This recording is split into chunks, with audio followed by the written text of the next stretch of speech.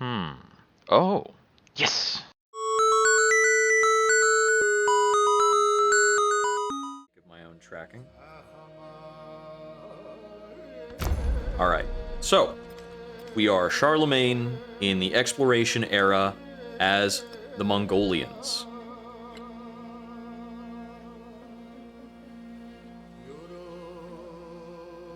I'm going to take this happiness benefit from the diplomatic points. I'm surprised I got diplomatic points. Let's select our legacies.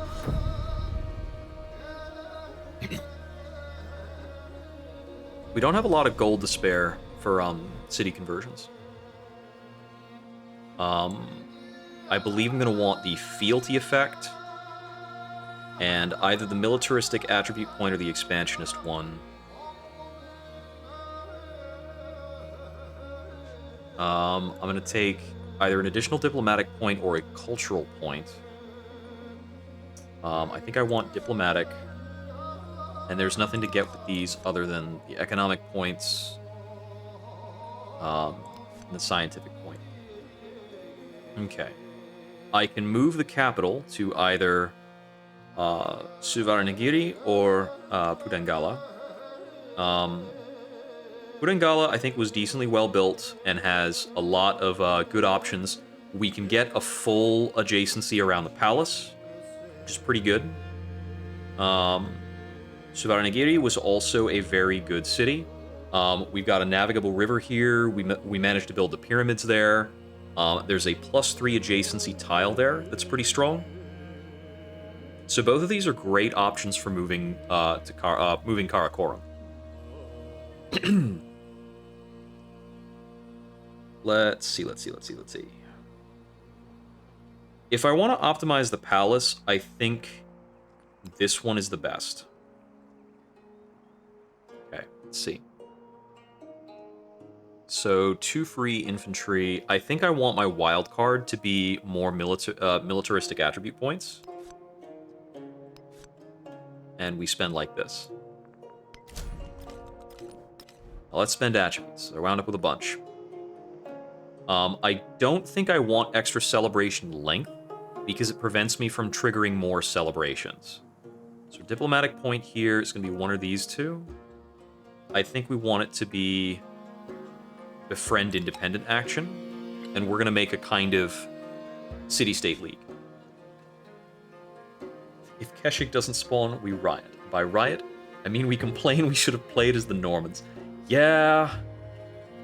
Charlemagne in the exploration age with the Mongols. Let's go.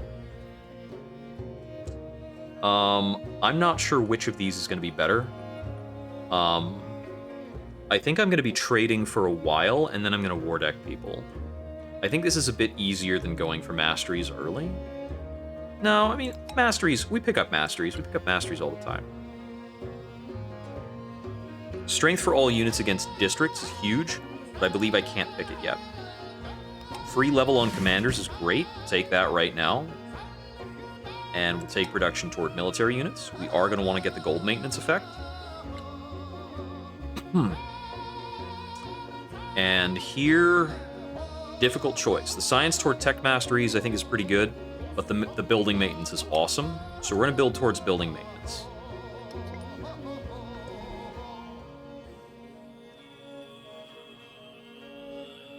Do I do anything other than just build Keshik right away?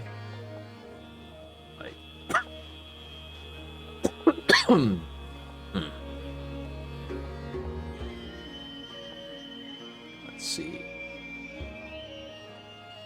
I could build a stone cutter here, but I'm gonna need a second warehouse to feel good about that. I could build a saw pit along with that. The saw pit's not gonna be good for a very long time. I think I can just build this over here. That'll create an ageless quarter. Okay. We need to reassign this stuff. I need to get city upgrades in before I do that. So we want this to be a city, and that's the only one I can afford this turn. And I'll have to think in subsequent turns. Top candidate is probably like Kandahar and Ravenna.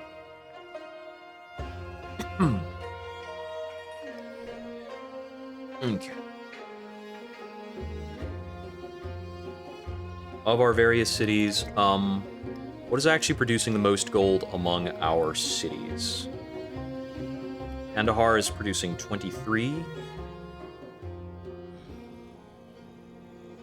Scylla, 22. And Troy, 18 there, 19 there.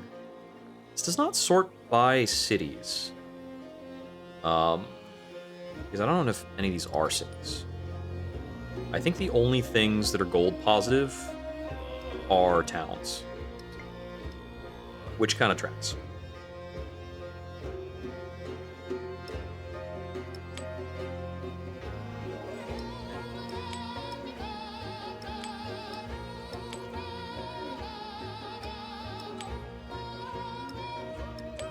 We can probably just take gypsum and kaolin as our high priority resources, and jade is our secondary option.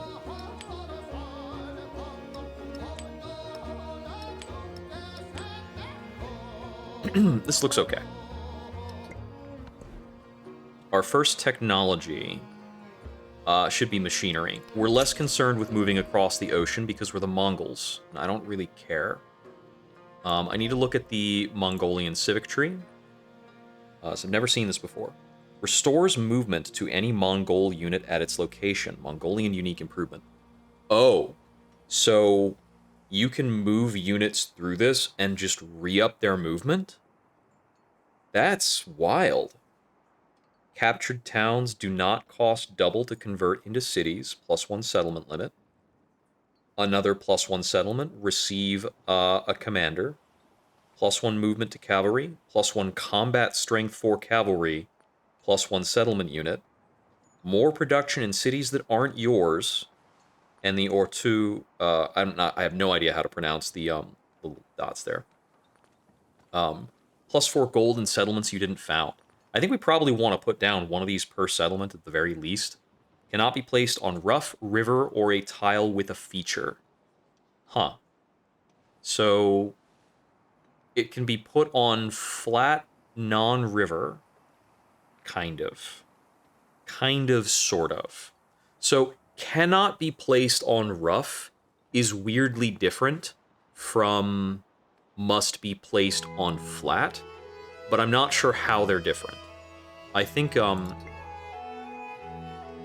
like, how does the game consider these wet tiles? Yeah, marsh or flat. Marsh or flat and not rough. I think vegetated is also not rough, so I think I can put this on vegetated tiles. But is vegetated not a feature? Is wet a feature? Because a resource and a feature are not the same thing. So I'm not quite sure how that works. So I guess the question is, do we want economics or do we just go straight Mongolian? And I feel as though I just want to be very Mongolian. I'm just going to go Mongolian. Okay. These benefits are pretty meh for now. But when we get military and science buildings up, these will work better. Okay, so these benefits do not apply to obsoleted buildings. That's really interesting. It's not how I expected it to work.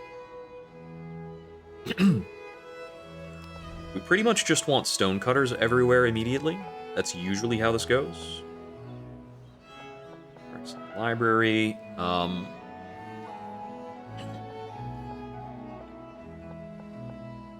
Don't have a river adjacent to that, so this should just be somewhere out of the way. Because we're not getting any kind of adjacency out of it. Build it wherever. Okay. Promotions. The next series of promotions for this guy is... What is it? It's going to be logistics. It's going to be maneuver. Restrictions, no penalties to attacking while embarked. Applies to zone of control. I think I want the 2 unit slots and the pillaging benefits. Field medics is also pretty good. You can go logistics as a third thing. Oh, what is the benefit of no yawns, actually?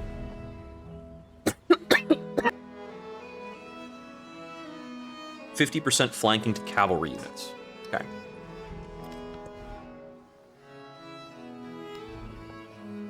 Our +7 Bazaar here is an overbuild on the market. That is going to be worth doing.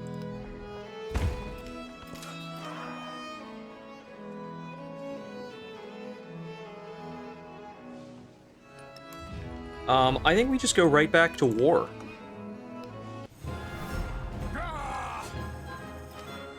Seems to work for me. And I'll need your military aid for this war.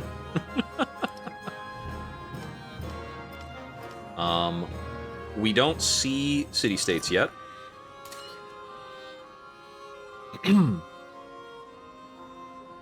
But I think we just head on up over here. And we unpack a bunch of coursers. Now, I note that these are coursers and not Keshig. Bummer. Looks like we did not inherit any ranged units from the last age. Start our exploration over here, that's important. But the game plan here is we just want to actually... It's a district?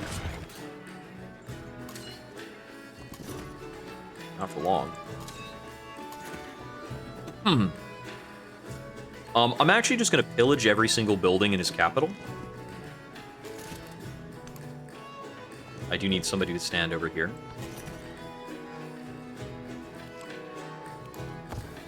So he does have some units packed up here. I don't know what's in his army commanders. Looks like he's got 2 army commanders. But I know that they're not Legion anymore.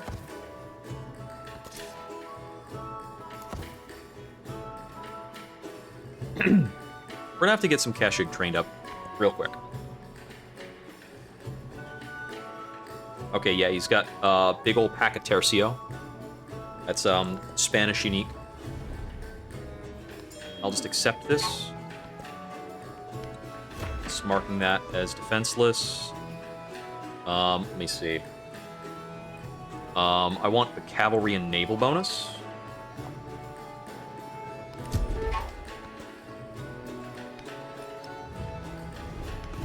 Quickly ally with Napoleon.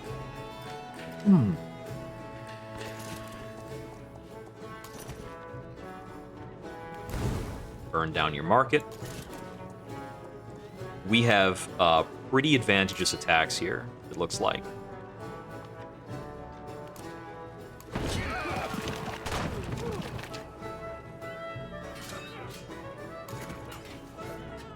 Very surprised the Courser didn't join me on that attack. But whatever.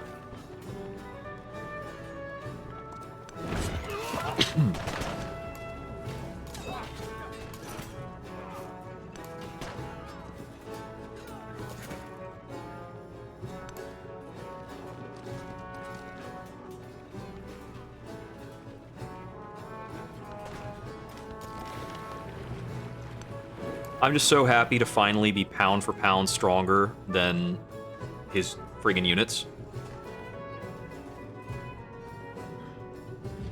Okay, it's 227 to befriend independent in this era.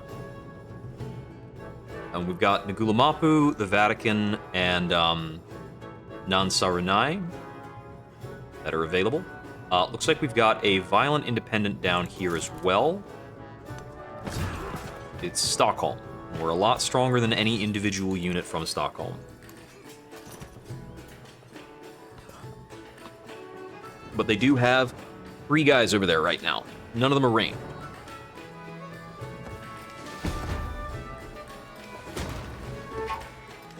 Okay, we took 52 damage and got killed there.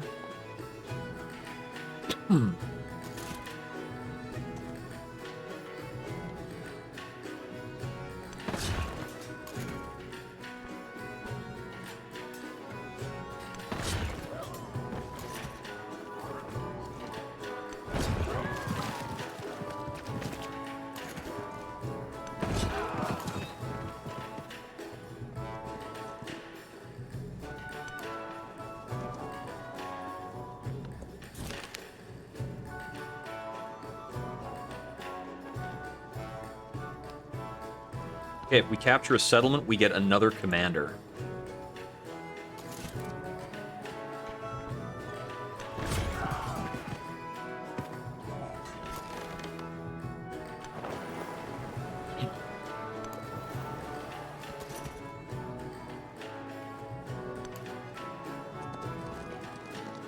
It looks like we're probably getting another city upgrade this turn.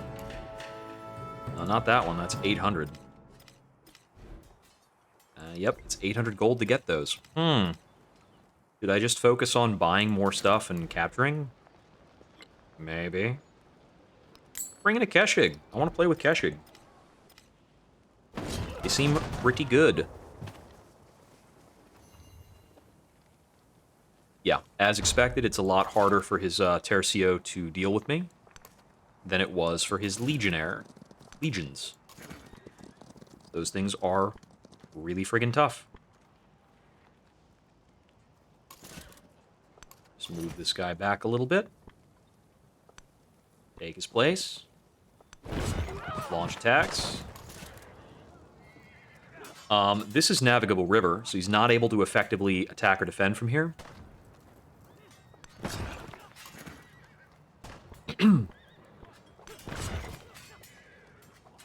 So I can start effectively attacking the wall. We'll accept the local festival. Yeah, that is undefended, technically.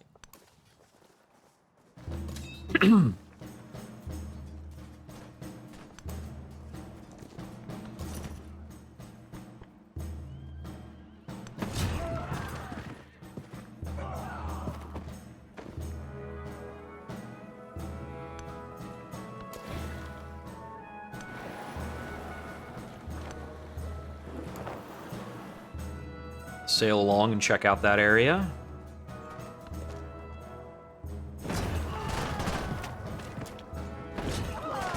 It's fortifying. They're attacking my units a little bit. They're having to make some of their attacks from the water.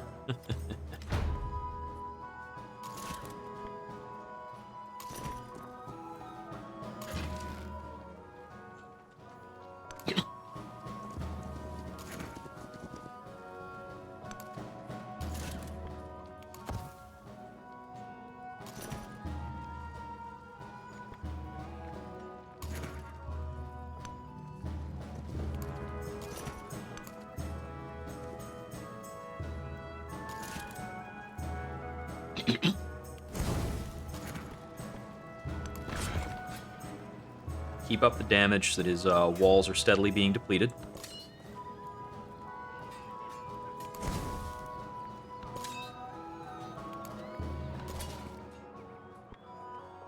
Make sure that is defended. Okay,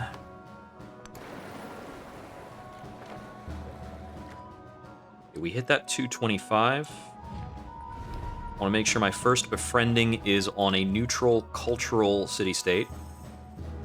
I might try to befriend Stockholm. I haven't made up my mind.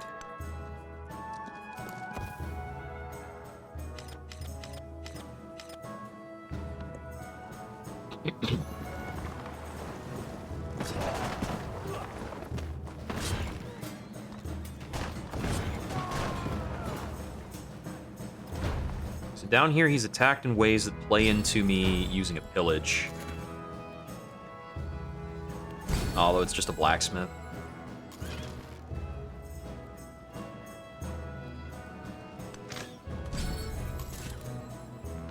Celebration is going to be training cavalry. Take happiness and science buildings, I guess.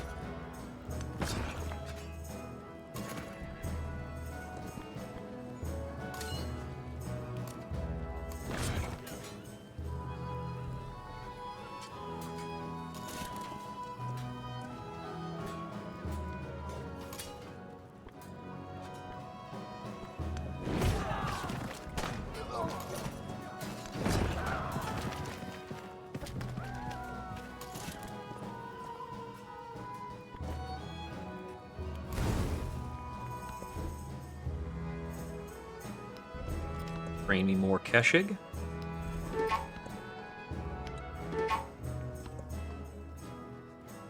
Yep, Troy and Puteoli are not very well defended. I know this to be true.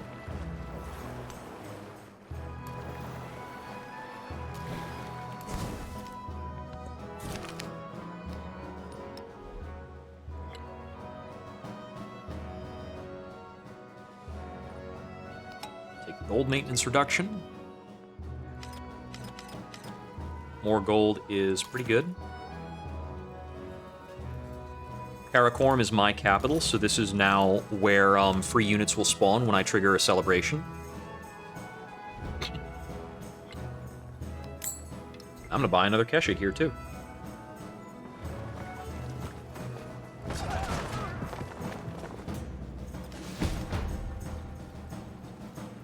It looks like he moved a unit in that has full health. Okay, Castles gives me the upgrade on Keshig. So we're gonna go for that. Which is funny, because, I mean, this is the tech level where... it's giving me the upgrade on Keshig because it's the technology that gives you crossbowmen. And Keshig are effectively crossbowmen.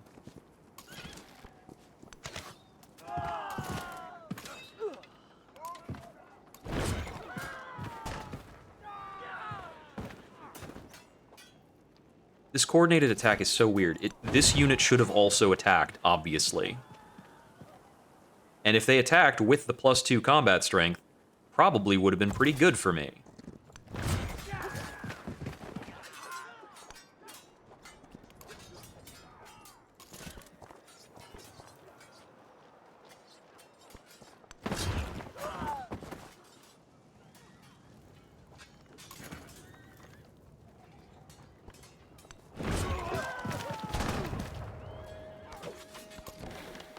Like, we are picking up experience at a pretty good rate. I would like for them to close out the option for me to pillage a city-state by just putting a naval unit next to it. It's pretty broken. But I'm gonna do it while it's in the game.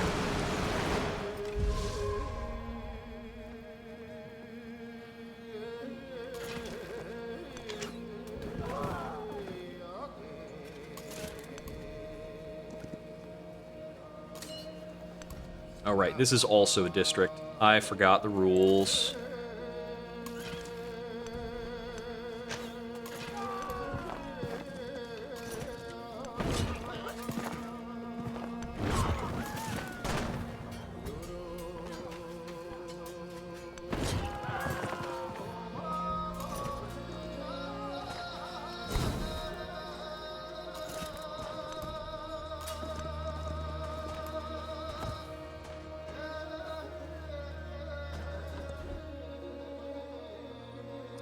Okay, we can go for Gristmill Sawmill combo. That's not a great tile for it. So I'm less enthused about building it over here, then. Show me more Keshig.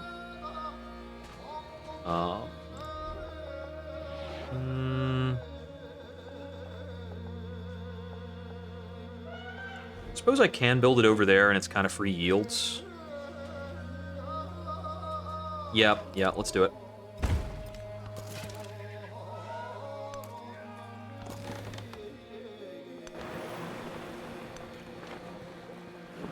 Okay, so there's chocolate.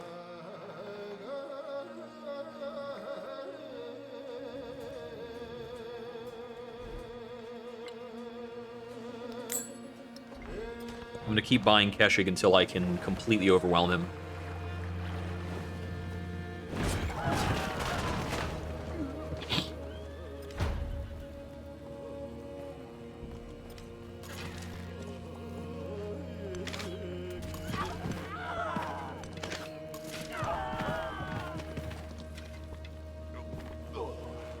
That's a vegetation tile, so couldn't summarily do that.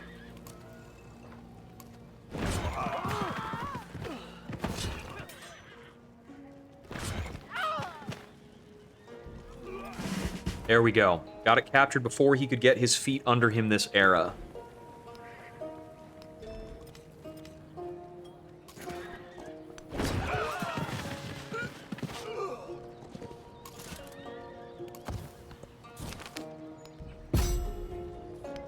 I now have access to Prussia. I've played Prussia a couple of times now, so I'm not super enthused about possibly playing Prussia.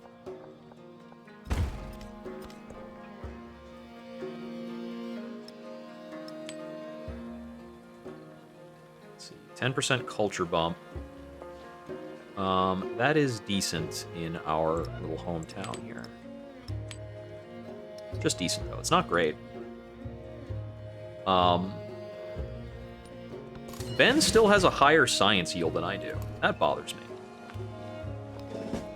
Start working on the leadership benefits. This Noyan is going to travel around in the same pack with the rest of these guys. Oh, he had, did he have 2 points? No, he just came in with 1. Everybody's coming in with 1 free point.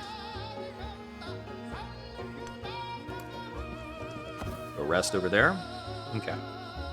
So Ben Franklin has 6 additional cities. The one we just took is his capital. So that's going to be pretty fancy. And we are uniquely advantaged in terms of being able to take non-sufficient Orbis points for these captures, which you can't normally do. But we theoretically still need 12 captures for our military gold. And we're not able to get double or triple points on any of these.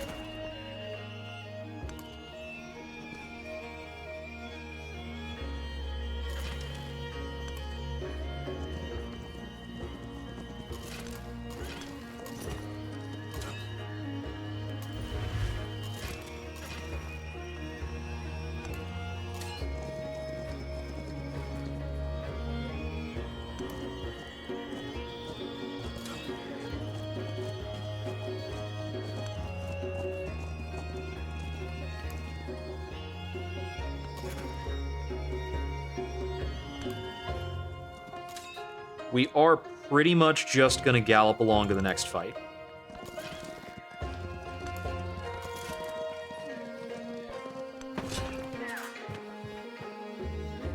Let me get rid of the scout from Stockholm, just in case.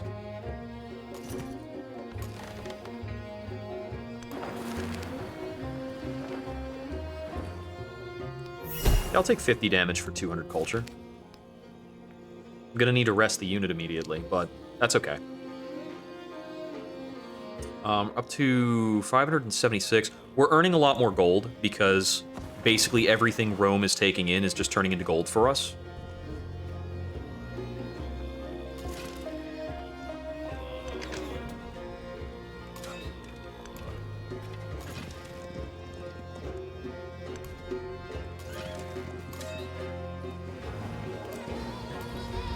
Let's unpack.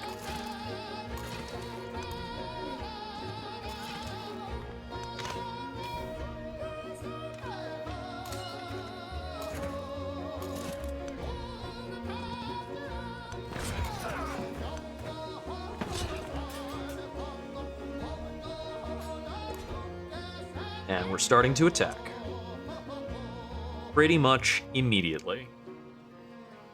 I'm gonna get a fishing key out here, just so that I have the option of training Navy from there.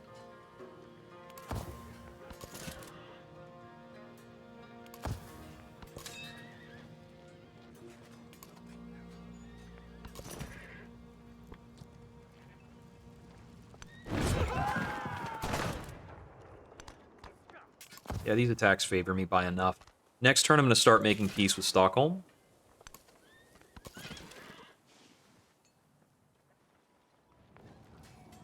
Yeah, get you moved up to the front line. Rest you. That is going to slow down my sea-based exploration quite a bit. Okay, my highest non-citied population. Kandahar's at 10, Ravenna's at 10, Rome is at 13. So Rome is going to be the highest. Rome is probably my best candidate for city transition. It's going to be 13 turns before I can do that. In that 13 turns, I'll make the money back again. Oh, Troy is at 11 population. No, you're not getting off that easy. I'm taking at least 2 more cities from you. We'll convert Troy into a city.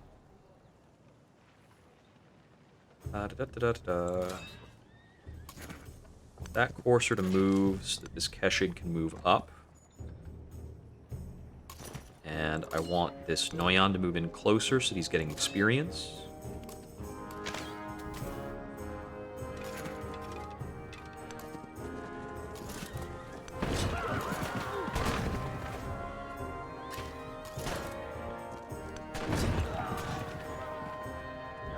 That is now mine.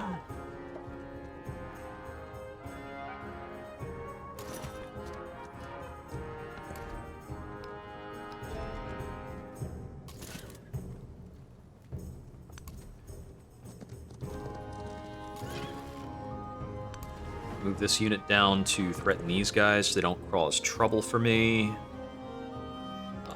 Do some Cog over here so I can get on the sea. Produce Keshig over here to solve all of my other problems. And, let's see. Stonecutter here is reasonable. Make sure we don't put the Stonecutter on the mine that we are stonecutting for. And we've got growth. Let's see. I'd love to be able to pick up more rough tiles, but I'm not really seeing many options for that. Let's just take some pretty good river tiles. I think these probably overflowed at some point. I'm not concerned about setting in incense. In the calm darkness. Oh, hey, Torres del Paine. Soon that will be mine. Befriend Stockholm. It'll take 30 turns, but it'll set me up to get free tax.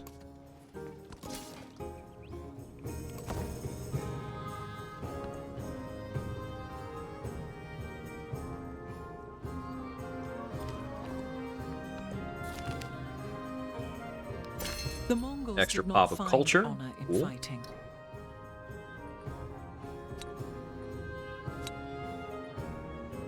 So for each resource assigned to things not founded by me. All right. I need to check on how far I am towards a celebration on this. Current celebration has 3 turns left. I get the feeling that I'd rather take flat culture here. And then we want to get the plus settlement limit on this, as well as the cheaper city conversion cost that comes along with that. I'm going to move up the Noyan slightly. Keshig.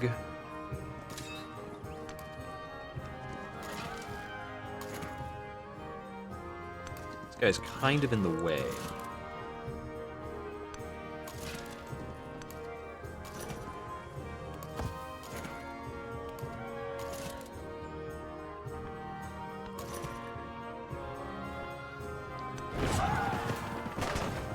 That is 59 attack power. Let's start picking up maneuver. +2 flanking.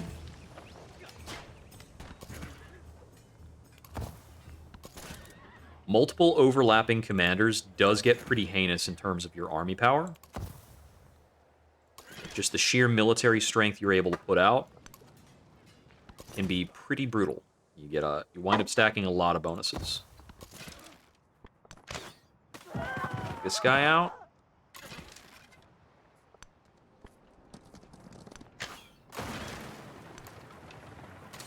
Oh, this looks poorly defended. Oh, never mind. That is so walled up. Wow.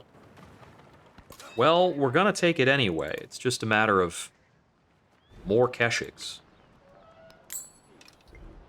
There is a certain number of Keshigs for any given city that is enough Keshigs. So Ostia over here is probably my priority capture. Looks like the other stuff around is less valuable.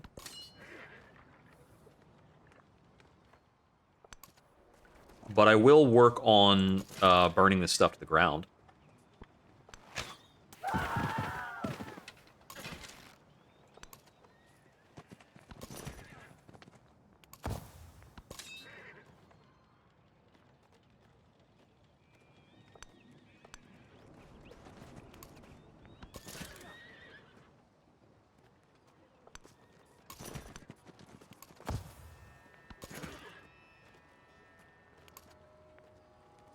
Oh, wait. This belongs to Jose. This isn't Ben's.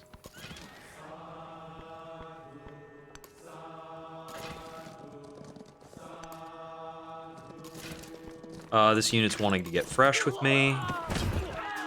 Tell it to stop. It'll be 13 turns before Stockholm plays nice.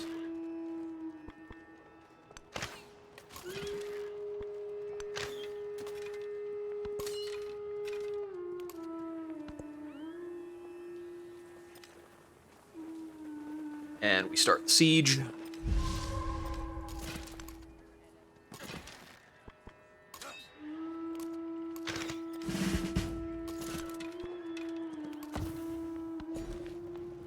Growth. This is the city center. We can't get the horses from here, but we can expand in other ways. Let me just grab one of these tiles. Let's expand along the navigable river. Navigable river tiles, pretty good. More Keshe.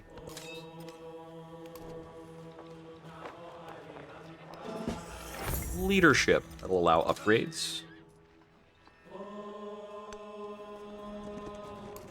Okay, so we're not actually looking to bulldoze this city yet. I don't think. Well, let me see. I get a settlement limit out of this. And this does look like a good city to take. I should probably start ticking this guy off. Right? Hey, you want to give me open borders? He accepted. I was hoping he would deny, but he knows better.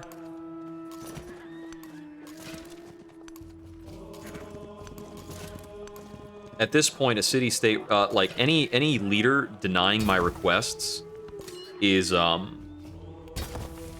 giving me the opportunity to declare a formal war. With the Gate of All Nations, I can get by on informal wars. I can do surprise wars and not be on the back foot.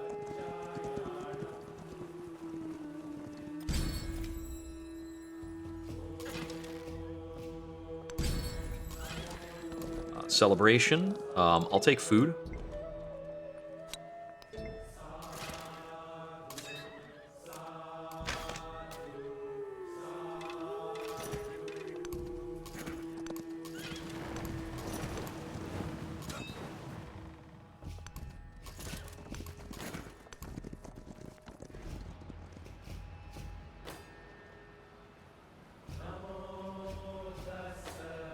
We actually want to commit cultural festivals right now.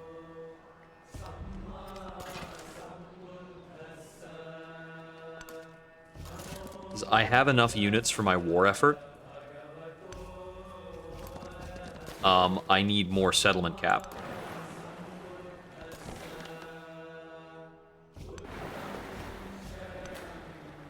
This hog is done napping. So, at any given time, I can probably go about 1 over my settlement cap because I have so many unique happiness buildings. Yes, I don't have anything with happiness under 5. So it means that I have the allocation right now for 2 captures, basically.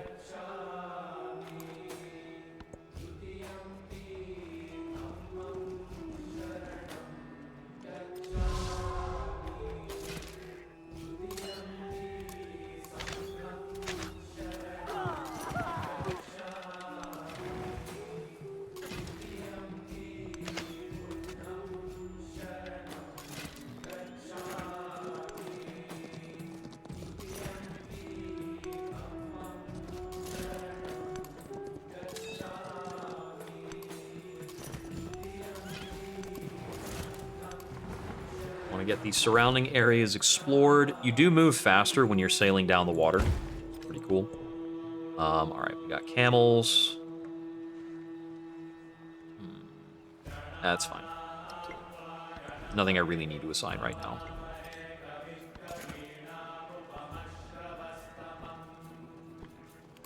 Have him hang out in Ravenna.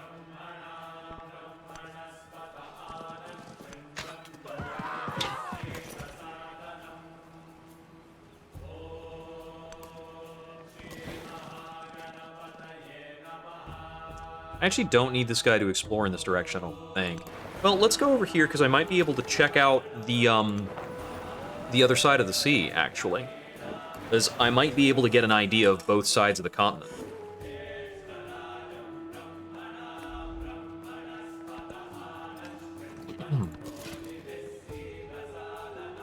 Wait, are you an enemy unit in my vicinity? I didn't tell you could be there.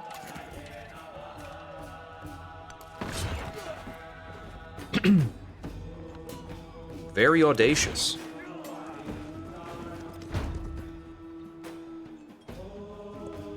Matsuya.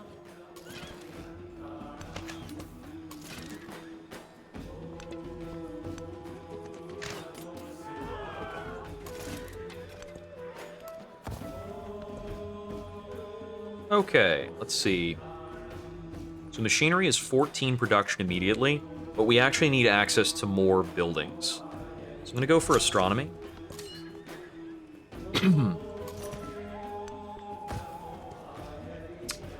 I could maybe rip this down, but I've been doing so good on my, like, suzerainty stuff that I think I won't.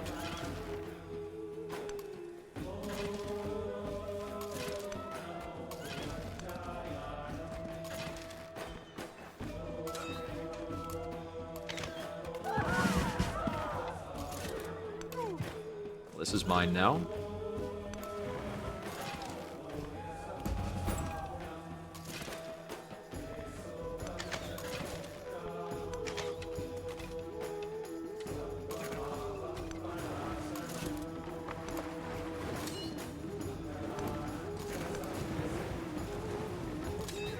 Gonna steadily move through this city. Let's see.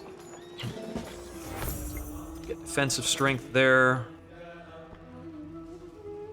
Oh, I can actually make this water attack just fine. Ah, prick in the neck. I think I can probably make a city conversion. How's Ravenna? 1,000? 1,000 to convert a 10-pop city. Yep, that's holding strong. Because Ravenna's not considered occupied. Okay, let me see. So I know I've got the flip on Glamapu, and on Stockholm, my next suzerainty is probably going to be the Vatican City.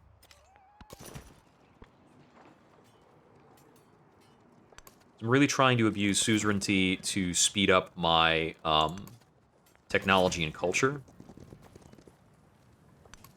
so that I don't have to lose as much steam doing that as I might otherwise.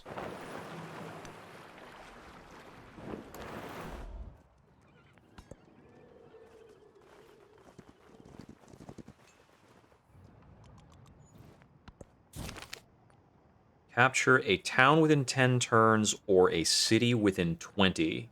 I'm going to go city within 20 because I believe I can.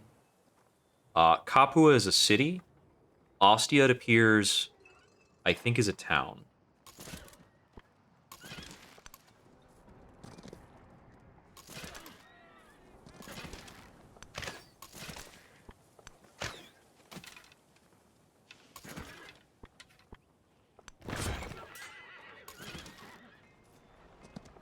But I think I'm going to capture Ostia this turn, which gives me plenty of time to turn around and get a different capture.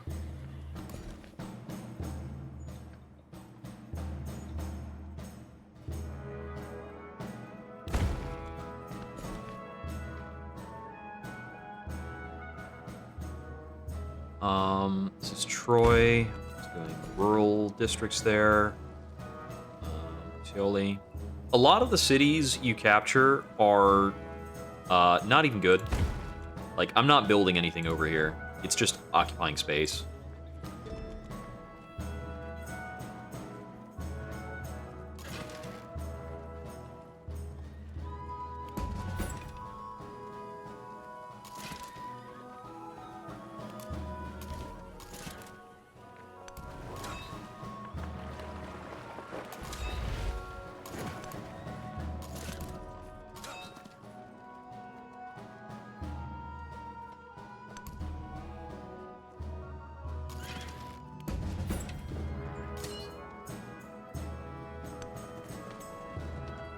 We need to go for Capua for a city. Now, the reward for this one is +1 war support on all future wars. That's pretty wild. Because that's effectively +1 unit strength for the rest of the game. Basically. We can build dungeons now. Let's see. We can overbuild a library with dungeon. That's actually not ideal. This is the better overbuild for it. There was a visual bug there, but it still let me move it, so that's good. These tiles aren't great. What is up with this? Why is that showing like that? Is that a tile that I don't have? Or what? I can build there, okay. That was weird looking.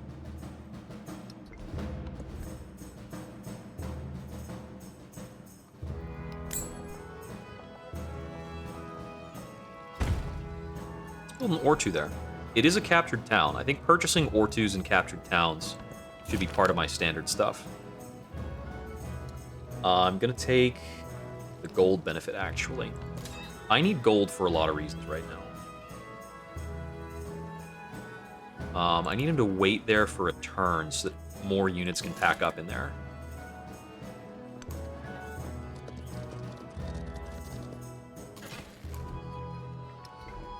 Yeah, I think in every turn, once our unrest finishes, we should be buying an Ortu.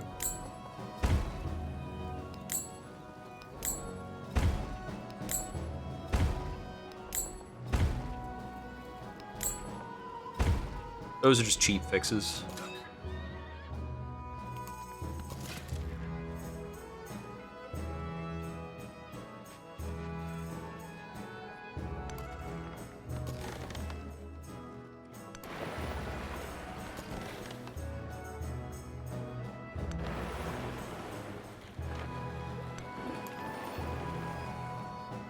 Coast goes out a pretty far ways, but I think I need to have that unit hook back to the south if I want them to be useful.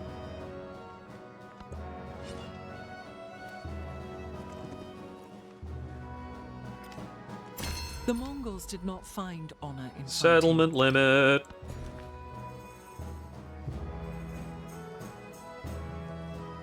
Let's see. I should probably be putting specialists on the palace, I think. City-state bonus. I can get a relic, a social policy slot, culture buildings +1 culture per city-state you're suzerain of. This is going to scale up really well. I'm focusing on a lot of suzerainties, so I'm just going to go for that.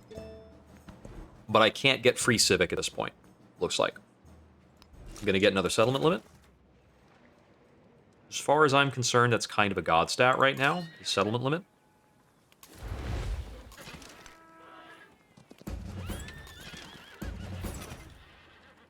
Because adhering to settlement limit keeps my happiness high, which keeps me having more celebrations.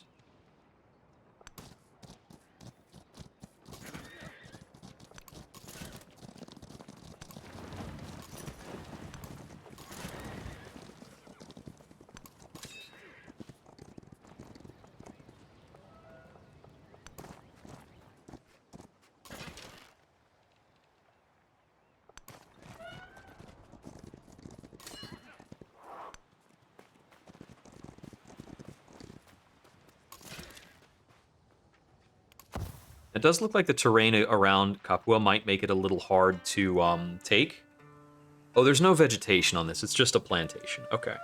So we can occupy at least 3 bombardment tiles around it, and it's a 1-tile city. That's not too bad.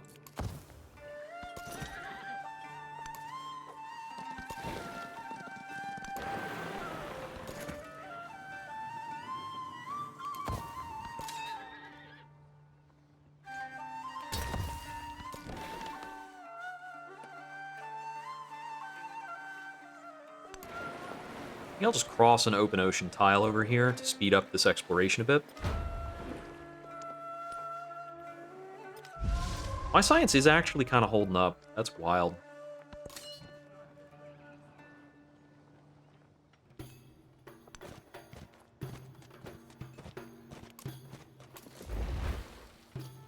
Looks like this guy took some heavy damage.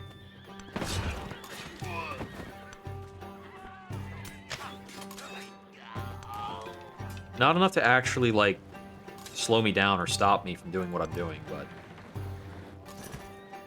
kind of enough for me to say, like, oh, hey, damage.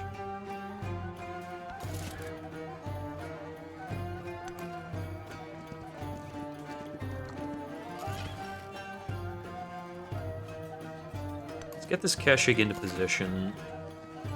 I don't know if I'll need to use him in that conflict or not, but he's got a little bit low health. I'd rather not be fronting a conflict with so many damaged units, but it is what it is.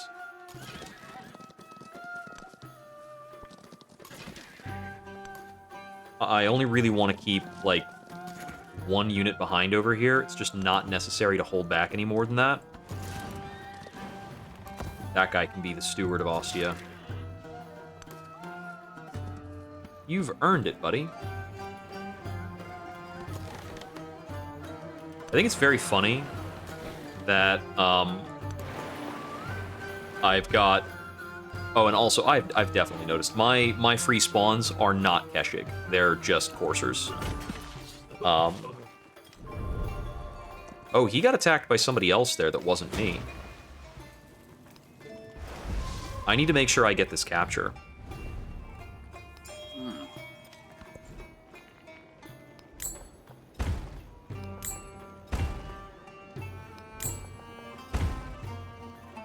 Repair the damage stuff.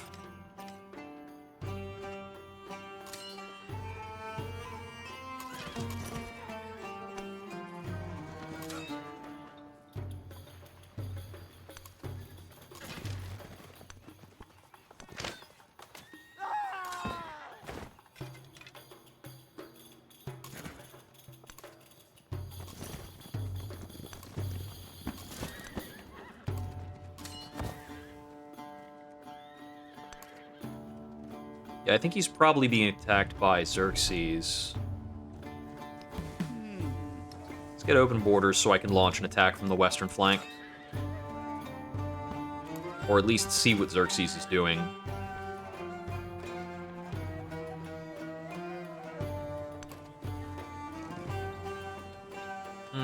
That movement could put my Noyan in trouble. And this is my high-level Noyan. So I'll risk my Keshig instead.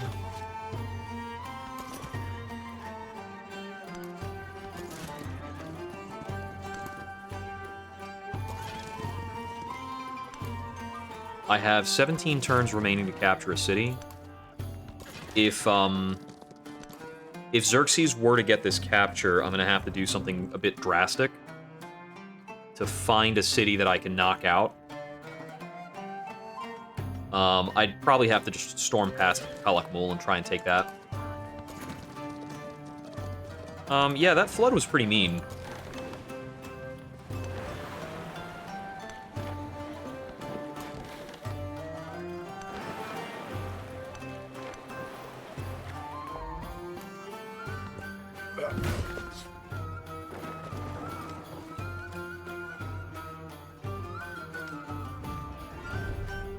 Nope. Sorry, buddy. I have a quest.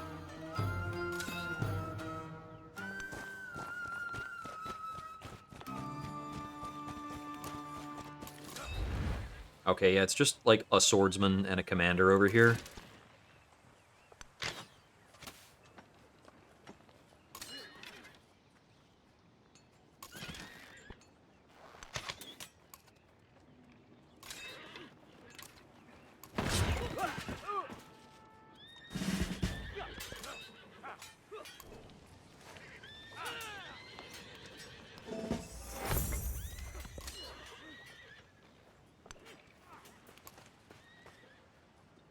I don't think he'll be able to take that with that one attack, and I should be positioned so that he cannot make an attack with 2 units right now. But I did definitely just soften this target up for him.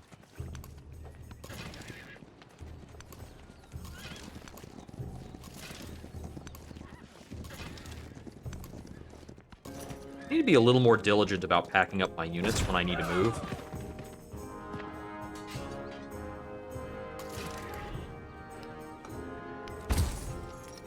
Rome is now fully and functionally ours. Okay, what the heck are the good tiles at Rome? I see we've got a, like, 3 adjacency here that can put up a dungeon. Looks like the best tile. Cool.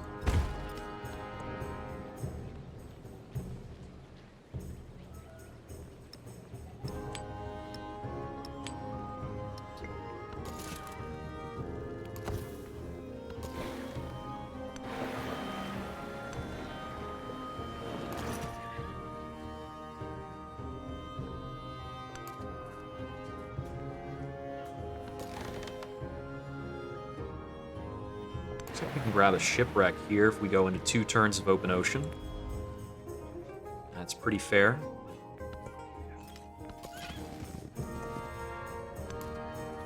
Now, Xerxes, if you take Capua, we're gonna have some violence about it. Oh, buddy. Alright. That's pretty much on me. But it's fine. I'll just ride on and take out Kalakmul instead.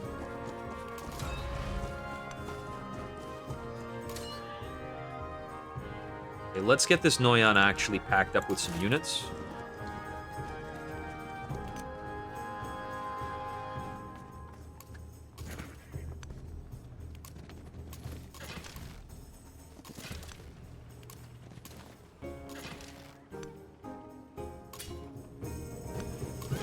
Move him out of there so I have space for people to maneuver around. One more. There. We've got 3 Noyan with packed units. Okay. Where's my 9 point here? Oh, boy. Yeah, that looks really good.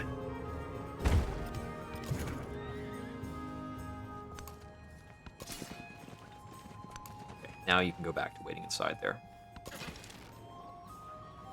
Yeah, I can definitely sack Kalakmul within 15 turns. If anything, this is really sad for Benjamin Franklin.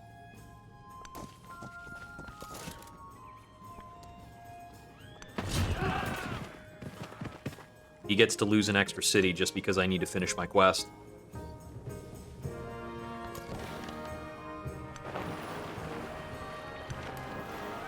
I probably would have let him go after taking this one. Oh, I could go for Patavium, but I've already kind of ridden past. I want the influence, definitely. Influence is so good. Befriend the Vatican. So the Vatican will be my next culture option. We probably are going to befriend Kiev over here because I think I just won't be interfered with in the course of doing that.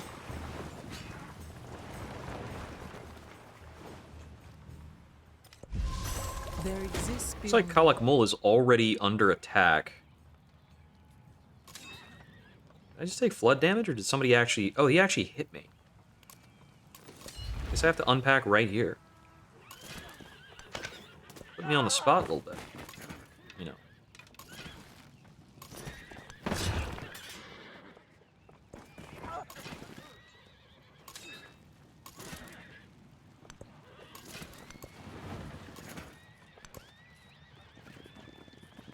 So Kalakmul looks like it's already under attack by Napoleon as well.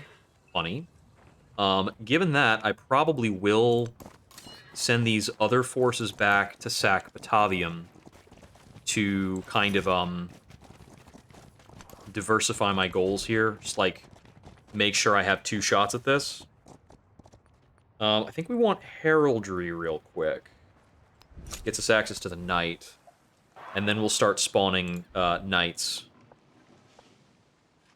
Replace the blacksmith. Observatory goes with the dungeon. Yep, that tracks. Okay, yep, Xerxes has done some overseas nonsense. Pass the turn on that to help certify that I can get what I want.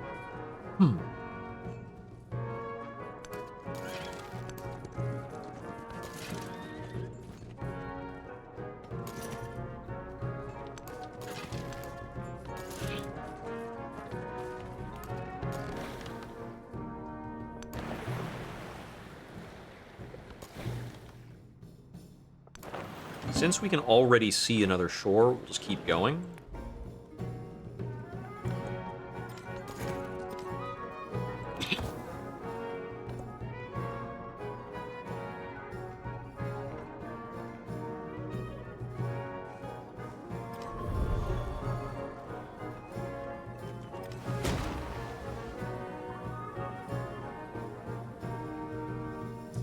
Okay, this should be my best adjacency tile in this city.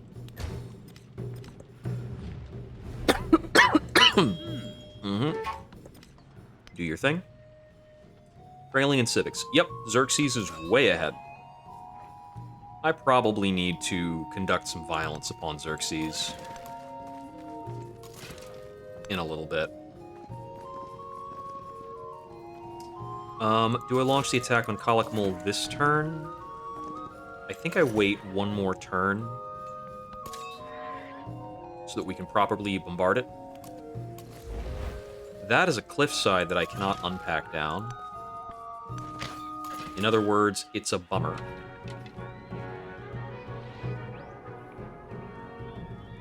Actually, wait, does this allow me to go down? Yeah, okay. So this is the path down. That does not look like it's traversable at all.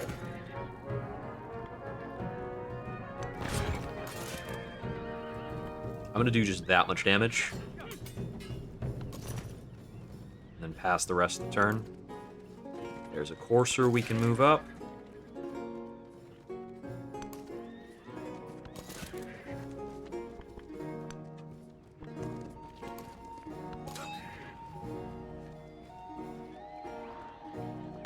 It's gonna be a little difficult for us to get units in there. I'll just keep those two guys over there.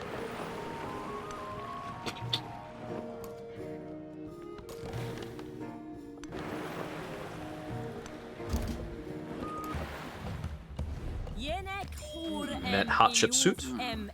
I think Xerxes is going to be my core rival. I'm not actually too worried about these people overseas. Although it looks like Hatshepsut does have a lot of culture inflow.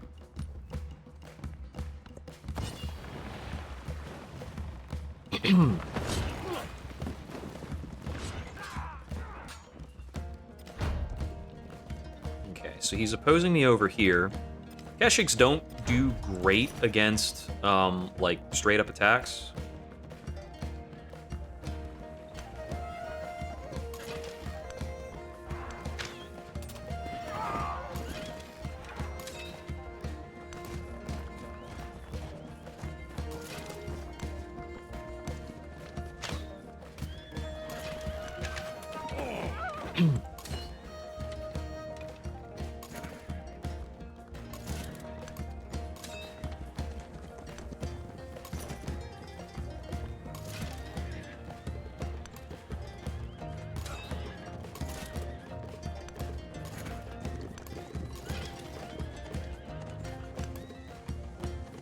With that, all the priority units should be in range.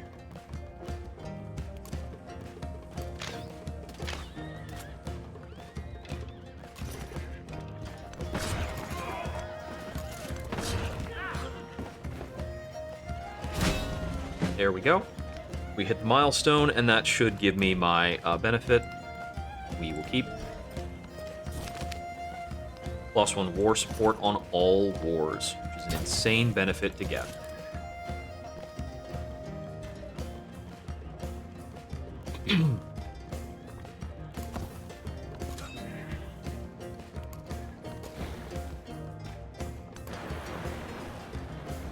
Oh, hey, Madrid. I should probably grab both of these while I'm here.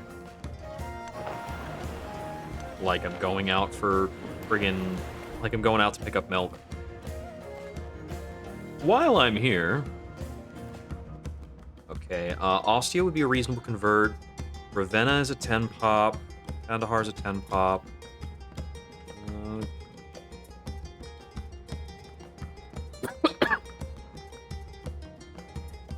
Let's see. What are our good placements in Ravenna? We've got a pretty good district here and here. So yeah, this is a reasonable conversion.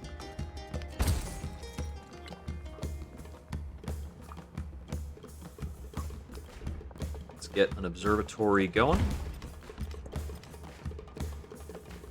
I do not have enough goods to place them.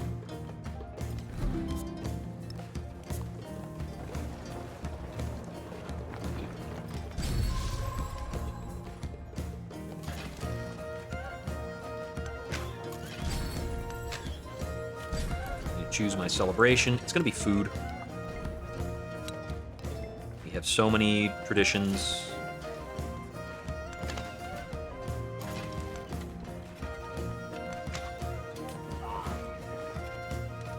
Everybody like pops out of the woodwork to take a shot at that random guy.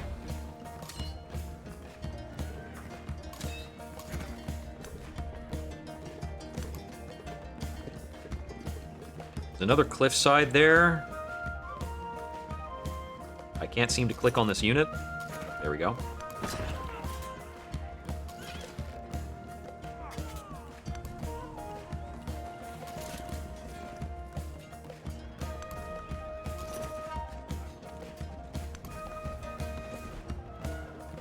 It's a bit of a hard target to attack.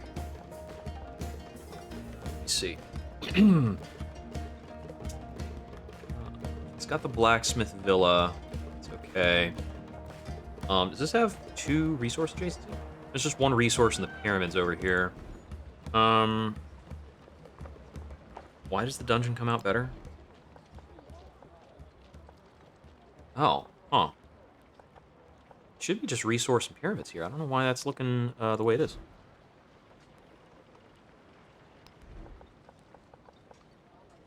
We definitely want the science buildings up because it gives us so much happiness. Yeah, it's a fine overbuild. Okay. I'm just gonna station him in there for now, I think.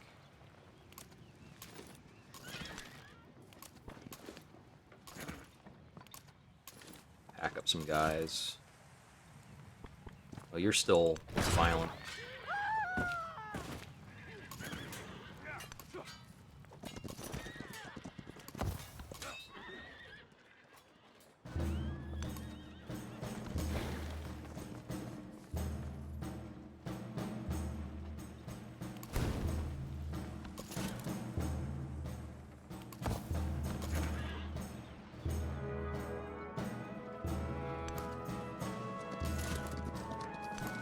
Three units at Karakorum. There's Hatshepsut's border. I would have to get open borders with her to proceed through.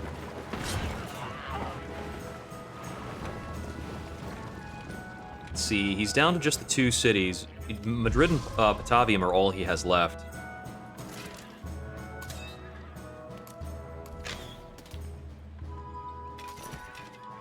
Can't stand on that tile while it's got a unit belonging to Napoleon, and that's a settler. So that's really friggin' random, man.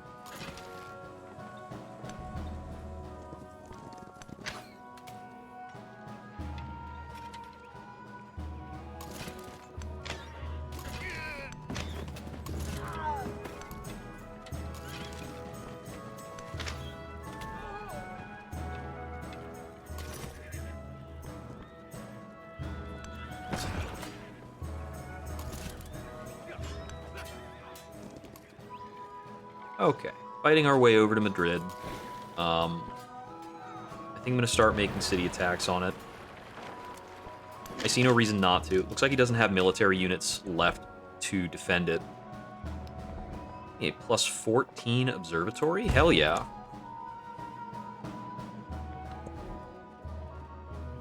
We're making good on that oracle.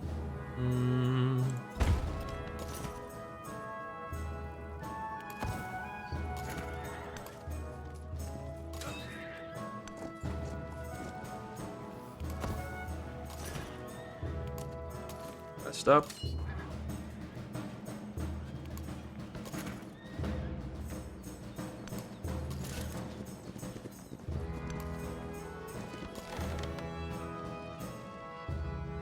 Don't quite have enough for another conversion. I'm gonna keep. We're just gonna send him back down the other way, so we don't have to spend influence on open borders. see, we've already We've already befriended the Vatican. I was going to befriend Kiev next. Benjamin Franklin is further ahead than we are on this, but I think he's just going to die. And then it won't be a problem. I just have a set amount of time to finish him off. Oh, I already have a unit in this tile. That's why I couldn't stand there. Or not. This is so weird. Did they move a settler onto a tile where I had a unit, and then it caused a kerfuffle?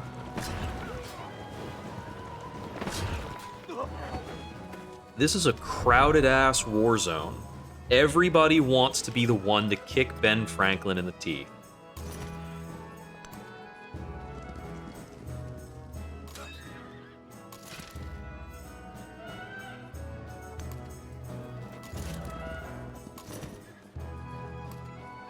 Why is this not a tile I can just stand on?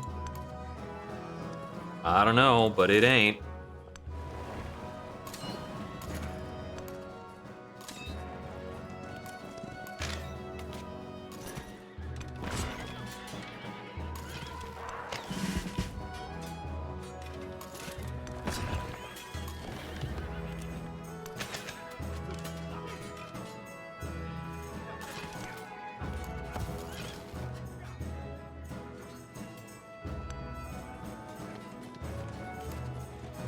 I can't step through these tiles because we don't have open borders with Jose.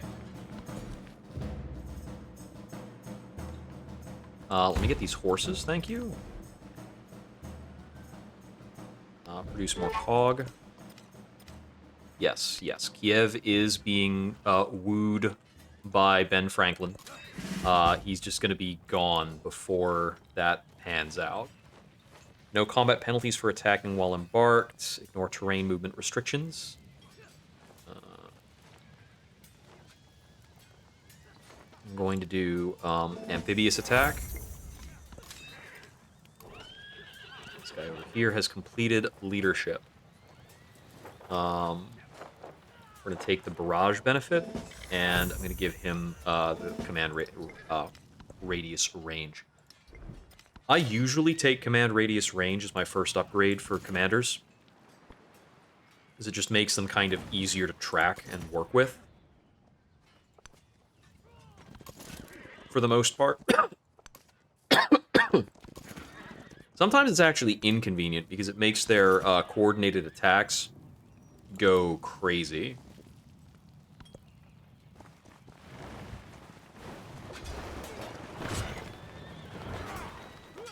See, he was able to move into that tile without a problem. I'm getting cheated. Robbed.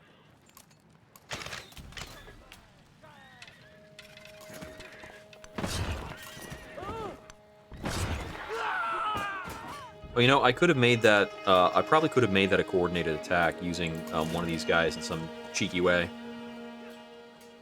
There's not a tile for me to stand on to launch an attack on that, unfortunately.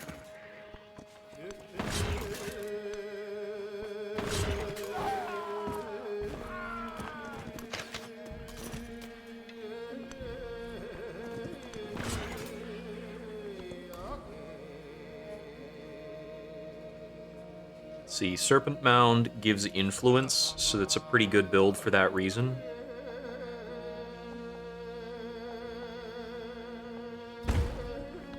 We'll try and see if we can get away with building it, but Serpent Mound is really, really early in the tech tree. It's normal for the AI to take it.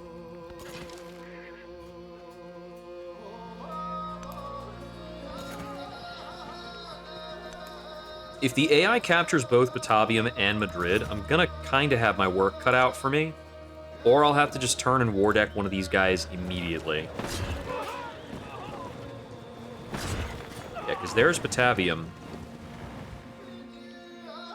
Which is gonna make my Madrid capture really annoying to do, I think.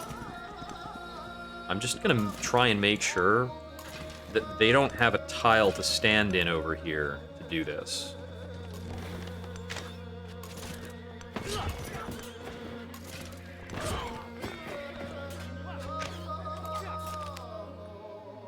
Thank you for the culture. Town growth. like this tile. War weariness is a lie. I don't even really have that problem. Miss me with that. Convert this to a city.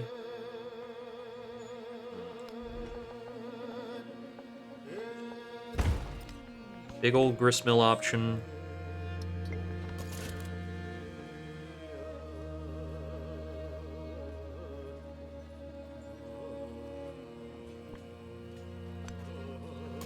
Our next war deck is almost... well, I don't know if our next war deck is going to be Jose or Xerxes. Xerxes is definitely looking strong. He's only got one fewer city than I do. He's got a ton of culture income and a lot of gold. Jose is looking more like a punk. He's only got 5 cities to his name. Probably not that big a deal. Probably not a huge threat that I need to be spending my primary efforts on.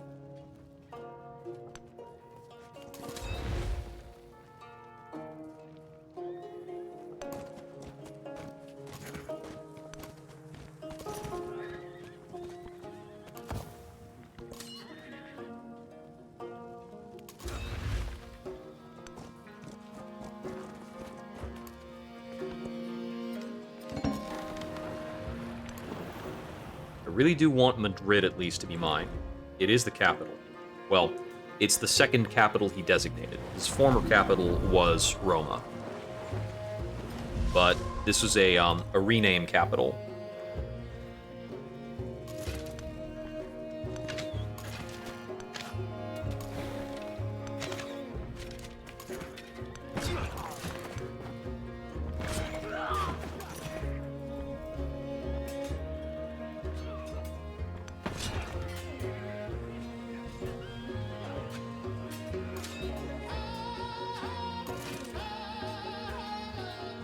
The inability to move through this space is irking me something fierce. You better give me open borders.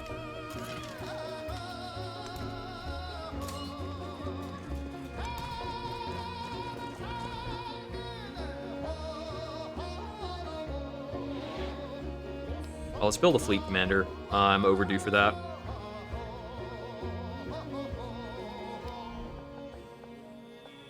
Let's see, a bazaar at 5, 2, and 2.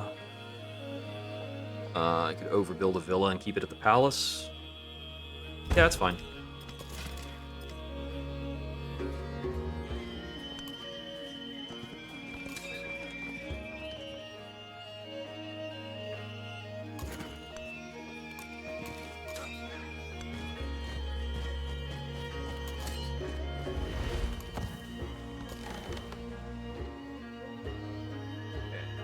Let's get this guy moved over so we can have more exploration done. 2 instances of sugar, and it looks like we've got a pillageable cave. Let's see if I can coastal pillage this or not. Nope. Yes. You're going down, buddy. Sorry. Improve relationship with Nishapur. I have not seen Nishapur, so no thank you. I think that would reveal a city-state to me, which could be handy. Pick that up. Pick up these furs. Metallurgy gives me the armorer, which is okay. I think I need cartography more, though. Once again, this is weirdly late for me to be taking cartography.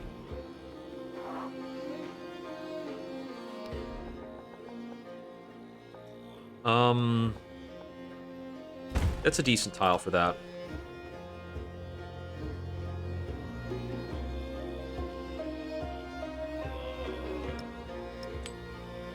That was very effective in Rome.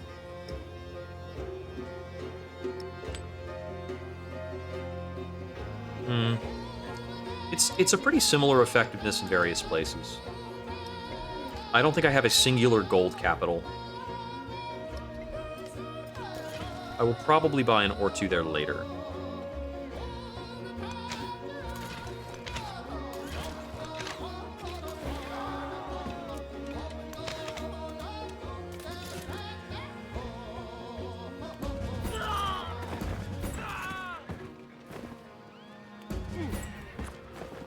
change those into knights. They will also get healed by this. This is a special, like, it's a benefit from the commander here, that they can, do that upgrade. So I have that logistics effect. I kind of want to try at some point the Napoleon that gains culture from killing units with a bunch of Keshigs, because they're so good at running around killing guys.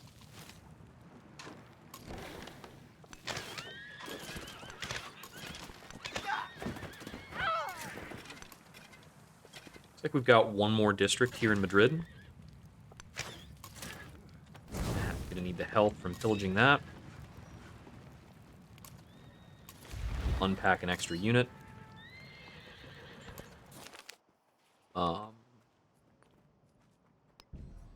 Science from Stockholm. All right, let's see, what are we building here? This looks like a pretty good bazaar. It's an adjacency 3. I dig it.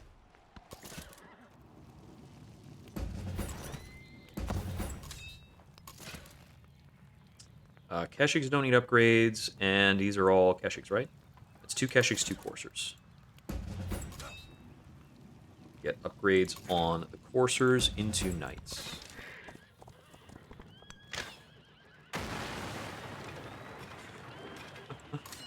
The drama of that, like,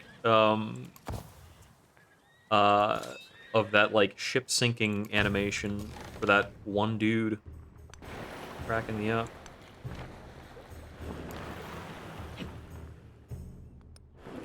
So, we got 4 pips on non-sufficit from captures. We'll get a 5th after sacking Madrid. I think I can go either 1 or 2 ticks. Oh, I lost a guy.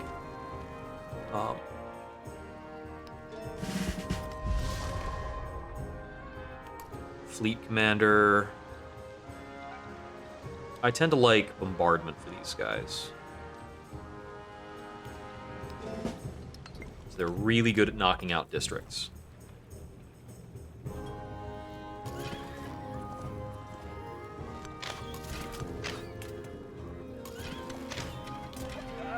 Out. This guy's still, like, visually over here.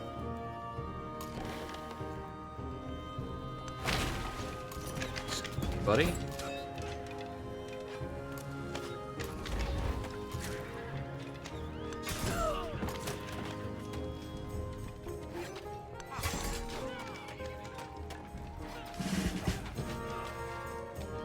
I think I just got another promotion onto this commander.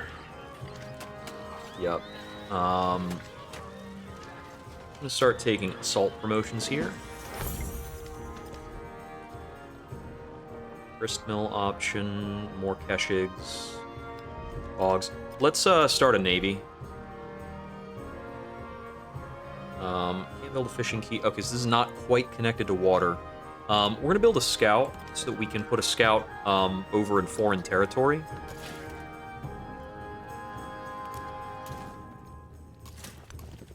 Get these guys packed up.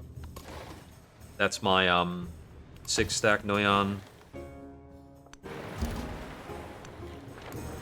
Add another Civ. It's Ada Lovelace. Okay, how's Ada Lovelace doing on her science culture progress? Her science is 233. Very big. That is a meaningful rival overseas. Overseas rivals are quite tricky. I might lose that district. I did not lose that district. I thought they'd have me there. For snouts and alls for tongues. 1 free Noyan and a settlement limit. We're gonna swap those guys around. And these guys. Move this guy over here.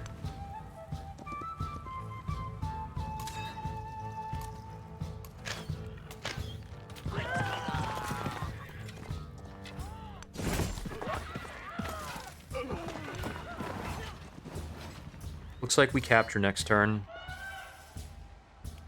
I'm just going to give this guy leadership and have him sleep here in the capital for the plus 5% yields. 4 hounds gives me another settlement limit. We'll take it. Grist mill, not with the observatory. Dungeon with the observatory.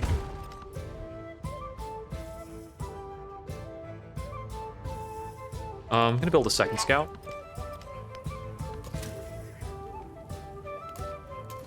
He hangs out with this Noyan.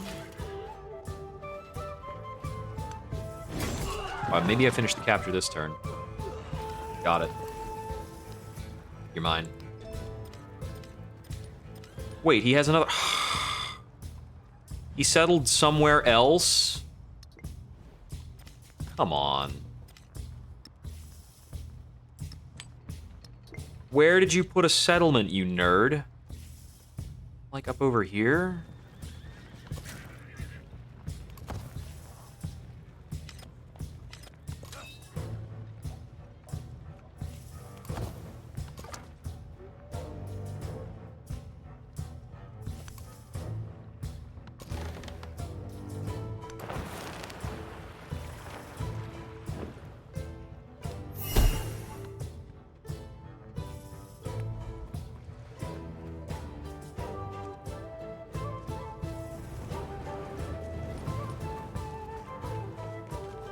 The map was a...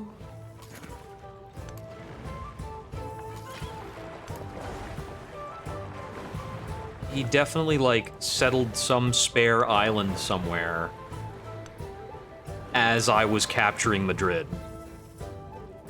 That's pretty annoying. All right. Well, we're going to sort that out next time we sit down.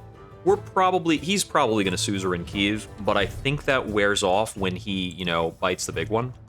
We'll have to see what happens. I don't know what happens to independent powers that are suzerained when their player is eliminated. So I have not been eliminating any AI for a long time. After that, I think we probably start war decking Xerxes, because although he has a lot of territory, I don't think he is scarier than I am in a military conflict. There are probably a lot of little spots that I can just kind of rush over. So the AI is not always quick to defend a front line that is in peril. One of horses, valor, and endless Yep, ambition. we are the Mongolians. Mongols ride forth. Mostly for settlement capacity. I need to reevaluate my happiness to determine how far over capacity I can go. I remember I was considering whether I should be starting another war, and I probably need to start a war against Xerxes and start thinning him out. We have a very, very, very, very wide border, and I don't think I have a comfortable number of walls to do this. So this might be tricky.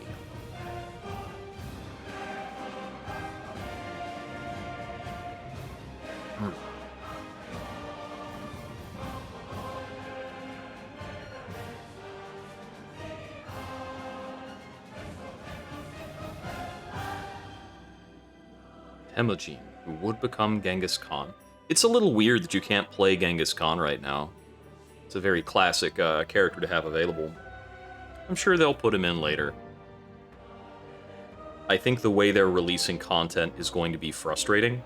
Looks like they're going to be doing season passes and like payment for each leader. And I don't hate that, but it's a bummer. If they also allowed people to mod in leaders, that'd be cool, but I don't think that's on the table. Okay, so we've got a pretty good amount of space. We took Madrid, we knocked... no, we almost knocked Benjamin out. That's right, we couldn't find Benjamin's last city. So he's still barely in the game, and his being in the game is gonna mean that he gets Kiev and I have to deal with Kiev, which I was trying to avoid.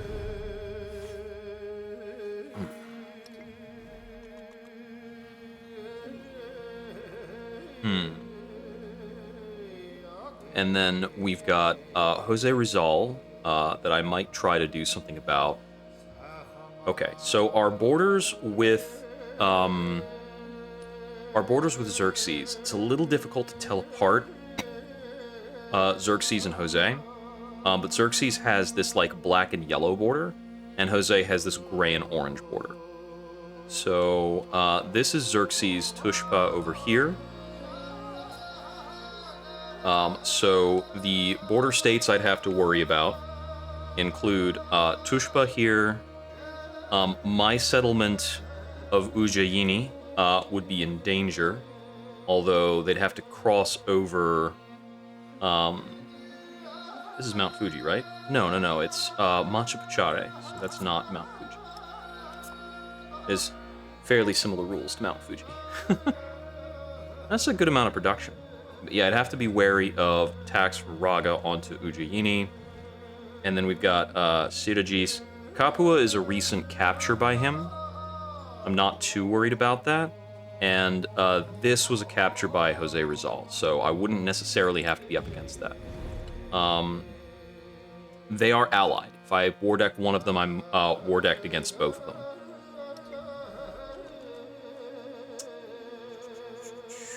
And he is Hawaiian, and Xerxes is Abbasid. So Abbasid have Mamluks. Mamluks are a defensive unit chiefly, and largely. So Ujjayini is like not even walled. Same over here. Same over here. I haven't really got walls up anywhere, so I would need to have a lot of units in to defend if I'm going to start that fight. Oh yeah, and we'd have to deal with like attacks from Wat Cabnal. I've got my settlement limit hit, and my lowest happiness city, I see a 9, I see an 8. We do not have any cities under 5, so we can safely capture one more city. I would probably want that captured to be Wat Cabnal to make my borders look nice. It's a bit unfortunate that those guys are allied. It prevents me from doing too much. Let's see, how am I growing over here? I've kind of already hit the limits of the extensions I would do. So probably just going for raw yield here. Well, if I get a bigger happiness buffer, it might make it easier for me to possibly pick up more cities. Over here we have more than enough happiness. I see I've got some specialists already set. I think what I want to do here is set up a rural tile that I might kick out of later, so I can get that specialist back in after getting education. So over here. So education gets the specialist limit, and we might need that soonish. We care most about our happiness buildings. The inn is a good building to get. We also get settlement limit out of feudalism, which would make us have an easier time capturing more. We have another... okay. Feudalism is the only upcoming tech that's going to give us settlement limit. Oh, looks like this mastery is huge as well. This one too. So yeah, we need to get feudalism guilds, both masteries, and education. I don't think we're too concerned about shipbuilding or necessarily metal casing, at least not in the short term. So I think I'll take probably feudalism next.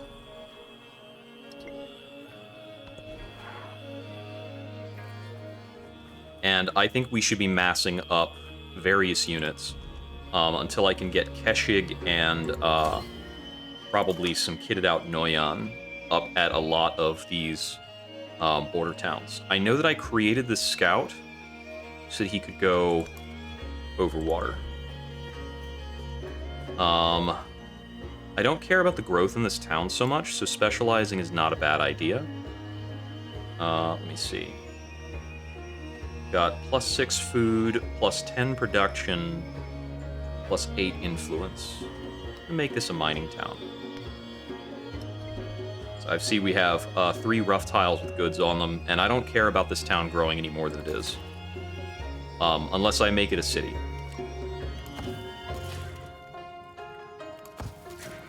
I want to heal up these units. See, I think I already explored along the north side there, so we're going to take a little damage to wrap around this. And explore to the south. This Noyan has a full contingent. That Noyan has units packed now.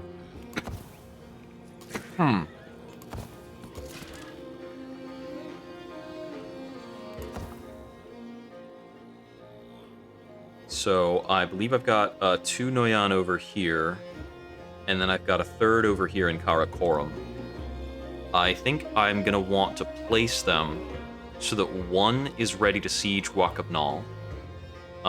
One is ready probably for a siege on Tushpa, although I might just try to take that navally if I get up enough cogs. Being said, only cogs to make that siege might be a bit tough. So maybe a mix of cogs and keshes. I want to get one in Ujjayini for sure. And Ujjayini's also going to need walls. Because probably this force from Madrid will be ready to attack Wat Cabnal. Probably this force in Neapolis will be ready to keep up a defense against whatever's coming in over here. We do have walls on Neapolis and Puteoli, but just a little bit.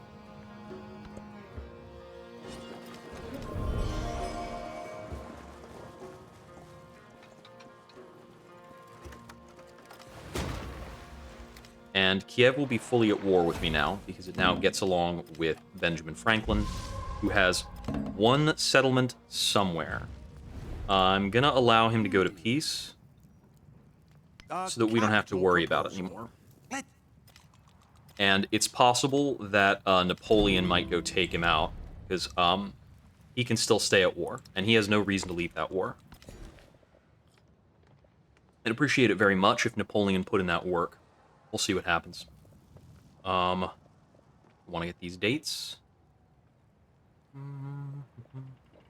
think we've got a lot of farms, so we'll keep placing farms as much as we can. Vatican bonus. I can get a relic, a policy slot, or stoneheads. I think I want a relic most of all. I've got space for relics. I don't think I'm expecting to compete for Toshikana, but relic will be nice. So Astrianism, Xerxes is progressing that. I'm at the lead on non-sufficit, but it's going to be difficult for me to keep progressing it. Looks like Xerxes is moving up on Toshikana. We aren't necessarily worried about treasure fleets yet. I haven't found good access to treasure fleets. My best bazaar. It's just a 5. It's not a very good tile. It's just a +2. We're going to keep outputting cogs over here for the purpose of sieging Tushpa. Over here, let's see. Wharf and Gristmill aren't too interesting, but we can put them up on tiles that are already, like, occupied. Let's see. Capital is this guy over here, right? Yep, there's my palace. Let's see. Total tile yields. This is 19, 21, 223. It's almost 30, but it's not quite there. There's no need for me to assign this. I don't care about that stuff. Okay, Puteoli over here. It's a huge benefit from a grist mill, I see. It's got 2 viable tiles for it. I think buying this is a pretty good idea. Going from 21 food up to that amount is huge. I need to think about what else I'm doing with my gold. Are there places that need to be cities? I think it's likely that there are, because, for instance, down here in, like, Ostia, this isn't a city. This happens a lot when you're doing a lot of conquering. So, we've got a natural wonder here in Ostia. It's fully set up with expedition bases. That's cool. Got a damaged bath. This is a really good tile. I think this tile is a reason to city Ostia. Let's see. We've got a 3 adjacency in Ravenna, and that's about it. We've already citied it. Kandahar, I remember, was kind of not great. We don't have any +2 adjacencies. I think I settled this just to grab resources. It's got a few good things here. Got some niter.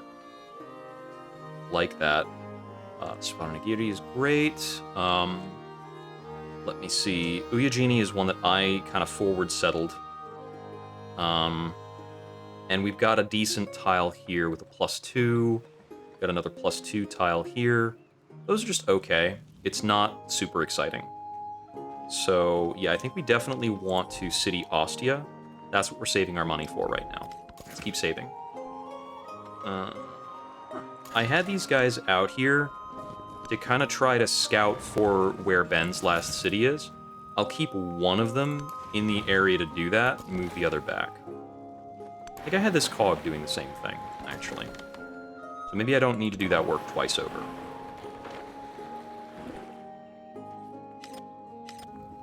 Conversions. Okay, Ben Franklin winning the city-state race got me back 120 influence. Let me kick up a research collab with that. We don't need to send military aid right now because we're not at war for a bit. I need to do a bit of prep before I move into another war. We're only at turn 40 of the exploration age. Which gives us a lot of time to work with. We want probably food. And we don't have enough policies. We're like 2 policies short, because one of those policies is absolute junk. I've got a policy that does nothing for me slotted. 4 Hounds is strong. The 4 Hounds Mastery does give me a policy. This policy would also be decent, but I don't think I'm going to go for like a 29-turn setup. Yeah, I'm very behind on my actual exploration policies. And our culture gain is dismal.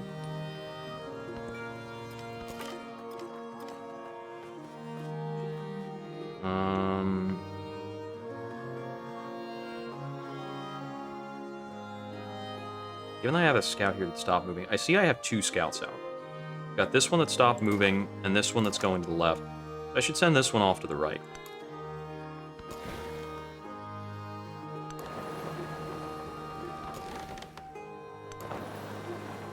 To make sure these island areas are fully investigated, I might need to wind up declaring war over here anyway.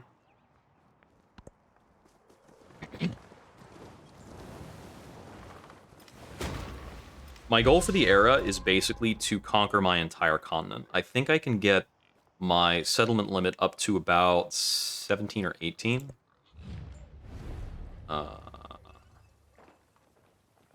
This is good for me.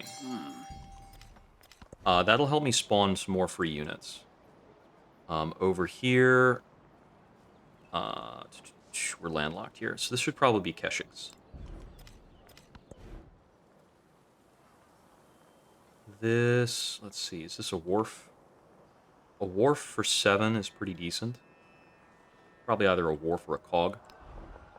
I think we do need more food production here. Dungeon's a big deal, but that's a very small dungeon. I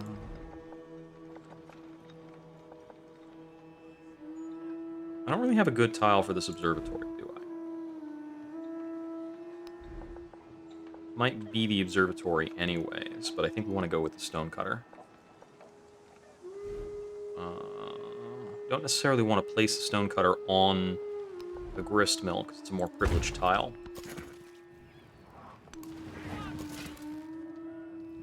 This Keshik will turn around. I've got a cog to do that exploration.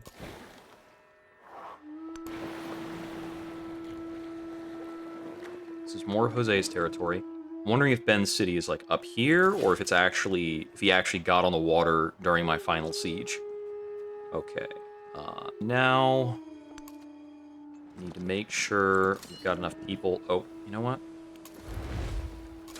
I should actually be using this Noyon for transport.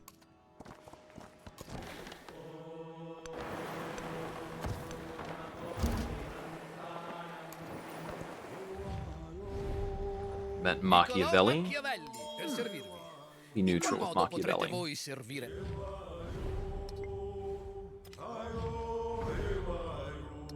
Okay, that belongs to Machiavelli, so we're not going to disperse it. Need to rest this cog for a bit before it gets hit with a storm and frickin' dies. Okay, I'm befriending Stockholm. I didn't make it on Kiev. I don't think we have any other plans to befriend city-states. So I'm probably holding on to the rest of my influence so that I can slap the next war target with a lot of exhaustion. come down here. Receive technology or science buildings get +1 per suzerain. This is my third suzerainty, so that's +3 per science building. That's going to be pretty good. I don't think I'm going to suzerain again, so we don't want free tech or population. I think free inquiry is probably stronger than natural law. This is difficult to evaluate. Went from 168 to 186. So that is an 18 bonus.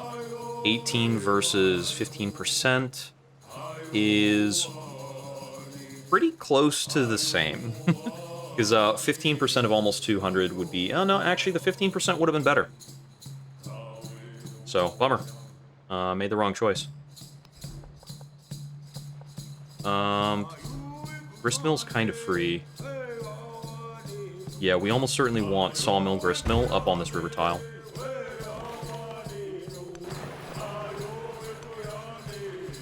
Okay, there's some of Ben Franklin's units, so he's almost certainly on the water over here. I think Ben Franklin does not wind up having an effect on the rest of the game, except for the fact that he can kind of throw influence around. And I'd rather I was able to stop him from doing that, but we're not gonna.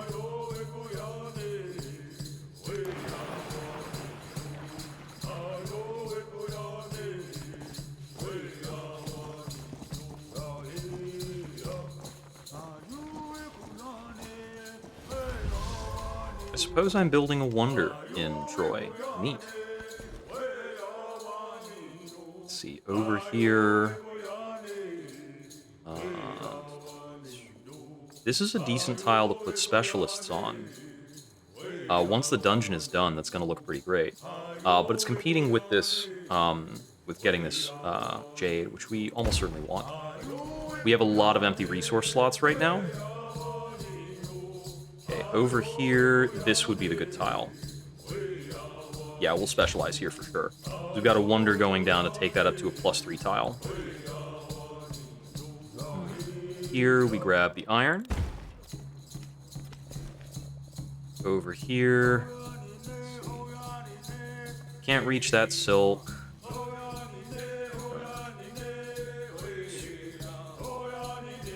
I think we're just going for one of these quarries.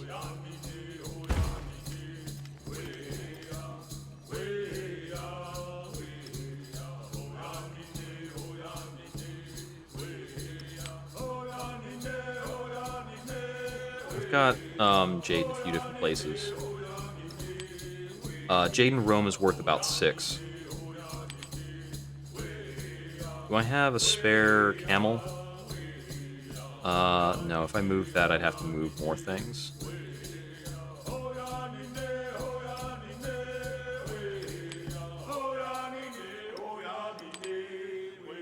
But I can move that.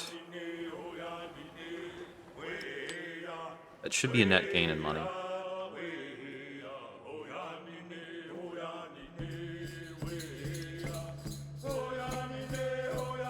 Sometimes the money printouts are deceitful. Get Ostia upgraded. I will have them repair their bath first. And then afterwards we'll be upgrading things. This is food and production. Let's go there. I could put it in Kalakmul, but I think I don't care about Kalakmul. It's one of those, like, bad AI settles. Actually, the reason why it was behind on food is because it had, you know, broken stuff and no gristmill. Yeah, we can pair that with a brickyard, it's fine. Heck, now it'll grow just fine. We probably want to make that into a farming town, I think. Nobody's befriended this independent, and it's another cultural city-state. My culture is not good, so grabbing a cultural city-state might not be a bad idea. Okay, I know this Noyan is got a full 4 units. This Noyan also has a full 4 units.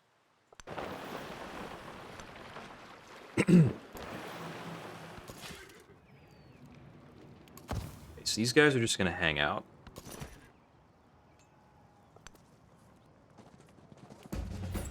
Oh, coursers can be upgraded. I don't think I have any coursers sitting around. Are there any coursers in here? Yes. Got a couple coursers in there, so we need to get upgrades for our coursers. And make sure that our Noyons are holding a contingent of readied units. The king established all his knights. Access to inns, more settlement capacity.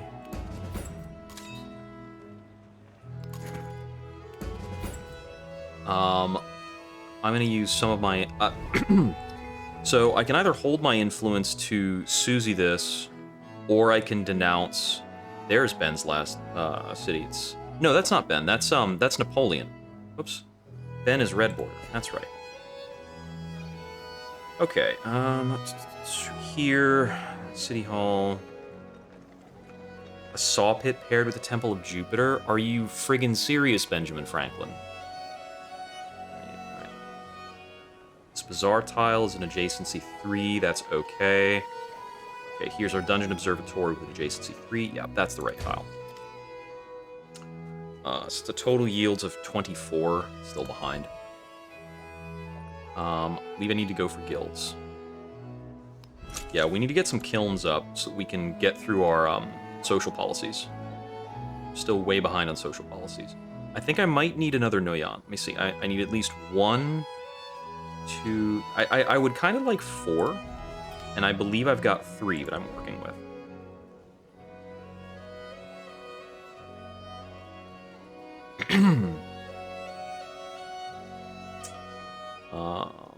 Probably just a pile of Keshiks, right?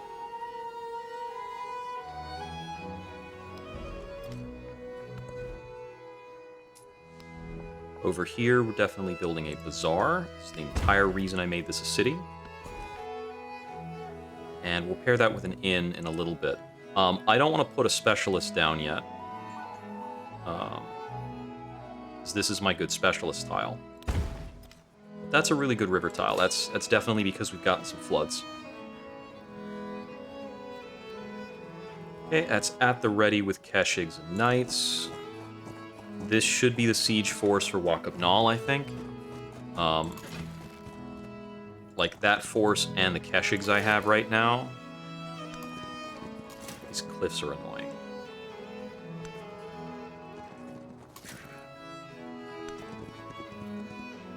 We'll have a little force to defend Madrid, maybe do a little sieging.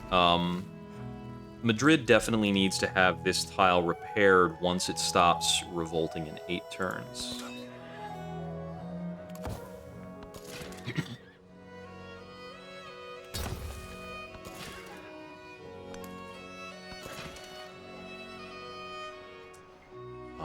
Let's see.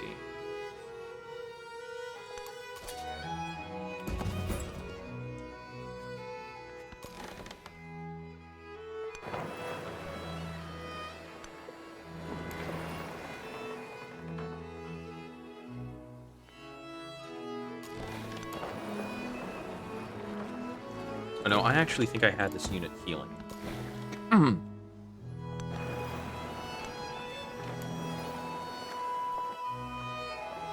Definitely wondering where the heck Ben Franklin went.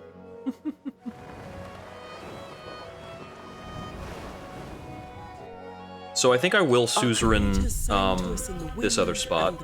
Okay, we finished Serpent Mound. Cool.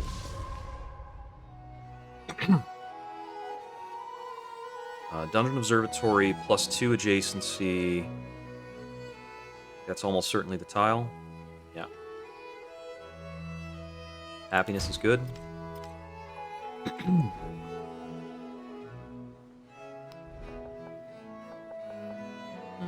Yep, overbuild the garden with the inn.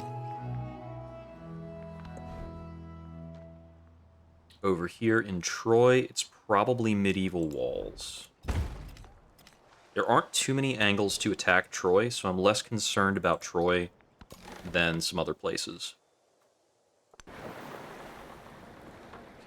Okay. There might be some route over there, but I don't think that's where Ben Franklin's hiding his last city.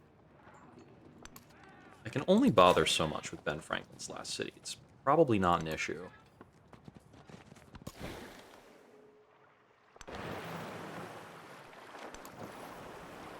For any given location, I think one stacked up Noyan is enough for me to defend with. I keep forgetting that I have this guy healing. I keep clicking him and moving him around. It's like I'm picking the scab. Okay, one more turn and I can start friending this city-state. And then my next pack of influence after that is going to go towards denouncing Jose Rizal. And then I can formal Jose Rizal, and Xerxes will join against me because of their alliance. But I'll still get formal war qualities. I don't have to denounce both of them or anything. Here we're building cogs. We're going to stack up this fleet commander.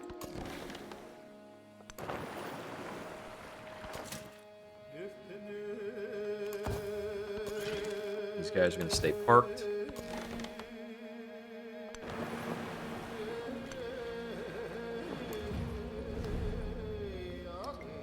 This is a bit of a greedy move. It's possible for Jose to get me with a units on border issue. Yeah, he can denounce me for putting units on his border, or he can do like a little warn about units on border. And with this amount of influence, I would be forced to accept him on that. And that would cause me war weariness if I launch a war against him.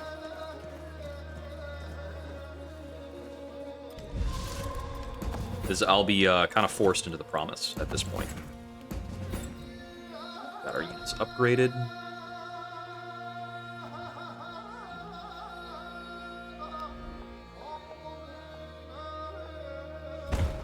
Anytime we can build an or two along a road, that's what we want to do. This guy over.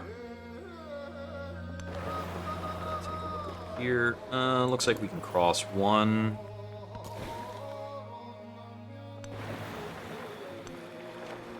This revealed. Leave that guy alone. Okay, there's guilds. El Escorial has been built by Xerxes. Looks like a bit of an unfortunate squall line. Oh, that's not in an important place.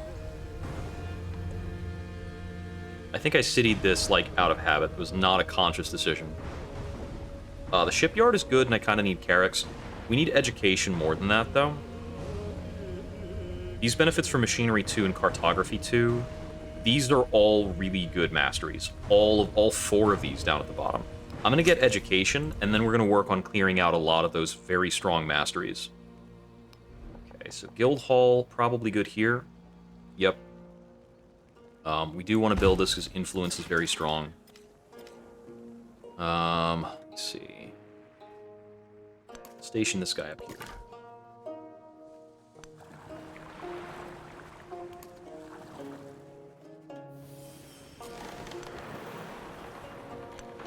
Yeah, Scout shouldn't have too much work to do here. He's basically just going to keep going west.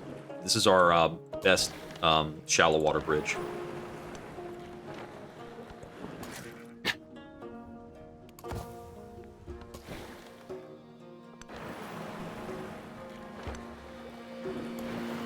Looks like we're checking out over this way.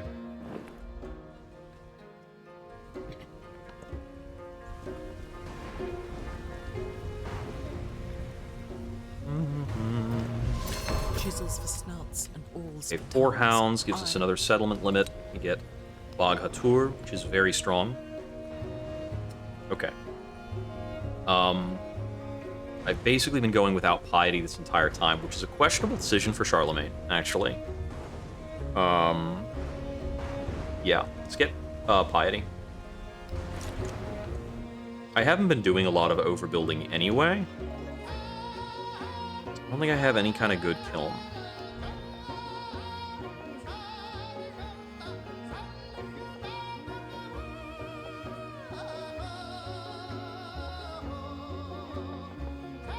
There's only a 2 adjacency guild hall.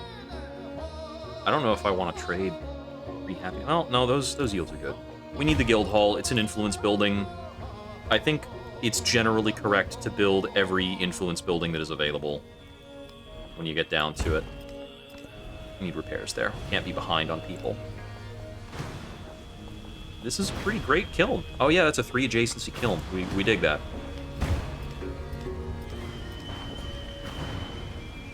And after the kick out, we want to be able to put somebody over here, but we can't. We'd love to be able to put somebody here, but we can't.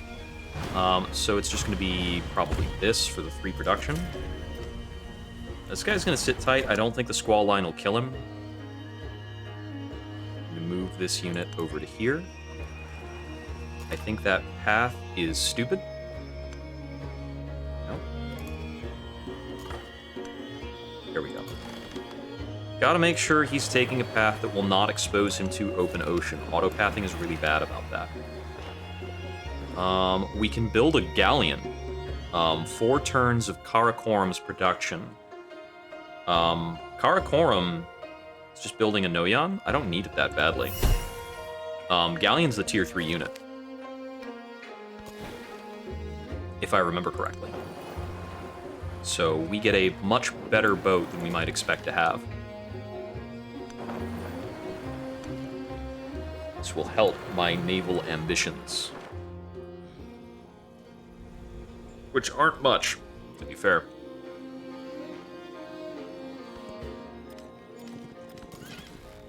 Okay,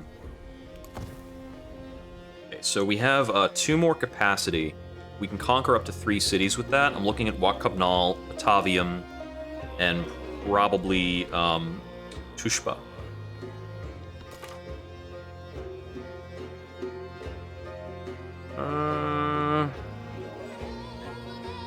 I think the scout dies if I sail west in that case, or east.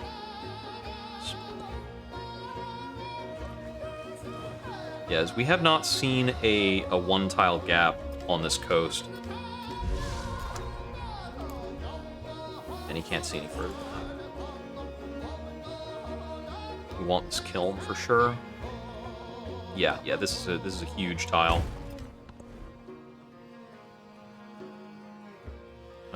Please get that grist mill repaired.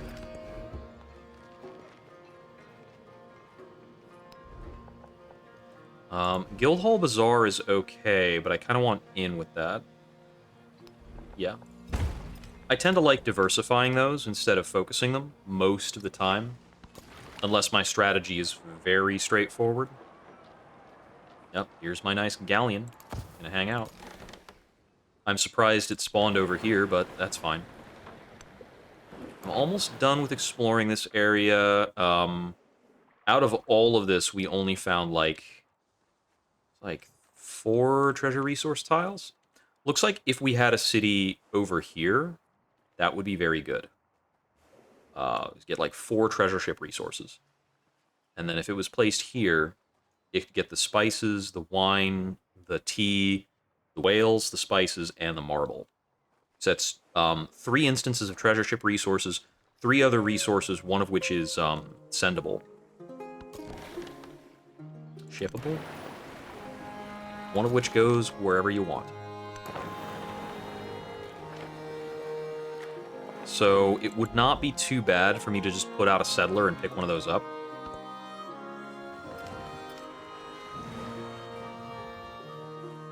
This is a freshwater tile and everything.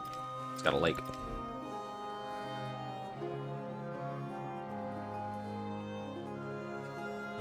I thought Or2s were 1 per settlement. Nope, that is not a rule. Okay, cool. Probably still need the stone cutter over here. I think we want to put that just on kind of whatever tile. Yeah, we don't particularly need to kick anybody out. Placing on this tile gives us access to an adjacency 2 tile to use later. I think this is probably an Or2. This is a road.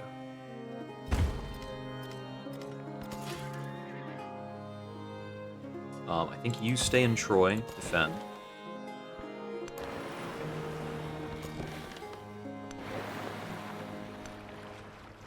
So if I do settle out here, I may have to worry about military pressure from these other naval cities. It's probably okay.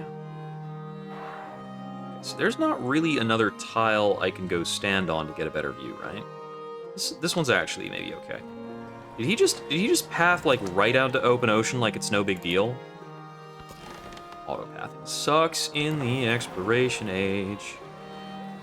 Okay, there's one of the 2 cities for Napoleon's really not holding it together.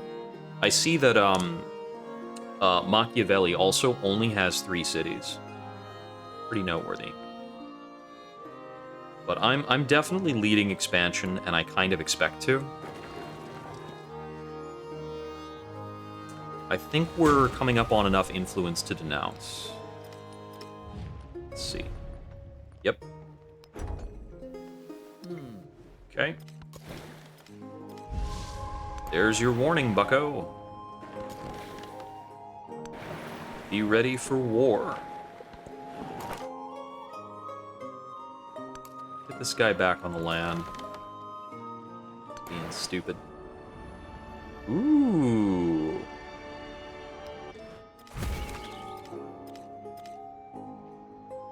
We've located the Bermuda Triangle.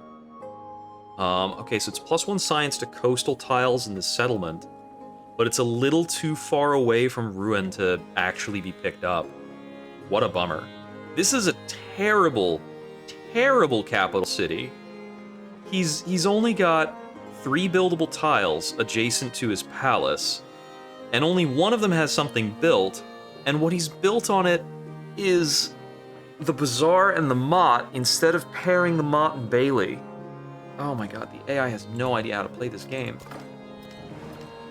But honestly, like, if the AI had an idea how to play this game, it would not be possible to beat them. The AI is only beatable because they have no idea how to play. Because the AI actually gets double yields. And everything... The AI gets double yields, and everything the player builds costs, I believe, 40% more. I don't know if that's everything you build or just the techs and stuff. Got horses. We like horses. I might actually go for production here. I have a lot of buildings to... Oh, this is cavalry and navy. I mean, I'm building a lot of cavalry and navy, right? I've got at least 2 locations that are just printing cav and navy. It's still the food. It's still almost always the food.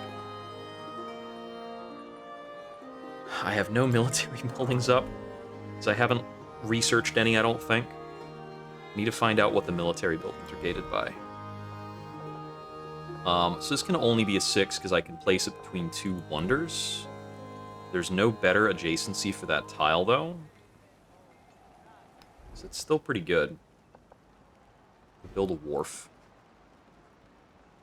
We're super happy in Rome. We should be just, like, building stuff that has these costs. Unfortunately, it's still 1 turn before education, so we can't stack our current specialist higher.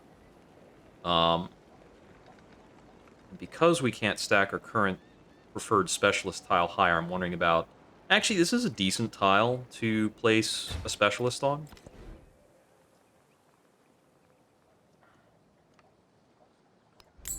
Okay, buy an ore 2 here. This is on the road, looking good. Honestly, just like spamming ore 2s can make me very rich. So that's something to think about. I don't think we city Neapolis at any point. I think that remains a town.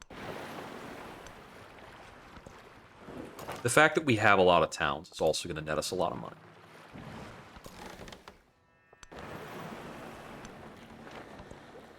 Like, even without treasure ships, I think we're going to be pretty wealthy.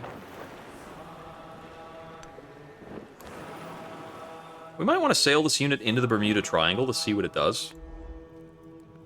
We might unceremoniously lose the guy, but, you know, I don't know what it does. I haven't seen it yet. It's pretty new. It was added in a patch just before I booted this game up. Okay, so now we have the university specialist limit. Universities are great for me. Progress that. Jose doesn't hate us yet. We could get access to the armor. We need to lock in a lot of these. These things are really good. We're gonna start with guilds too. We have a lot of clay pits and mines. So university gives +6 happiness. That's crazy. We get a 7 on this tile and this tile and this tile. Some of these are because they're adjacent to wonders. They're getting like a +2. Why is this getting so much more happiness? I'm not sure. Oh, it's adjacency to these guys. I think that's what it is. The science adjacency is probably more important. Having difficulty figuring that out. Which of these tiles am I likeliest to put a specialist on? I think I just build it over here, no matter what. Yeah, and the armor will go in after that, too. Okay, so we finished building our new Noyan. This guy will probably hang out in Puteoli. And I think I'm going to want to give him defensive benefits. But I'll take a look at that once he's in place. University, and go down right here on this blacksmith. Looks correct. Don't have any specialists in that tile yet, though. Repair the plantations, top priority. Damaged by the squall line, I'm sure. There's a 4th unit to go with that Noyan. This night, probably go out to Yajini.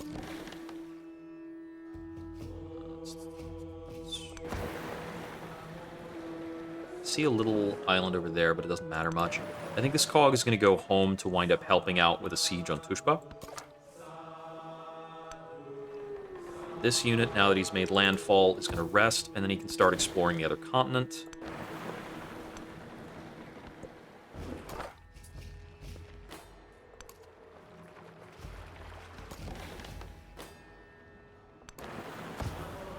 Get ready to sail into the Bermuda Triangle to see what happens.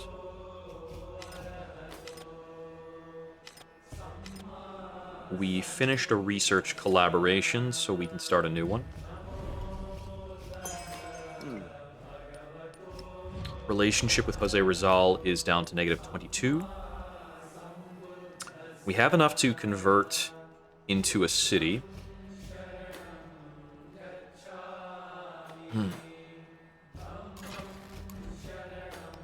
Definitely want to do that for Madrid.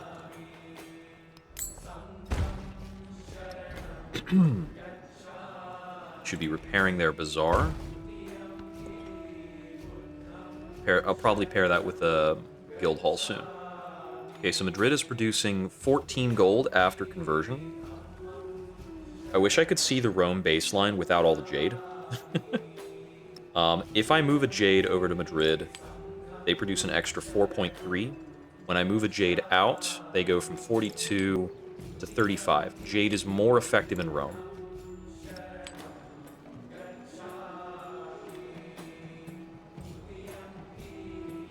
I don't really have any distant land cities, so there's nowhere for me to think about putting down gypsum and kaolin.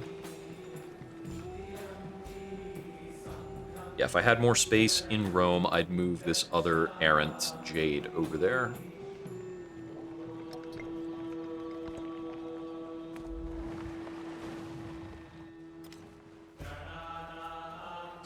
It's theoretically good for me to move the truffles, so I'm not training units over where they are.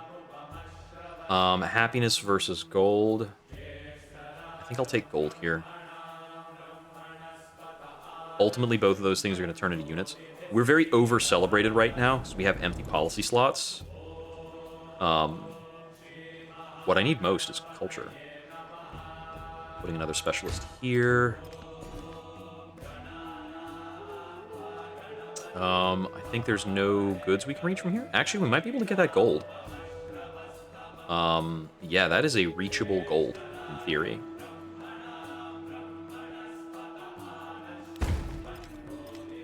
Just need 2 more expansions.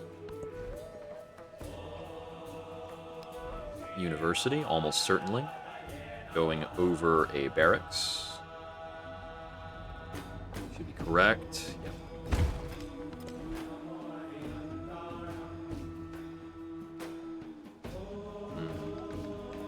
Looks like these are not very good building placements, and that's a food building. Yeah, this is just an underwhelming location. Is this something I conquered, or did I place here? I think I placed something here, but it was more of a land grab, and I wanted the silver. I'm disappointed in myself over this one. Let's wall it up, because I do expect some danger soon. Take this 7, and I probably want to kick out that worker.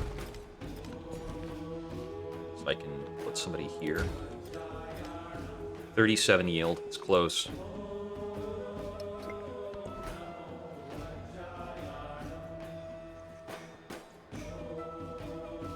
I think Ujjayini is a pretty reasonable city conversion.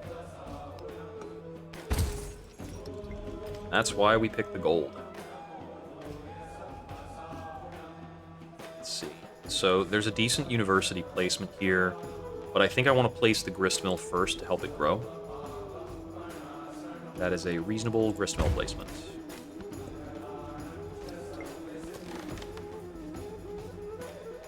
This guy, I was going to make him head home, so... it's not an easy crossing. I think I need to cross over here. This guy's going to take some damage to keep his exploration going. Or I would need to get open borders with Ada. Aha! Yeah, okay, it's a teleport, the same as it is in Civ 6. Cool. Cool, cool, cool, cool.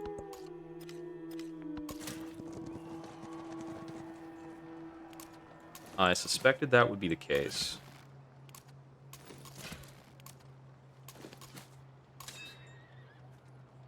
Pack these units into this Noyan. Take Bastion. Okay. So I think now we've got, like, 4 serviceable Noyans.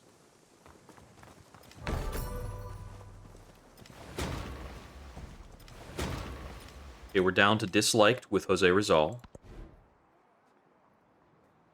We want this guild hall or inn. I'm gonna build the inn. Help me get those extra specialists in faster.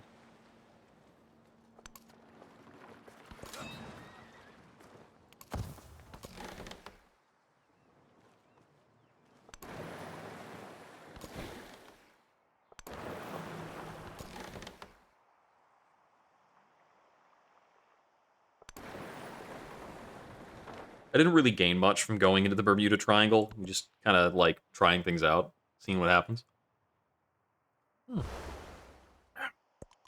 I take refuge in the Buddha. We can put commune in easily. Probably economics next. It's cheap. Renaissance is very mediocre. Maritime law will have a distinct benefit for me. It's not huge, but it's something. Okay, so the kiln has the opportunity. I'm seeing 2 science on a lot of these because it has the opportunity to complete a quarter adjacent to my palace. Doesn't make it good. As the thing we want to build there should be a science or production building. We don't have one available right now. I think we probably have a good temple build. Yeah, this is a fine temple. Build a temple so we have it, although we are very over-happy. We don't need to be as happy as we are. I finished this place, right? Yeah, that's finished. That was the must-have building for this particular spot.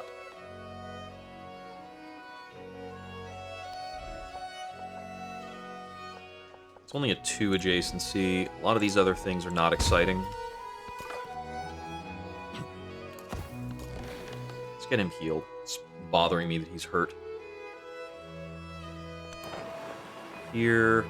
Okay, we're up against Carrix now for Xerxes. Could be problematic for my intended attack on Tushpa.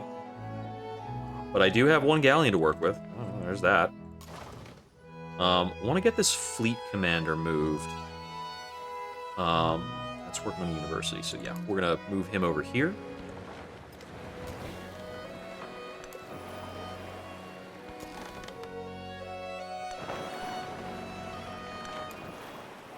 hunting around for the last few naval goody huts, see if we find anything. I don't have a lot of hope. Turn 57, I don't know. We'll see. So we're at -40. This war against a mutual enemy has to fade at some point. That's the reason we're getting along so well. Machinery 18. We want this feudalism too, I'm certain.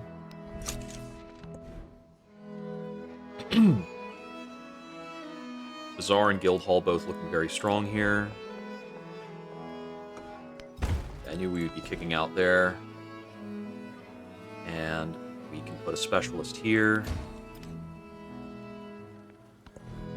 Being this happy in so many cities does give me a lot of freedom with placing specialists, which is kind of cool.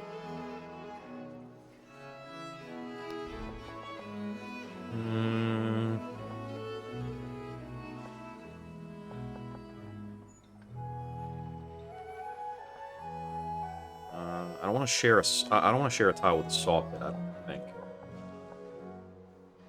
Because it becomes a bad specialist tile. Looks like I'm only getting a +1, no matter where I put this. I'm always looking for at least a +2 when I care about placing these buildings. And if I can't get one, it just makes me unenthusiastic about placing any kind of anything. Okay, Hot Ship Soot is returning treasure ships. I'm not really concerned about that. I kind of want to put a scout over here for a lookout near Wat Kapnal.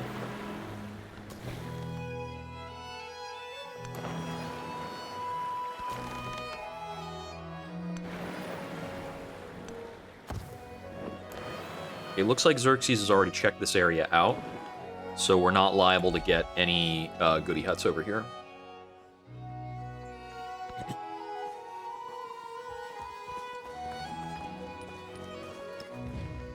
We might have to denounce Jose a second time to get hostile. Maybe I can denounce him and Xerxes. I don't know if the denunciation has a meaningful carryover in that way.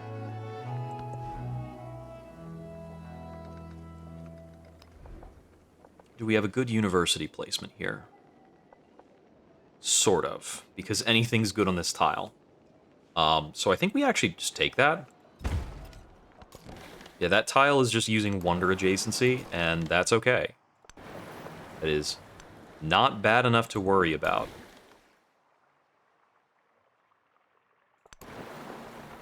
I'll explore this area anyways. We have enough for another city conversion. We upgraded Madrid and Ostia, which I think were the ones we conquered that we actually liked. Neapolis and Puteoli are very, like, whatever. There's not really great adjacency tiles there. I see Neapolis has a +2 tile here on this rough. And it's got a river, so I can put down, like, a grist mill. I think it's also good for a stone cutter. It's got a lot of rough tiles. So maybe we upgrade Neapolis. It looks like a high production city in any case. I already upgraded Uyagini. Not putting anything else out over the water. Yeah, I mean, this looks reasonable. I'll take it. Reduction Neapolis should probably start with a stone cutter, as I was saying. So I think we want stone cutter, gristmill, sawmill. So between these two tiles, we'll get all three of those buildings built. The king established all his knights, Feudalism. gave them lands. Metallurgy does give us trebuchets, but with Keshigs, I'm not too worried about them. We can actually just run our sieges mostly with those. 10 science and a relic is not that great compared to machinery and cartography. We're going to take the cartography, get the food boost. Probably want a guild hall. I'm not going to build it with the amphitheater. We'll build it over here.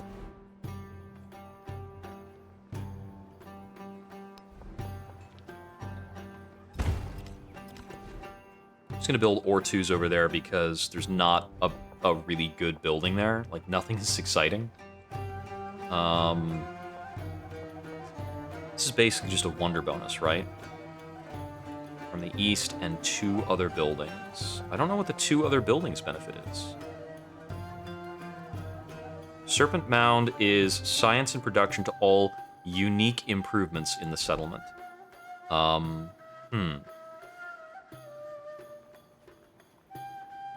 Interesting. I'm trying to figure out what qualifies as unique improvement. So some of these tiles are getting like a happiness bonus that I don't understand. We'll go ahead and build this temple, I think. I don't really want it on the university tile, though. Over here. I'll use that tile for an armory in a bit. This is, 2 adjacency is fine. And we want specialists on this tile for sure. That is a huge tile. 31 yield there. I think one more specialist probably puts that into the education range. He's going to look out for me. You're going to sit there alert. So I'll pack you guys in. Leon is already upgraded. Okay. This guy is going to get over here, and we'll rest him. This guy, we're going to rest as well, because it looks like he needs to take another open water venture. That's a hurricane. We're going to sail away from the hurricane.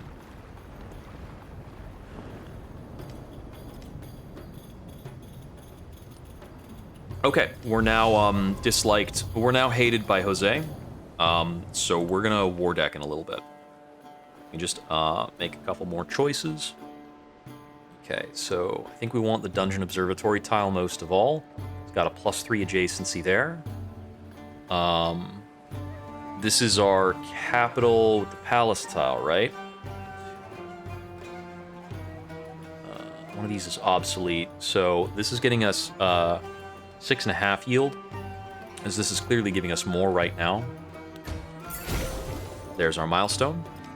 Yeah, we got that exactly to a 40 yield tile on the dot. We're going to take stone heads here. So now we need to think very carefully about building stone heads in a lot of places. I mean, I say very carefully, it's not that much thought. If you can place a stone head, you place a stone head. They're really good. You just need a chain of happy tiles. And I don't always remember what makes a tile a natural happiness tile. I think Karakoram is just going to make Keshiks. But yeah, let me see. I believe natural happiness yield is just tiles with fresh water access for the most part. Like you see over here, this is a string of tiles with happiness because they've got like river adjacency. And I think that's almost a 1-to-1, but not quite. Like these tiles, I could not tell you why these tiles have a happiness yield. But there's a string of them up along this river. Like, there's a string of happiness tiles up along this river, but not this one. And I don't know why. Like, why does this tile have 2 happiness, and this tile doesn't? They look to me like they're almost the same tile. This is a navigable river, and this is, these are both navigable river tiles that are both adjacent to mountains. I don't understand.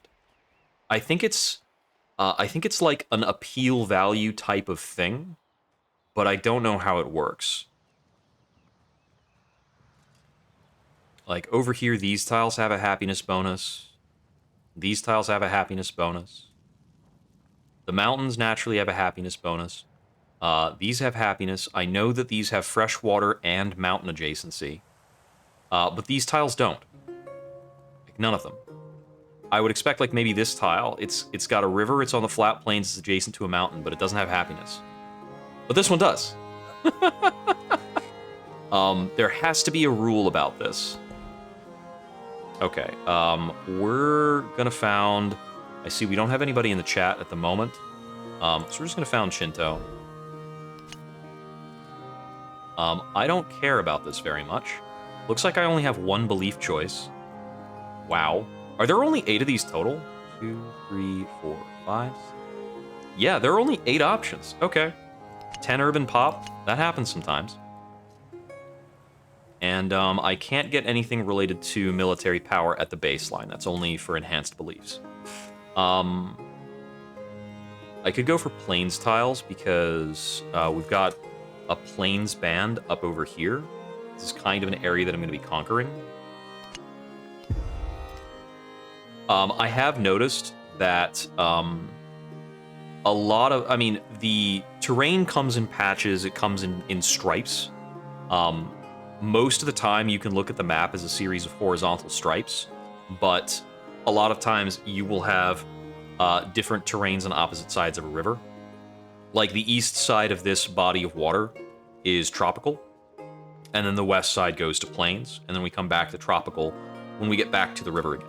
So in a lot of cases, it's river proximity that we're talking about. But sometimes you've got, like, this is river and it's desert immediately nearby.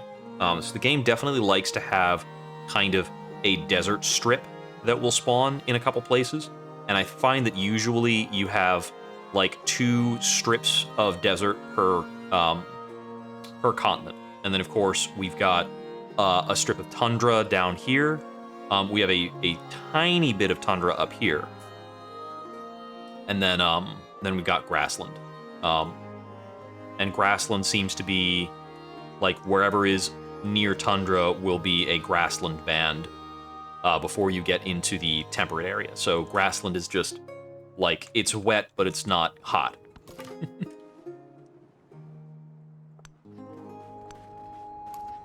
Oh, hey, cool, a ruin. I guess we have gotten a scout over to the other continent quickly enough to get something out of it.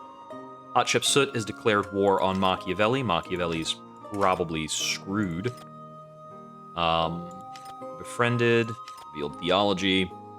Yeah, Machiavelli only has 4 cities, the Hatshepsut's 10. She's not very happy, though. Xerxes is very happy. He's got a lot of happiness. See how long that lasts for him. Formal war. So I have 4 war support, and he doesn't have any. So his happiness is down to 55. And I'm going to support myself in this war, which takes his happiness down to 48. And it's going to give me a lot of power regarding my units as well. We will unpack. This Keshik needs an upgrade.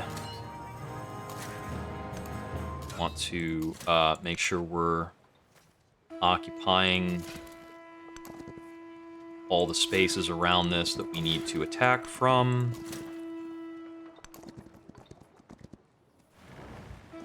Let's see. I'm going to keep some units ready to respond to whatever he wants to do.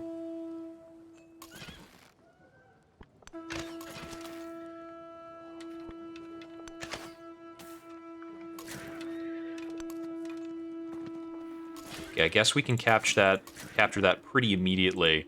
That was unexpected. I didn't think I was going to hit him that hard. Woof. Am I in a celebration? Yeah, I'm in a celebration. I've got 5 horses and I'm the father of Europe. So my knights swing at a 60. That is well over the defense of his walls. So we should be able to take Wakabnal super fast. Then we'll be looking at Batavium. And I can probably pivot the same force to go after Batavium as well. I'm expecting Xerxes to jump in on this war in the intervening turn. I've also got this Noyan up over here. We're going to just defend here for a moment to see what happens. As I see, we've got these units at Lahaina that I'm expecting to come over after me. But they might be distracted. They might try to do something else. We definitely have these guys here. I can only levy a scout. Okay. I think that's because I don't have enough influence to levy, like, a Karak or something strong. Yeah, you're gonna... I want these units unpacked. But you're just gonna rest.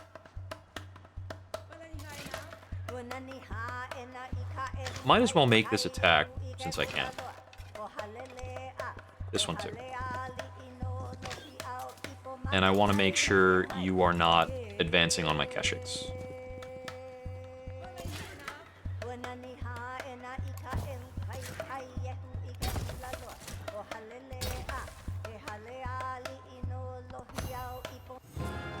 Yep. Xerxes joined the war. I have 2 support against Xerxes. He's got some crossbow in here, able to fire on me. And I believe Napoleon will also join the war. He's probably going to get wrecked by Xerxes. And then we'll be out an ally, but whatever. The map was a model for, rather than... I will start military aid with Napoleon. He only accepted, that's a bummer. If he supported, it would be better for both of us. But, you know, it's based on the resources he has. I suppose maybe he can't. Okay. Next technology, probably castles too. No, we're getting machinery too. Mastering these is really profitable. They knocked me back down to 4 support. Probably Jose Rizal's effect. Yeah, we knew Xerxes would be in on this. Okay, so over here in Kalakmul, I'm gonna kill that guy super fast.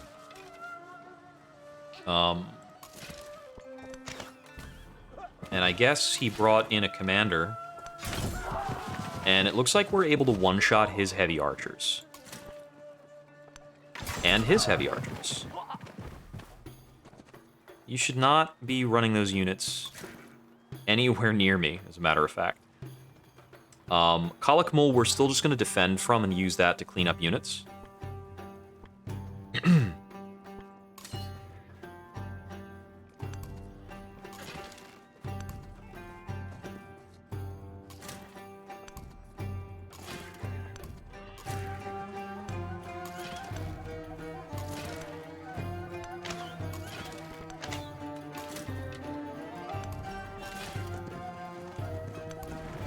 We got almost a full surround on this, and it looks like we hit very hard. Yeah, this is not going to last too long. Don't have any enemy forces over here. Well, don't have many enemy forces over here. Looks like we've got an archer. Also looks like I one-shot archers from full. Okay. We're going to try and speed up this war a bit then. Because it seems like I might have a very gross advantage over Jose Rizal. Need to keep on the lookout for other possible things over here. Not really seeing much. I need to move this guy away before he goes under attack. This naval commander...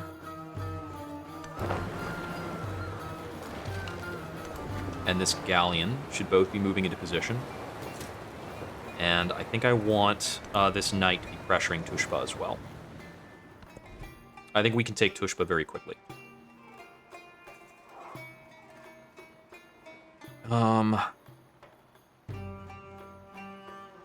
I seem to no longer have the option to put out naval units here. I don't know why. Let's take a look at Shwedagon. I remember Shwedagon's important, or it's good. Okay, it's got the lake requirement. So our only real tile for it would be over here. It's not a great placement. There's probably somewhere else where I might like to build that. But here, we're going to keep building Keshiks. No lakes here. This is a university. This tile is a good university tile. Yeah, we built that. I think that's part of the reason I citied that. Yep, war weariness. I'm going to specialize this as a fort town. Because it's a very forward, possibly under threat settlement while I conduct this war against Jose Rizal. So we're planning to take about 3 cities, is what we have the capacity for. We might be able to grab more. I'll have to assess my happiness afterwards. Oh, I wasn't able to start build another naval unit because I had a naval unit sitting in the tile where it would spawn, I think. I think that's the way the rules are going out. So I think I'm planning to take Tushpa, Wakabnal, and Batavium, and I may not have the room for anything after that.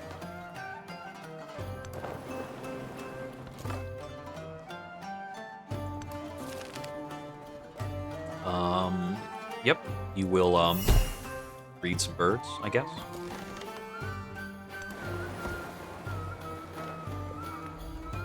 So, let me see. Do I have any other upcoming settlement cap things? I thought colonialism got one, but I guess not. We've got a lot of policy slot options that we don't need. We've got... Okay, this row near the very end has 3 settlement limit, but we're going to need a lot more culture to make that work. We don't get settlement limit out of developing our religion, so our religion's probably not going to get touched. We get 1 more settlement limit for mastering our final thing over here. Okay. So we can think about that. If we build the Wonder Erdenzu, the cavalry unit auto-spawning that we get from Charlemagne will probably give us culture. That could be very strong in the modern era to give us culture in a really cheaty way. So that's some stuff to think about. Over here, I believe it was feudalism got us a settlement limit, but I don't think we have any other settlement limit that's going to come in through tech. We have another specialist limit on urban planning, but the rest of tech is not very interesting to us. Yeah, because these masteries... We've got a good mastery on metal casing. Do we have... I don't have another cavalry strength mastery to pick up either. So I think at this point we should be aiming for our military techs almost exclusively. Hey, I'm doing good. Thanks for stopping by. Currently playing the Mongols, led by Charlemagne. Not necessarily historically accurate, but very hilarious. We've got an insane amount of cavalry. We've got very happy people. They're very happy with all the conquering we're doing, I suppose. Yeah, this city is toast. Wealth circulates like blood. Maritime law. I think we'll put on maritime law because I have, like, nothing... I have policies that do nothing right now, so... Pew pew. And we'll just command the concentrated attack. That should take it for sure. Done and done. Alright. Next target is Batavium.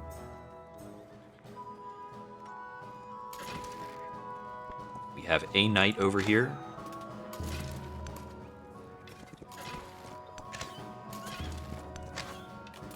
There's not much of an obstruction.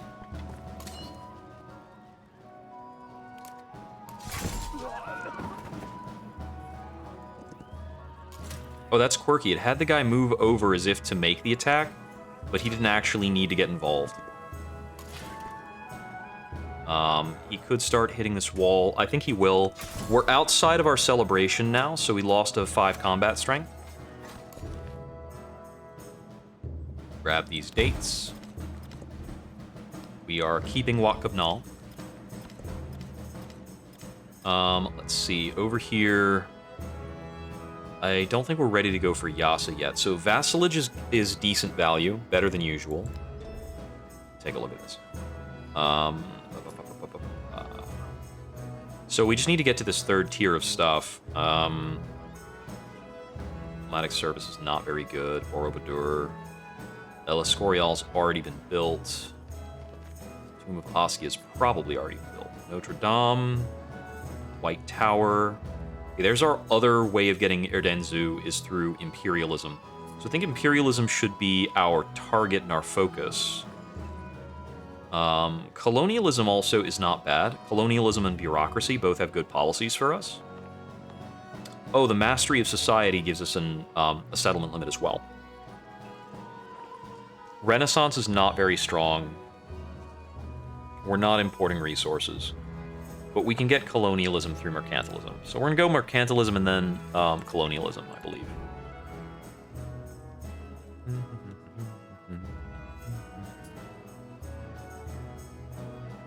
My mic being... Yeah, okay, my mic's being picked up.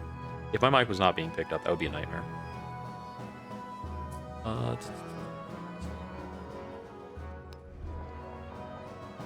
take the grist mill on the city center. I think that's good. Over here... This city is, like, really disappointing. I'm just going to build Ore 2 for money there and call it a day. I should not have citied that. That should have stayed as a settlement for sure. Okay. I really want a bunch of stone heads. Looks like we can possibly get stone heads up through a lot of this area. So this city is just going to be building stone heads for a while. Puteoli is considered under threat because we have an approaching commander. So we're going to unpack these dudes. And now we're ready to deal with this guy. This commander has leveled up again. We are going to be going for cavalry attacking shock tactics. Acquired some silk. We'll go to Karakoram. And dates. Just food and happiness. It's our lowest happiness city. Okay, Ravenna's a little low. But I have multiple cities that are between the 5 and 10 threshold, so it doesn't matter too much. Did I just pop that in and they popped up to 16 happiness? Huh. Something updated that I'm not aware of. Trade opportunity in Ruin. I don't think we can actually, like, conduct that trade safely. I think that might get pillaged. This is an awesome grist mill. This is insane. Insane value. I think we place here because it gives us the opportunity to build here. And that is a great tile. That actually makes this city... that tile makes this more worthwhile as a city. I have not been considering making this into a city, but now it might be viable. Let me see. I don't want to place anybody on that tile. I'll place here because this is a possible giant head, but it doesn't matter. I don't think I'm going to be building that giant head. I want to pack units back into this Noyan.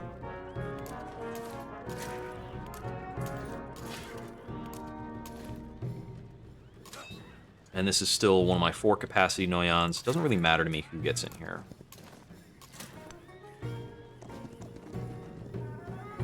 Full up? Okay, we're full up. Everybody else is hoofing it. Because they're horsemen. Reminds me of this attack.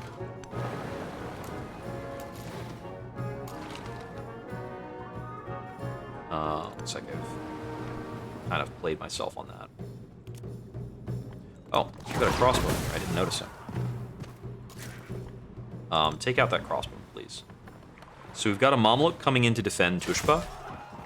I think we can deal with that with this amount of bombardment. Mamluk do have a defense bonus, if I remember correctly.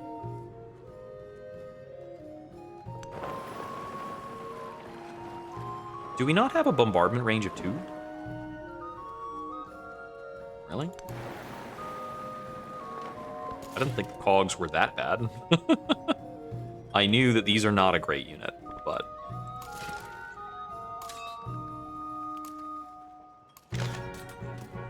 Use a bit of coordinated fire there. Just back up, kill this guy.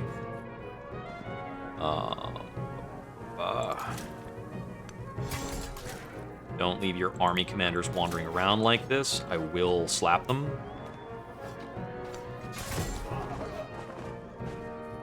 I'm just going to freely move around, ruining his units. I want to post a guy up there so that they cannot run through into my Keshigs. We're going to go for open borders with him in a moment so that I can keep exploring over here. There's a goody hut. And we'll also need open borders, it looks like, with Ada Lovelace in order to keep exploring over here.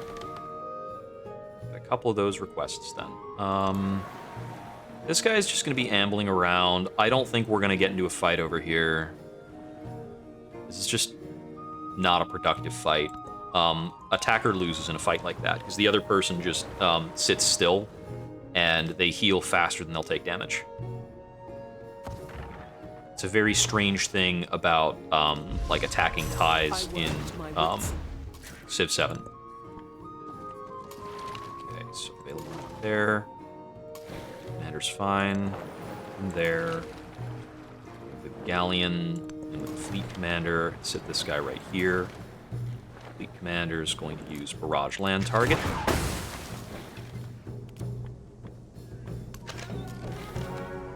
I actually need to move this guy one step back so he's adjacent to the fleet commander for the fleet commander's XP. It was a bit of a haphazard move. This knight's just going to sit here to step inside once that's done. Shipbuilding's a good idea. Castles 2 is handy. Sets on quarries. Yeah, I like quarries. I have a good number of quarries. Let's see. I think this kiln build only, like, reads as a good build because it's adjacent to the palace and a wonder. Is that worth my time? So, I mean, I could be working on metallurgy to... let me get access to the armorer, because I'm running up short on useful buildings to build.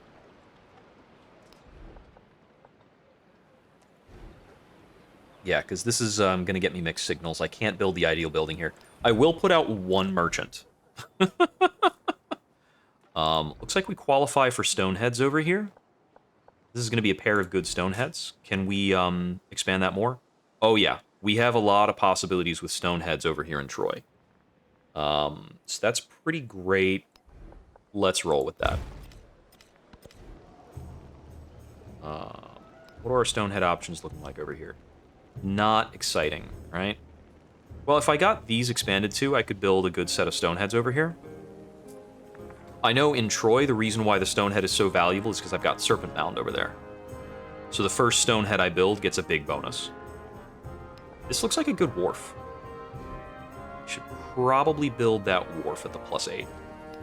Let's do it. That's reading is defenseless. That's a horrible lie. This guy's got a full contingent of units, so we're going to move him over towards Batavium. All right, and let's see.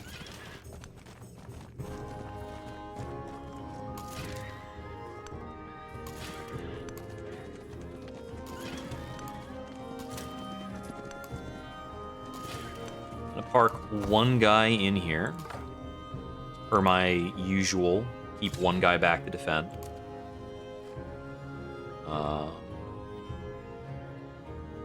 Clearly need to move this guy up so you can take shots, right?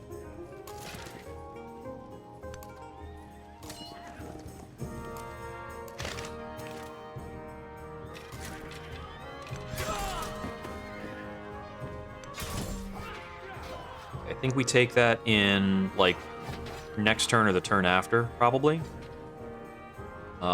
This is a decent defensive line. Let's see.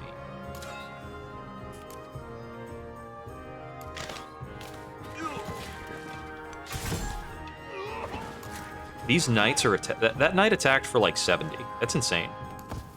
It's because he had an extra bonus for being at full health. Like, this is an attack for 70. First strike is a big deal. First strike, shock tactics, military aid, yada yada. I'm gonna move this guy back because he's a little low health. I could have maybe pillaged a farm or something.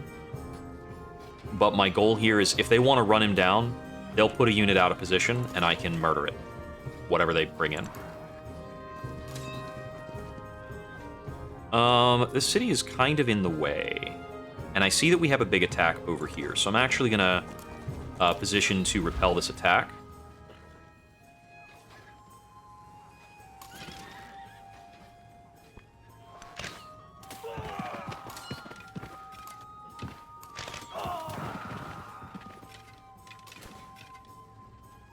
This is like my one man-at-arms. He's not very strong. Let's see.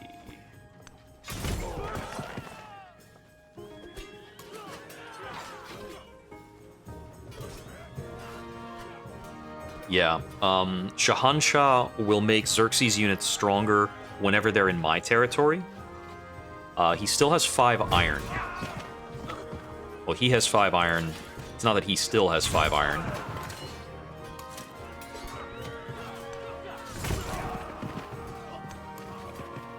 Let's see, any other attacking angles? It looks like I've got this pretty solidly flanked. So that's working out. This is okay. I'm a little worried about some of the stuff going on in Kalamul.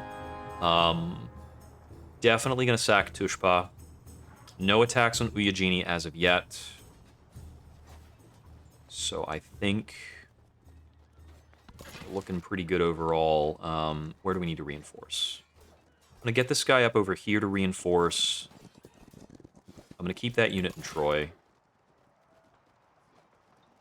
I don't know what this guy's doing or why he's over here, but I suppose we'll start moving him up. I expect we'll take Batavium, and we'll be using the navigable river to get reinforcements up there. Oh, well, attack. What are you waiting for? You don't need me to tell you to do that. Okay. Yes. So, open borders, please. With that open borders command, I can go grab this goody hut.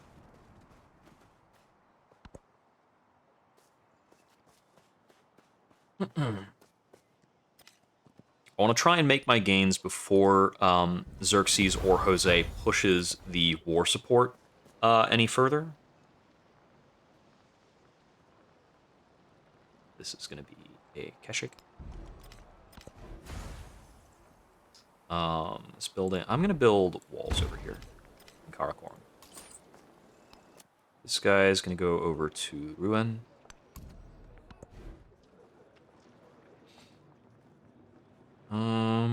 Is this a good observatory? This is only a +1. Oh, actually, that's a +2.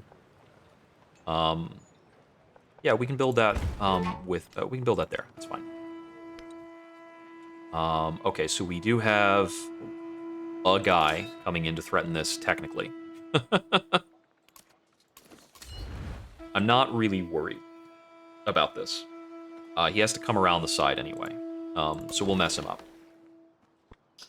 Oh, this Mamluk is maybe stepped out of place. This Carrick could be troublesome. This guy over here is a big problem. I've still got the Galleon on that tile. I'm going to use the Galleon to dissuade this Carrick a bit. And we'll make that attack before we send the Bombard command from the Fleet Commander.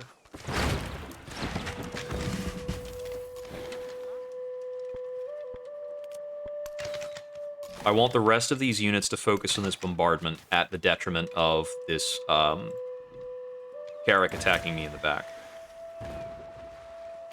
And I'm going to get this knight fully healed. Fleet Commander promotion.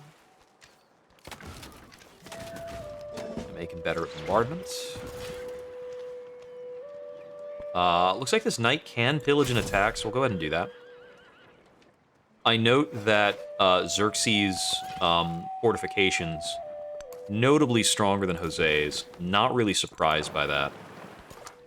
I've got a definite disadvantage on the naval front.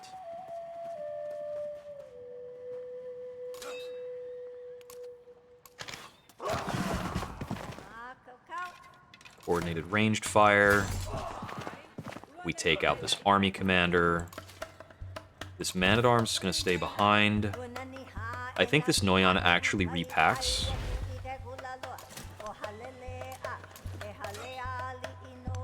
And then they can move up here and unpack to threaten this.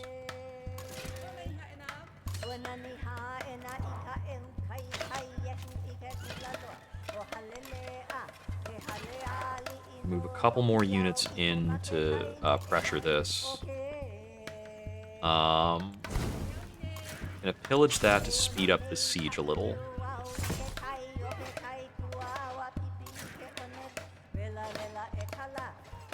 Get him on the water. Trying to remember what Leomano do. I remember they have some condition that makes them stronger, and I remember that Leomano give him culture when they get kills. Not necessarily too worried about that. We're probably going to want to capture this if we wind up with an advantage. But let's see. We capture Batavium. We capture Tushpa. That puts us 1 over settlement cap. Going 2 over settlement cap, we begin to have some unhappy towns, but it's not too big a deal, really. Okay, we want to start making ranged attacks on this guy.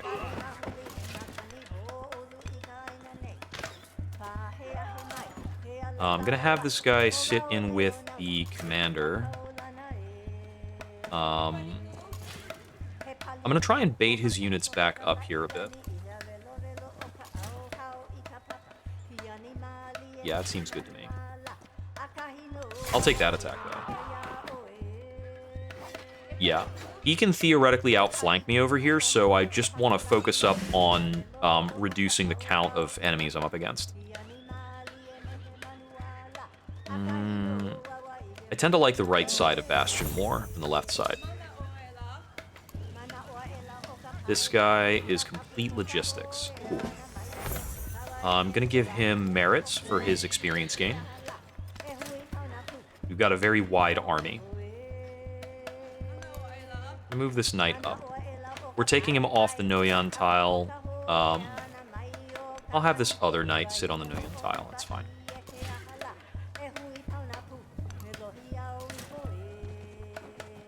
Have this guy swing out so we can surround this. We'll put this guy on the plantation so you can bombard. I think we take Batavian next turn. This guy. Move your 1 last tile. We should actually put you in Puccioli. This man-at-arms is not going to move with the army. The army is just going to be pure cav. I'm just going to have this cog heal up. I don't think he's going to get attacked.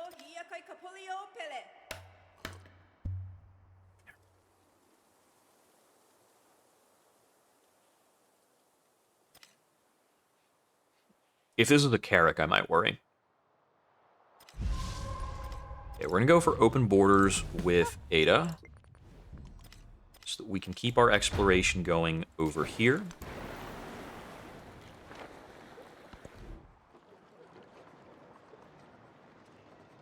This is a big temple. And this place only has 5 happiness.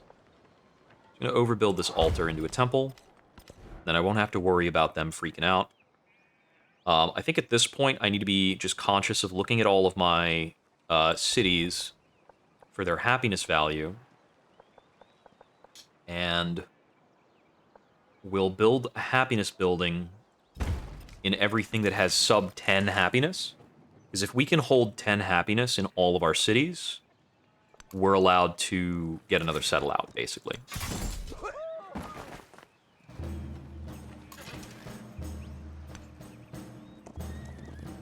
Vegetation tiles, so I can't take that shot. Move this guy over here. Gonna move this guy into Kalakamul. Love. So we're just gonna have those guys move around back and forth wherever they can get kills. This guy can do a broader focused fire, and that is now mine. Now have access to the Buganda. From what I remember, the Buganda are like the super, super pillage-happy faction. That could be interesting. Let's see. I want these guys... The rest of these guys should just be packing with Snowy on.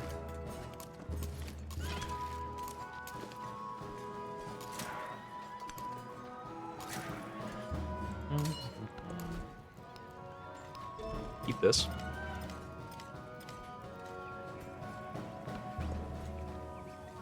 Access to incense. I don't care about incense. We are not doing anything cultural today. This guy's just going to sit. This guy's actually going to flank over here.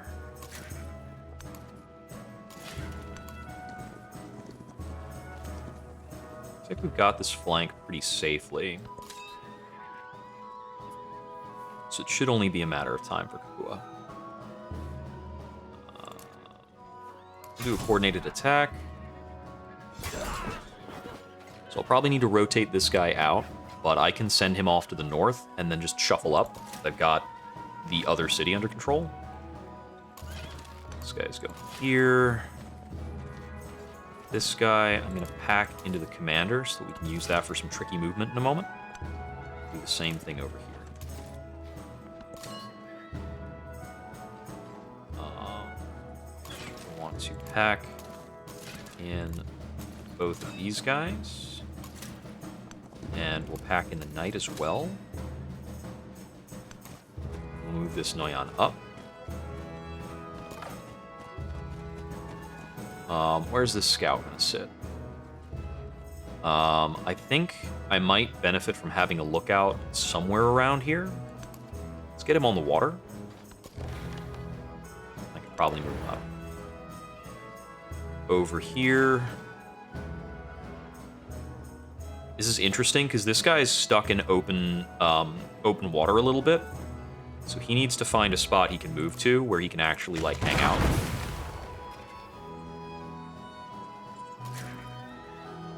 And this is just mine. Okay, there's a milestone. We have access to Siam because we conquered temples. That's hilarious. If I can grab 4 more, even on my own continent, I can get the non-sufficient Orbis, Golden Age. We're going to mess up that guy for having the audacity to be anywhere.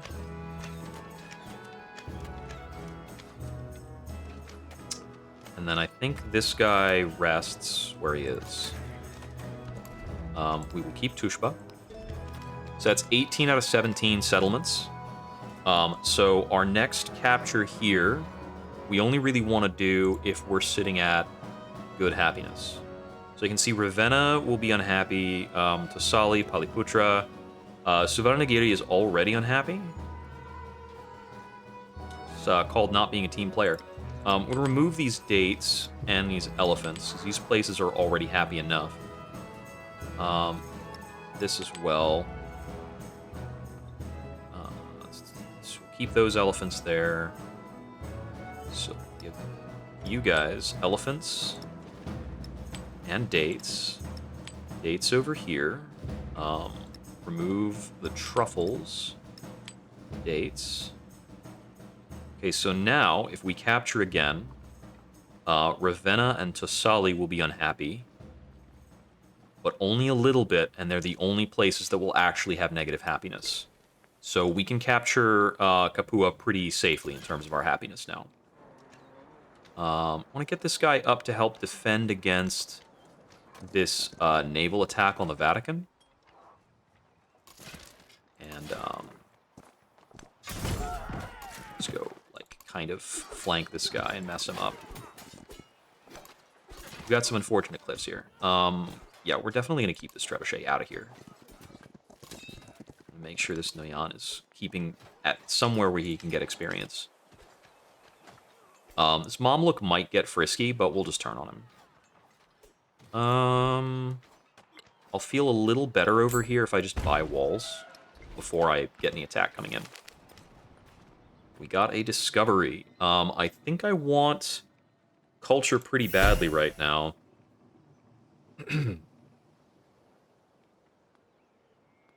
Metallurgy, mercantilism. Our culture income is still pretty dismal. Sub 200 culture, 60 turns into exploration. It's not what we want. We lost our galleon to the attack from this Carrack? What the hell? That does not make sense. That seems mathematically wrong to me. Okay, and we lost that cog to a Carrack. Okay, they moved a Carrack up there. I didn't have vision on a Carrack there. What the heck?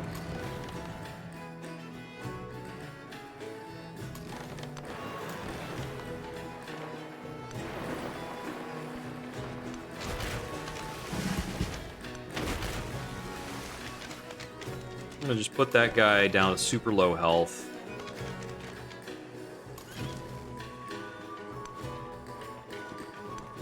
He gets to an Ortu, which allows him to move again. I knew that, like, having Ortus on roads would be really good. I have no idea how that's pronounced. That might be Orto.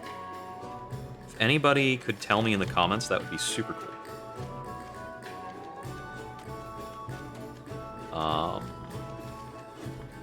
Oh, I can attack this Mamluk because he's on Navigable River. Fool.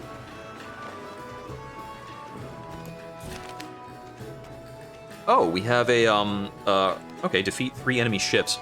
I feel like...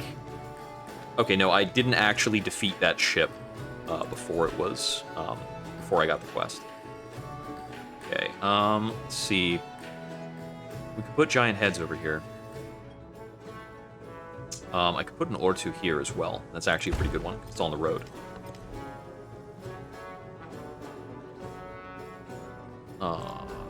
I already have an Ortu here on the road, so that's good.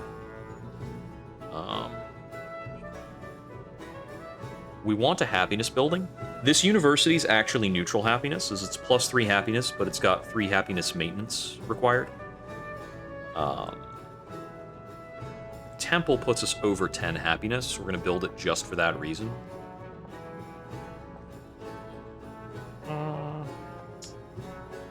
I'm getting no happiness yield in this tile. I might be able to kick out this unit in a profitable way. Oh, we have no other happiness tiles here. I was hoping one of these freshwater tiles would have a happiness yield on it, so that I could kick the unit out and then put him somewhere that would net me happiness, but no dice. Over here, we have more than enough happiness to work with. Stoneheads are... We actually are looking at a possible Stonehead network that does a lot for me. This is an existing Stonehead, so we can just, like, keep branching that out and go crazy. It might go crazy. They got 7 turns till their next pop. We'll put their next pop on the woods, then we'll build a Stonehead there. Yes, we are over settlement cap. Thank you for noticing. Fleet Commander is going to max out. I want +5 strength in the radius, as that'll allow us to compete with these higher level ships. I'm going to move the Noyan up a little bit to make sure he's participating.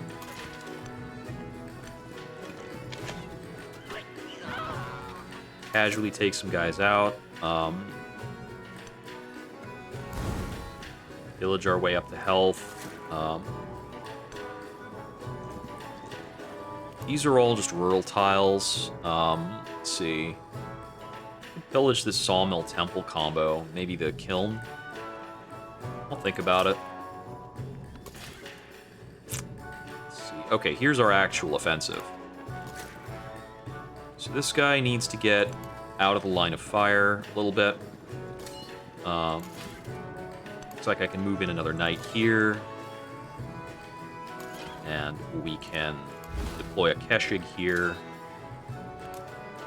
Bombard. Burn that for health.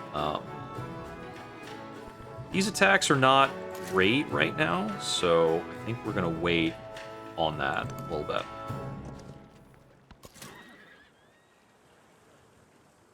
He doesn't need help that bad. I don't want to pillage too many tiles from a town that I'm going to take. We can do a little pillaging as a treat. Make sure this Noyan has a full contingent. We'll move him north on the river.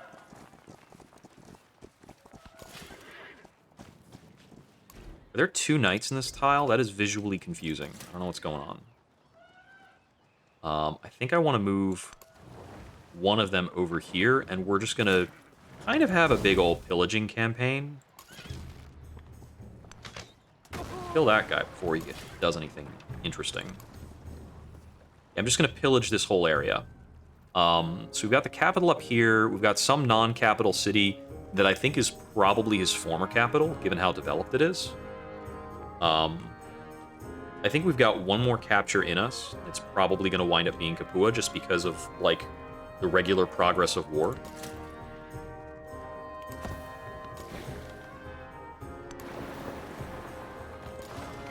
We might be suing for peace after that. Hard call to make. I don't want to do naval attack there. I think I want to have him sit over here. That's not telling me the retaliation I'm going to take. So it's kind of lying to me. Have him sit tight. I'm going to have him just also kind of hang out. Looks like we have a spare knight unit over here. I don't know why. Oh, wait. I think that's a Mongol benefit. I think anytime we conquer something, we get a cavalry. Yeah, when we capture an opposing settlement, we get the strongest cavalry unit we can train. I completely forgot that was a thing. We got a little more bruised up than I was expecting. Coming over to try and set up an attack there. We want these guys to be the ones to cross the river for us. I want to have this Noyan prompt an attack so the Noyan gets experience. While I knock this guy out.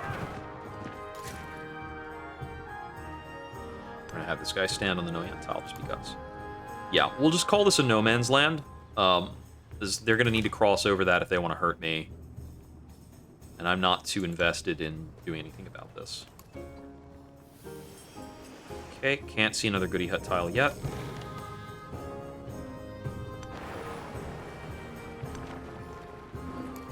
This area over here, very, very likely that they've already got the goody huts taken. Probably have some settles down.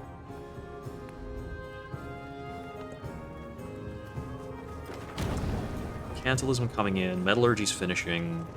I think we need to take navigation next in terms of our technology.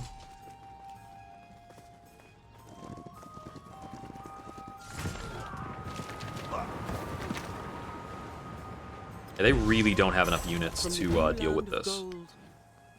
Now, that's right. I was working on a specialization of something. I don't care about the relic.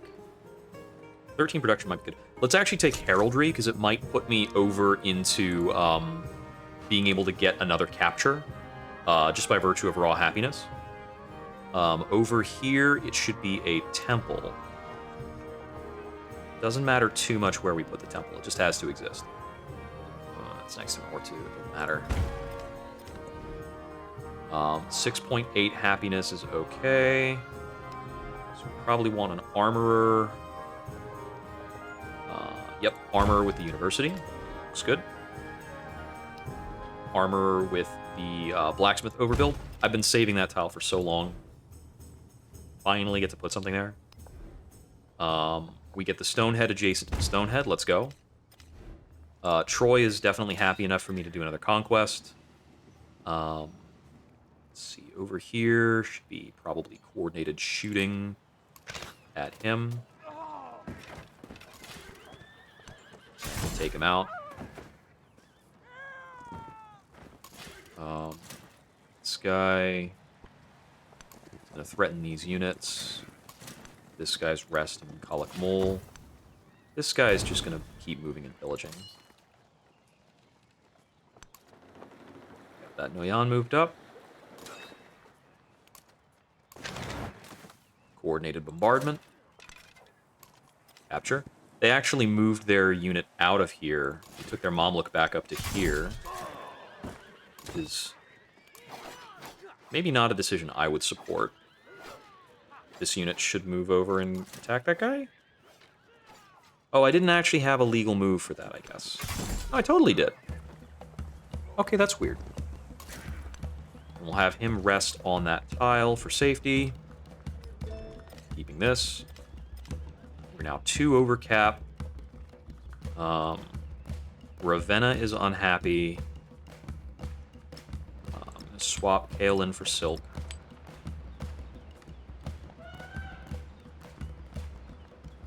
Ravenna's unhappy. Tassali's unhappy.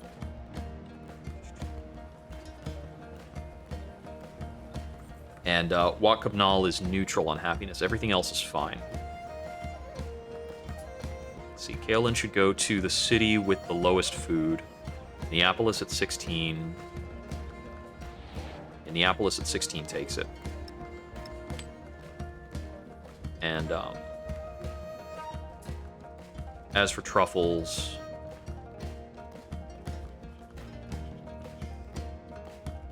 I don't remember where I've been putting out units. I think I've actually been training most of my units out of Karakoram, but there's nothing in Karakoram I really want to drop. I think I'll move the Kaolin over. I think that's technically a little better.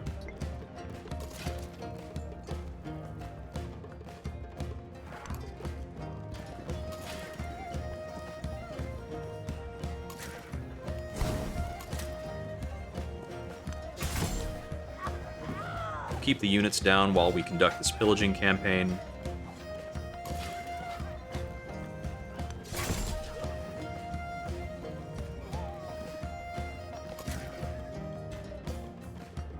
That guy's gonna hang out. I guess we've been training a unit out of Pataliputra.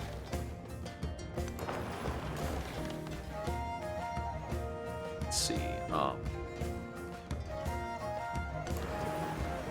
I want to move these guys to make an attack on this Carrick. Fleet commander in position. This Cog's going to rest.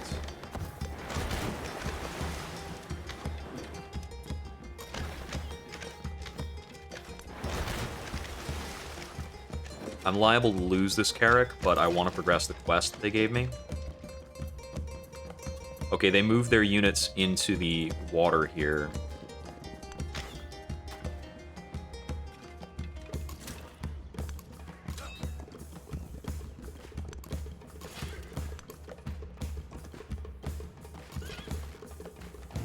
Still keep this other Keshik back.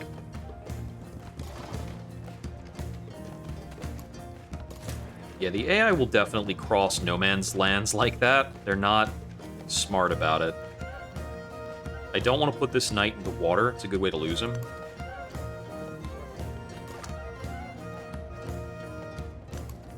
Let's keep moving that guy west. Keep moving this guy up along this coast. Oh look, we met one of Jose Rizal's cogs in foreign lands. Yeah, so we'll start pillaging all of this. I'll probably sweep this army, like, either east or north to pillage all of the areas around there until I can get my buildings up to sufficient happiness. We are delaying our celebrations in order to have this extra capacity. It's going to take a lot of culture before we can really do more capitals. More captures. More capitals. City-state meeting, I guess. Research collaboration finished. Take a little bit before I can re-up that. Now, one thing for me to worry about is I believe I'm targeted by... Okay, I'm not currently targeted by a celebration. Local festivals could allow me to expand further if I get targeted with that. Rome is definitely happy enough. Not building either of those. We have a good armorer tile. Not particularly.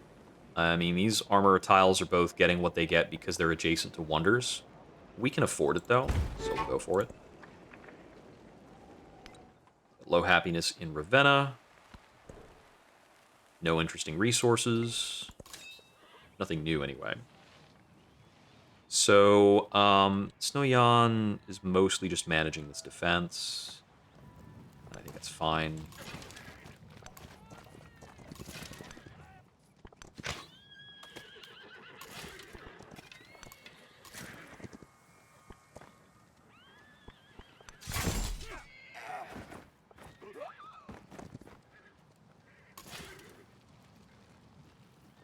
I might want to move this guy back and sit him on the Noyan tile. Let me see. This guy can't really get there, I don't think, because I don't think he has... cavalry, that's 4 move. Nope. Okay, so he's blocked off. Cool. Burn that down. This Noyan we want to get over here and unpack. And next turn, we start burning everything down.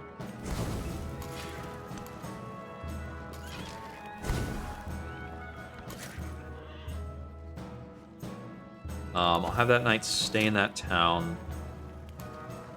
These guys are resting.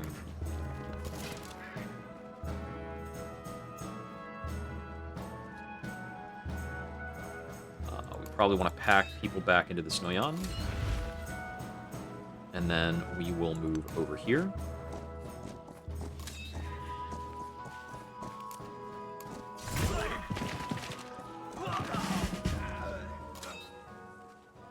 Make that attack pretty freely.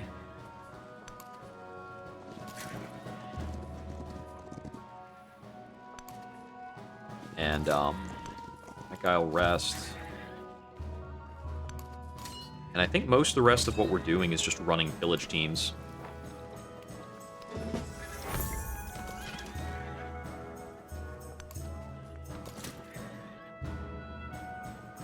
Okay, yeah, this is bold.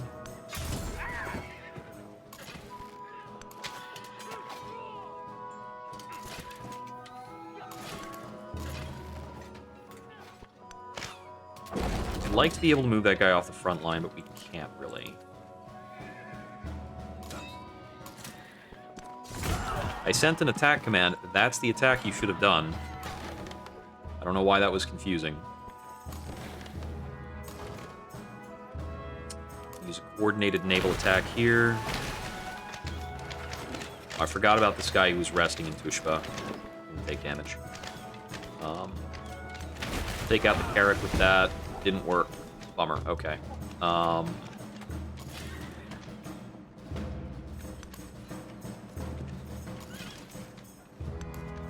This Keshik still isn't close enough. If that guy actually rests, I will have to sacrifice like 2 more units to take him out. This is the thing of, he's got navigation and I don't, so he can be on open ocean tiles. We'll have this guy navigate the inland river to explore more tiles. Over here, click the scout button. Okay, no more goody huts, not yet.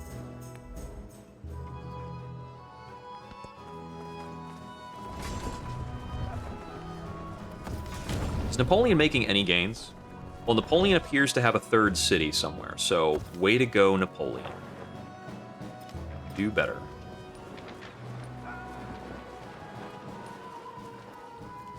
As for Jose, all 3 of his remaining cities are visible. Yes. But do you have... Okay, trade winds is useless. Kishtvia is apparently useless. I guess nothing I've built so far counts as a military building. Kandahar. Looks like we can move up to 5 happiness by just taking one of these happiness tiles. This is also a really great possible string of stoneheads. We'll actually purchase a stonehead there. Wait, what? Why did that stop being a happiness tile when I put a woodcutter down there? It definitely had a happiness yield. I feel robbed? Excuse me? Whatever. Build a temple. I almost certainly want shipbuilding right now. Civic choice, I need to look at this again. It's probably colonialism. We get our celebration. I'm going to take food. I think expansion is a good option to try and get more happiness in a few places. Because we can often pick up happiness, theoretically, by getting royal tiles. That tile definitely had happiness on it. I feel like I'm going insane. Okay. Let me take a look at my unhappy cities. So, Ravenna. Can we buy a happiness building here in Ravenna? They're working on a temple. They've got a temple in 3 turns. There's no other building for me to buy here that nets them happiness. Actually, no, the university's a net 1 because of who we are. That temple, I think, was going to be worth like 5 for them. It's not enough while they're in the negative to put them over the top. To Sali, I think we can almost certainly buy um, uh, a temple here. We can buy a temple there next turn, and that gets them out of the hole.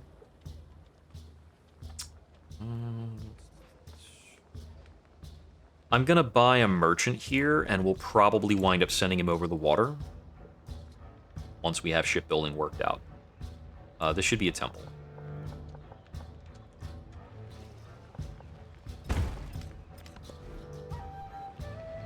$17 happiness, doesn't need to be a temple. Bazaar Inn is already done. This is an okay guild hall. It's only got one adjacency. How is this? Wait, no. It's got two adjacency, somehow. The east and the south. Is this navigable river? Oh no, that's coastal. It doesn't look coastal.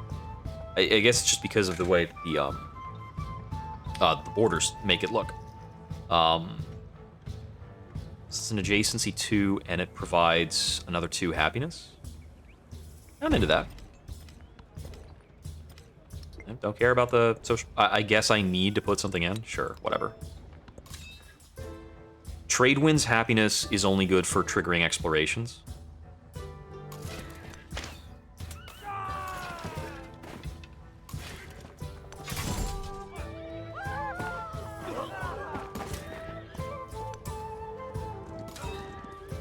Pretty much exterminating Jose Rizal's units.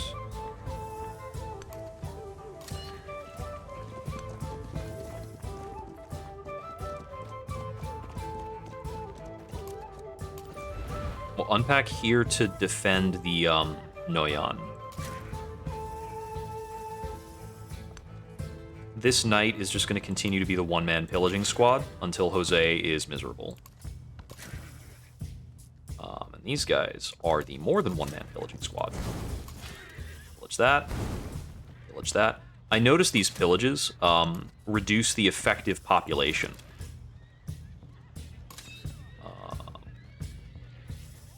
Oh, wow, we can move over to here and then unpack. That's pretty wild. Village. Shoot. Shoot.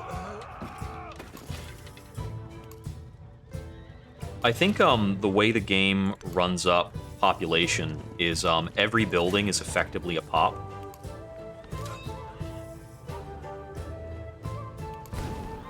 Send a Scorched Earth command.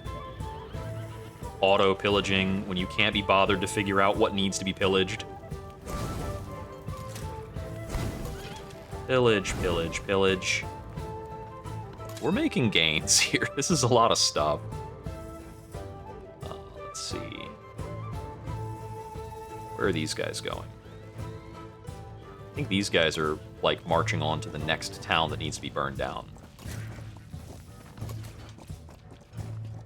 This guy's going to stay on defense. That guy's going to keep issuing pillage commands. I need to make sure he is standing on a tile with a friend.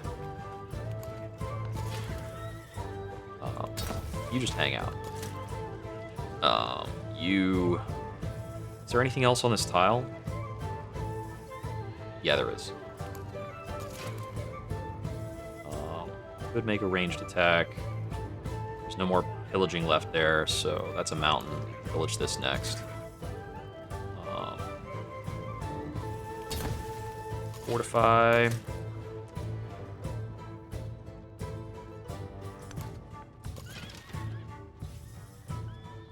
I mean, I guess this Keshig could make attack. Might as well. Gets me experience on the commander. Got some free units from the celebration. Looks like I can take this kill. Didn't work. Looks like I can take this kill. Didn't work. Why does this read as major victory when it results in my unit death and not his? Holy crap. So the preview is just fucking wrong. It's really obnoxious. Because in Civ 7, if you were in a situation like that, so long as it read major victory, that meant you were going to get the kill. And I expected to lose those units the turn after, because they'd be left sitting on open ocean. But something is wrong about the preview.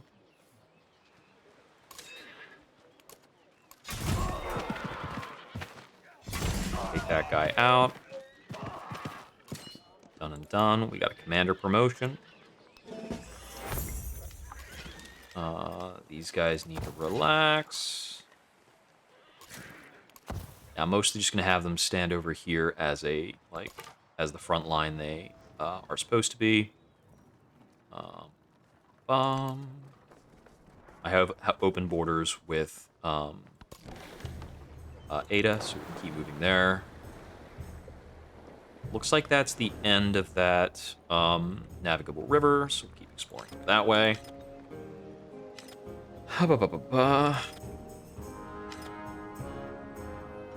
We're now friendly with Ada Lovelace and Hot Ship Soot. That's funny. Some of them must have, I'm guessing that one of them doesn't like Jose Rizal because of some, competition they're having over here. Let's see, what's it like? Oh, leader agenda, I have fewer wonders than her, and, started a trade route. Okay, yeah, Ada Lovelace has war against a mutual enemy. I mean, Ada is going to be a big rival. She's got a lot of yields. This guy, I don't actually need him to do anything. Yeah, he's definitely marching in more units over here. Oh, that was a big heal.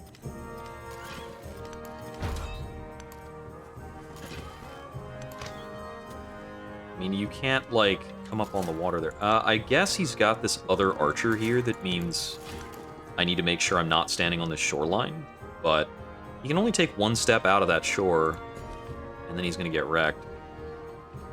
Okay, let's see. I see a 5 production tile over there that is very tempting, but this is still where we're actually putting people. That gets me over the threshold for the next education tick. Karakoram, let's build a missionary, I guess. Get some conversion, get some money back. Ostia is happy enough. It's not a good stonehead. 40 food means we probably don't need food as much as we need, a university. This'll have to do. Okay, yeah, Scorch Earth. We're not actually able to do that, are we? Because we've got a guy over here. So my units are preoccupied by this knight, so they are not really willing to execute a Scorched Earth command in the way I want them to. There we go. Better.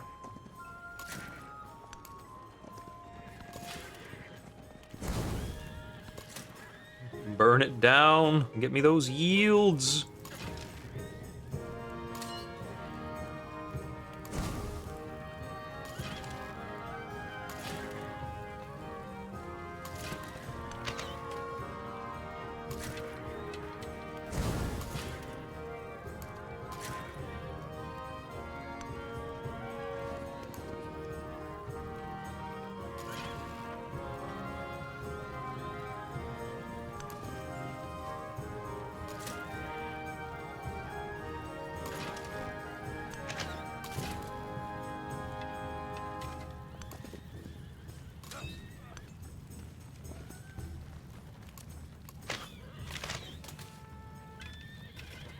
Oh my goodness. The amount of movement we have, we can pillage things, then move and make a coordinated shot?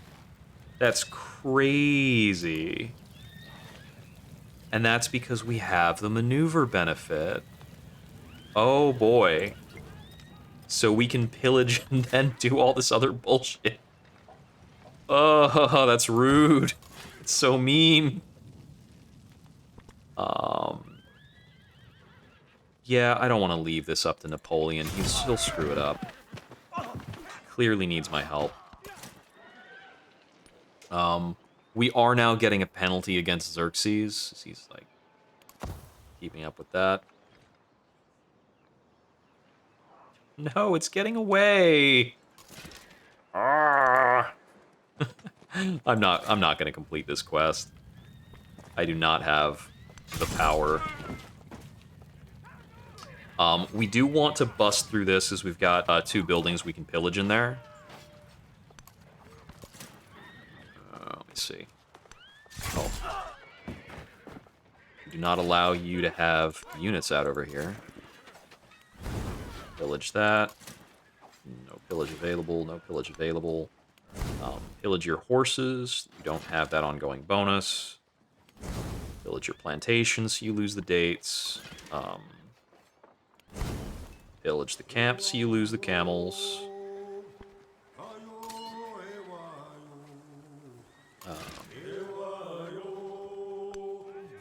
Over here, plan to pillage in a moment.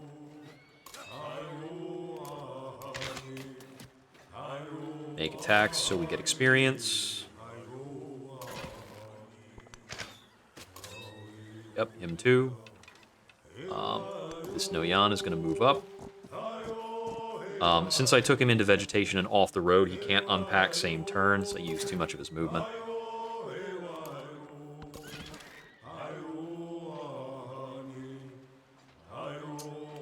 Just going to continue burninating the countryside. All of the thatched roof cottages. Oh, these guys moved over an or two, so they can keep going.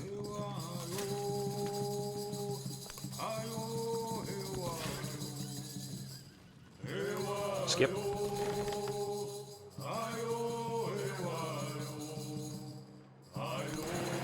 Maybe this guy can chase down this lonely Carrick that I have given up an embarrassing number of units to fight. Wow!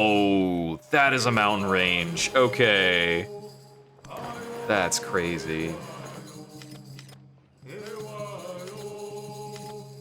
This could be like the culture corridor of the game.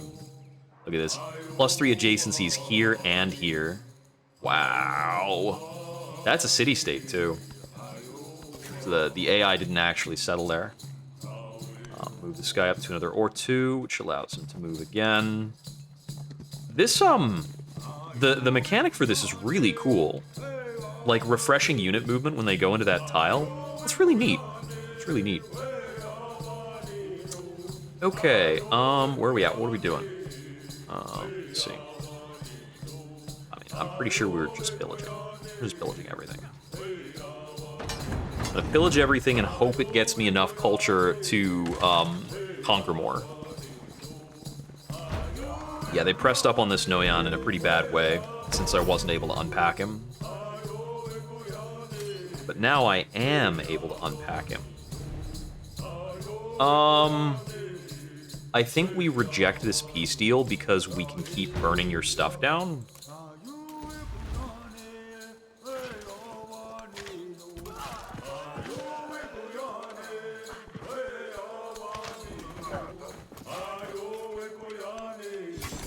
It's like this trebuchet is not well defended.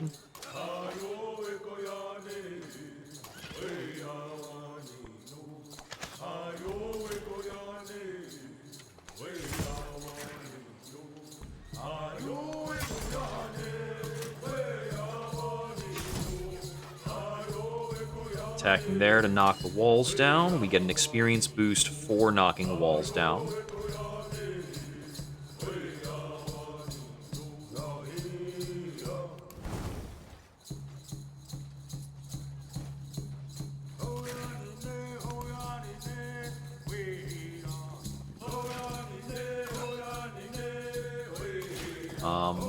Let's finish sacking that.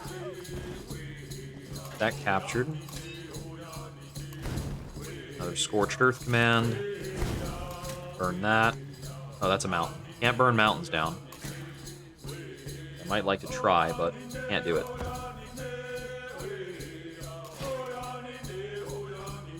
I'm gonna pack this guy into the commander since he took some damage.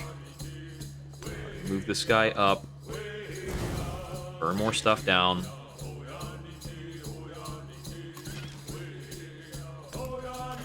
You get these guys over into the rural tiles, where we will start, you guessed it, burning down more stuff.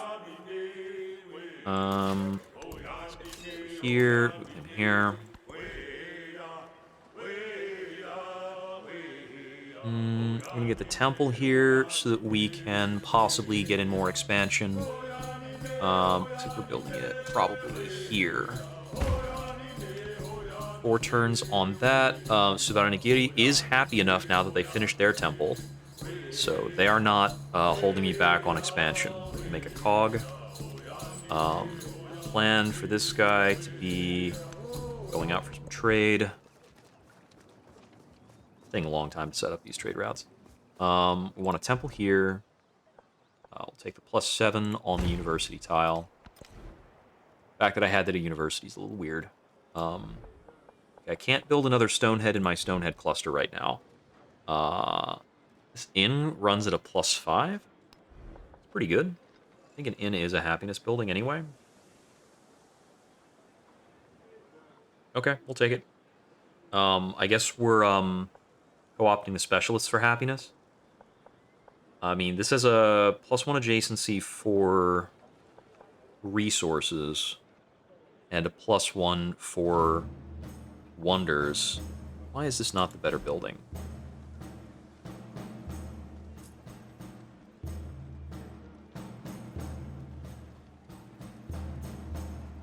I still don't get it.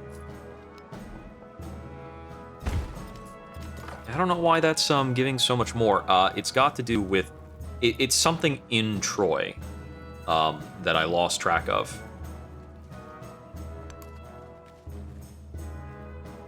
I would love to have... Wait, why do I have a knight over here? This is so strange. But I know what to do. Gotta check.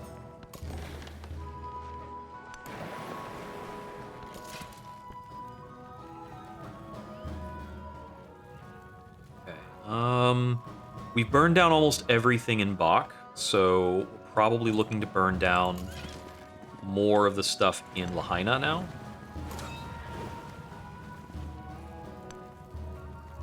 Move this guy over.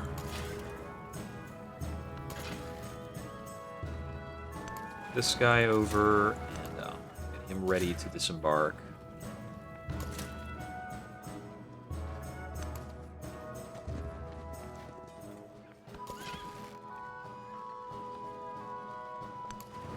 We're just going to be raiding and raising, pretty much.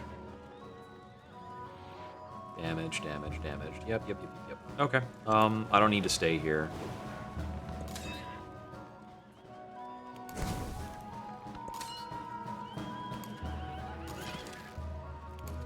These guys don't have enough movement to do anything. Oh, actually, I can shoot him.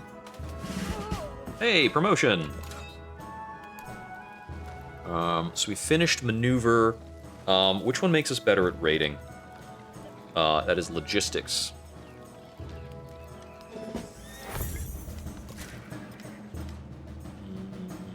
I gotta keep one guy in every town. I think that's just good practice. You go over here. So we're gonna stop sieging this place, really. Just gonna walk away. Oh, actually, I don't think I have anybody there who can make a ranged attack. I'm gonna move this knight up to make sure these guys don't try to outflank or anything.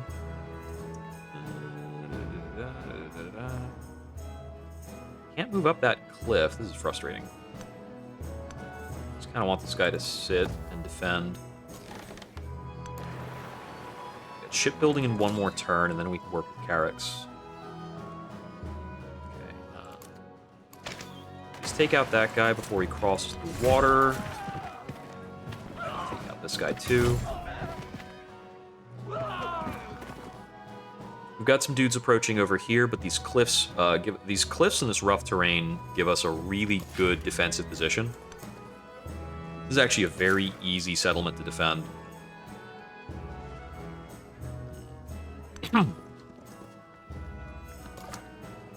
Move a little bit. Okay, so we can barely scout meaningfully. Yay, we get to see one more tile. This is an obnoxious mountain range. This is a crazy little spawn here. And this is a cliff. Oh, wow. What a useless bit of terrain. If shipbuilding art Can't even get out of there. Okay.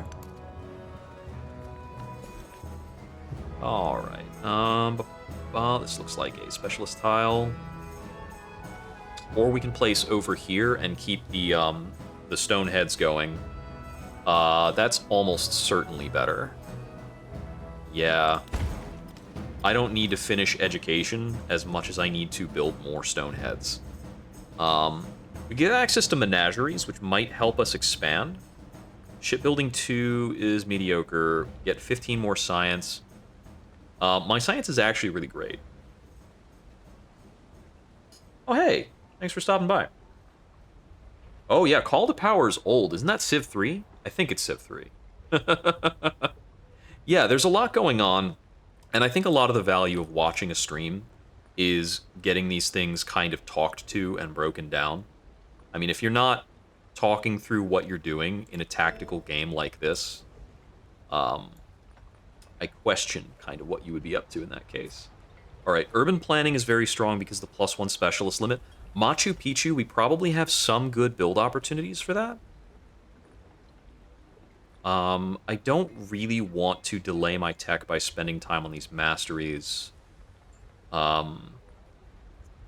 don't need to conquer more, so gunpowder's probably weak. I think we need to be pushing for urban planning so that we can get progress on our enlightenment. So we've got 2 high-yield cities, 2 high-yield tiles out of 5 to complete the Golden Age. We theoretically need 3 more captures for the Military Golden Age. Military Golden Age will be very strong for us.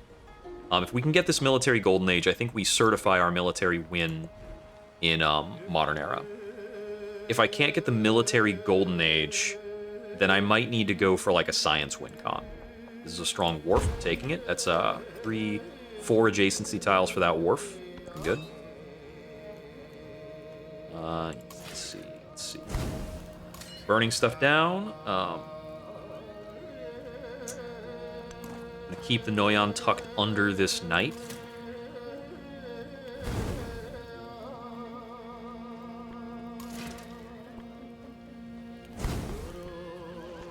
He actually dealt some good damage to this Keshig, but these Keshigs collectively are a little too fast to actually be in danger here.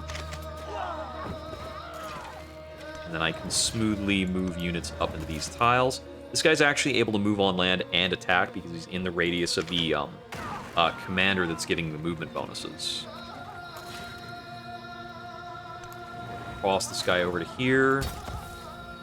These guys are actually just going to kind of fortify up, and they're just going to make Ba'ak a useless place. Which doesn't necessarily serve any purpose for me, other than being, like, organizationally helpful. It's less for me to pay attention to if Ba'ak is effectively contained. Because nothing's going to, like, run out of there and start messing with me.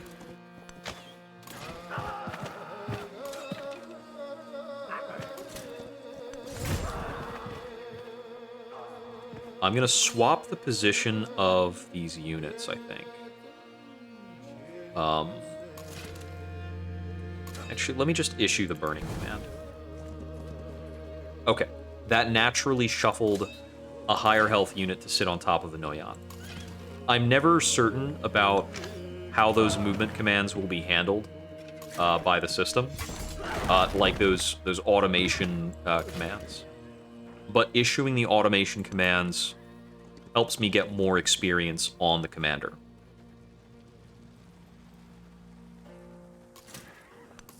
Okay, what I want to do here is, if I leave this place at low health, I think that these units from... I think these units will just take it. So I want to attack the trebuchet to make him vulnerable. But I don't want to capture it, because I've got my capture limit to worry about. And then we'll just kind of move around to try and make sure that Napoleon's units have a clear shot, and we'll see if we can just tee up a few cities for Napoleon so I can weaken Xerxes. Because if Napoleon could get a unit down to Lahaina, I would hand it to him for sure. I don't need this. I just want a rival gone. Skip for that turn. This guy can move over here to help with the containment and the pillaging. I slowly move up to my next pillage target, which I think is going to be Haran. Looks like we have a lot of urban districts here, so that's a lot of good pillaging. That's night. Night's going to pass. This Noyan is going to sit tight.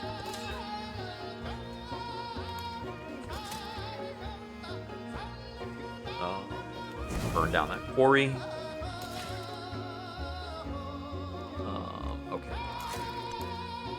Once again, we're going to keep these units tight and wait for him to cross the river. Looks like he's actually moved up a trebuchet here. And I can't shoot it. Why not? I think I can't shoot it because there's 2 vegetation. And it's kind of a quirk of Civ 7 that these cliffs don't give a vantage for range units. Really weirds me out. But by the same token, he can't shoot through these tiles at all. So he'll have to move this closer. And I can let him do that.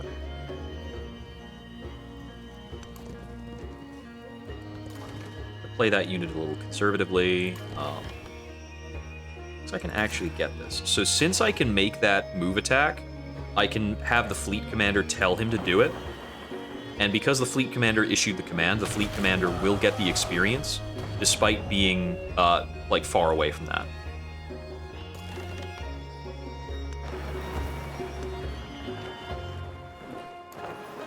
That's Napoleon's ship. That's friendly. We can upgrade to Carracks now on our ships. We don't have many ships to worry about that for, but technically we have it.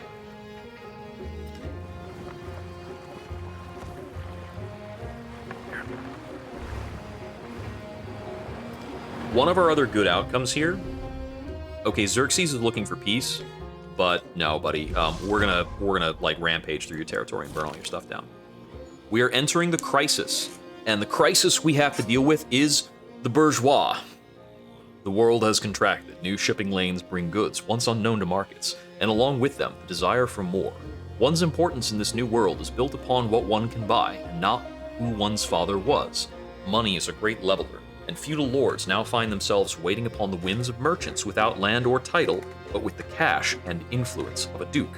Manufacturing and mercantile areas of the city grow increasingly wealthy as a result, but as they do, they demand more and more attention, goods, and rights. So this could possibly lead us to revolution. What we're going to push for here is probably, we want to just keep bulldozing stuff and see if we can get the AI to be unhappy. I'm going to build another merchant. So Jose Rizal, for instance, only has 24 happiness to work with and barely any yields because we've been burning down all of his buildings. We're going to keep doing that. It's really funny.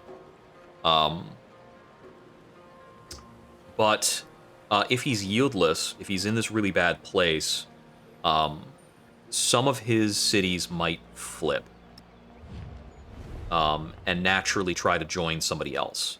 That will probably send them either to Xerxes or Napoleon. Xerxes, I think, is over city cap.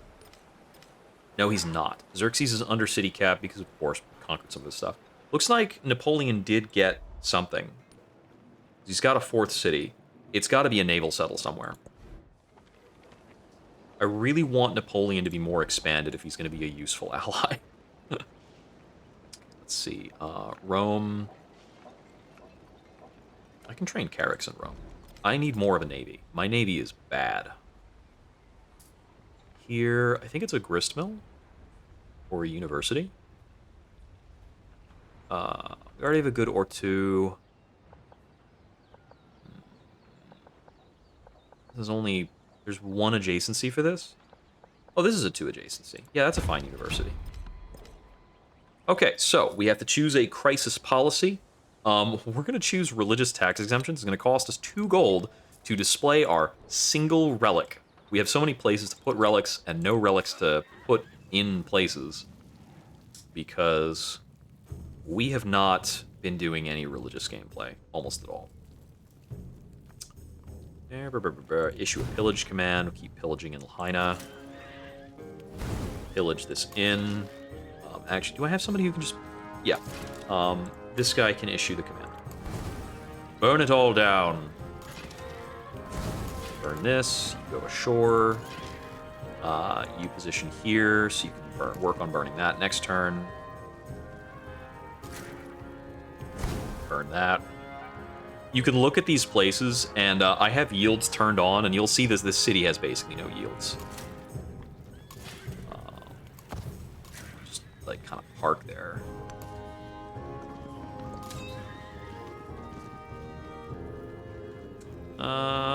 We want the Noyan to stay here. I wish I could tether the Noyan to the unit.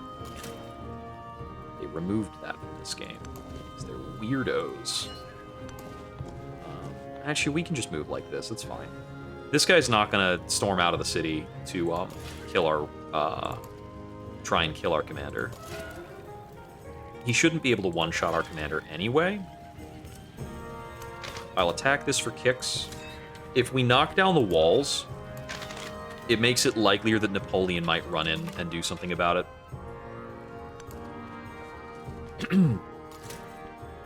I don't have the movement to kill this random unit. I might like to.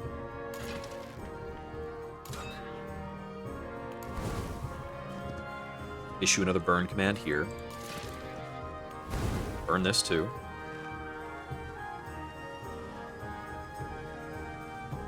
I don't know what it is that Napoleon wants to do.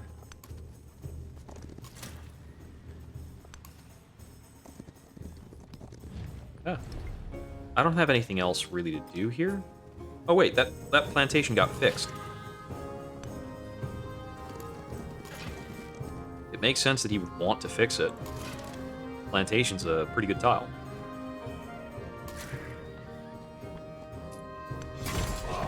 Smack. Oh, that was actually a bit of a mistaken move. Make sure these places are occupied. We can shoot the walls a little. Snuck in another promotion. Oh, wait. That wasn't where the promotion was. I probably have 2 Noyons in here. There we go. It's probably not going to be stationed in a city center anytime soon, but it's fine. This Keshig will stay here, because I think I still need to pillage this, right? Oh, no, it's already damaged. I can move on. This Keshig, I might actually want to move back off the front line. I need to make sure he doesn't get attacked. I'm going to move up this Noyan a little bit. Make sure he can see some action. Gotta be the center of attraction.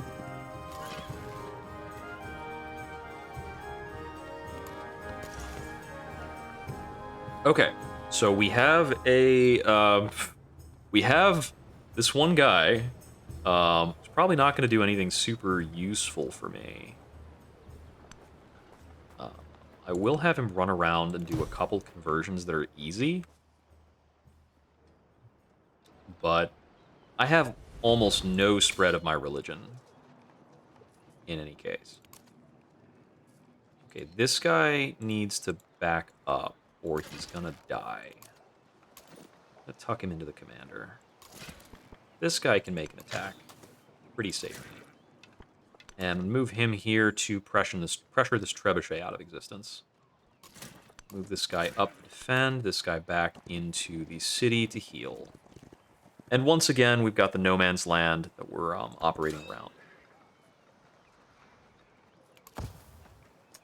I've got a lot of cash stacked up, and I don't know what to do with it right now. Do we city Kandahar? I don't think so. Actually, hold up. Okay, this is a temple already. So if I If I got a kiln here, then I could put up some good buildings here.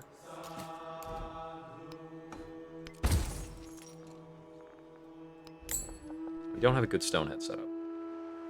Always got to check possible validity of a stonehead setup. But yeah, we put a kiln here to help us stretch out, and now we can build like a +6 university. Some got a 2 resource adjacency. Resource doesn't have to be in the city bound for it to be adjacent. We've also got a 2 adjacency dungeon. If I could build anything down over here, maybe, because like this would be a 3 adjacency dungeon. I think if I build a fishing key right here, then I can start building a 4 adjacency like dungeon plus no, this is not a dungeon, not a dungeon. This is 4 adjacency gold food. So that's actually a good tile. I found more incense, still don't care about it. This guy can chill. I'm gonna move him over so we can upgrade it with Carrot. This fleet commander can also chill. This Keshig, I actually want to move over towards this conflict in Uyajini. Help defend. This knight is still pillaging the countryside.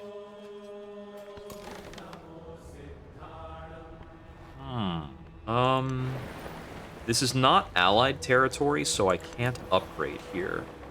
Tricky. Because I might like to try and knock out Jose Rizal's cogs, but I won't be able to do that without some kind of combat advantage. I'm not going to step this unit into the river, because it'll take unnecessarily more damage. We can finally get in some trade. Okay, let's see. Yeah, we're definitely putting Jade in Rome. Looks like we have space to move more Jade to Rome. There's our Jade capital, getting money. Okay, Dies gets us happiness. What's our lowest happiness location? Looks like it's Tushpa at a -1. Uyajini is also at a -1. We've got a -4 into Sali, so we'll put Dies into Sali. Gets them up to a +1.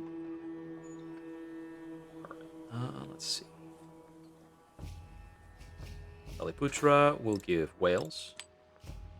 I think every resource is worth a baseline 1 happiness. It's like a new hidden feature, I guess. We can get those up to neutral. We still don't have enough excess happiness to do a casual capture.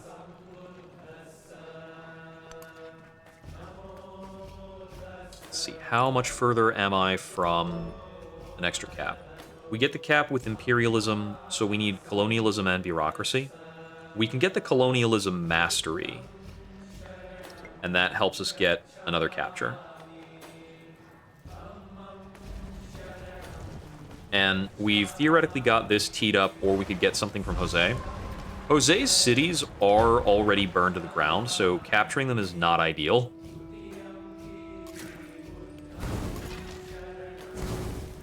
I wonder whose fault that is. This is all burned up.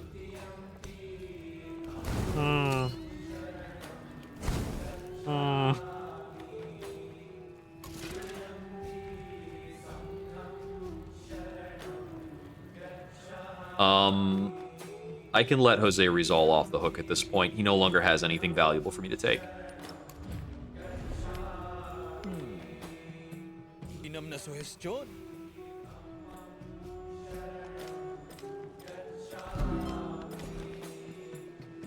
Growth. Let's see. We're a little low on happiness here, but I think we can still place this specialist and be okay with it. I need to shift the war effort to stop having war exhaustion.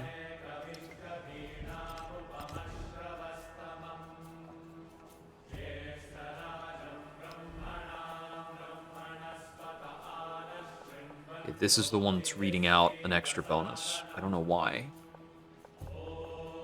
I don't know. Some sort of quarter adjacency based thing? We don't have a good tile for an inn, right? Not really, not really. We just have tiles adjacent to the Oracle that are mediocre. Is that one island spot I scouted earlier still? No, it's claimed, as it should be. I'm gonna build a couple trebuchets so that I have siege weapons ready for the modern era. Here, probably want to build a shipyard. Oh yeah, that completes a quarter. That's pretty good.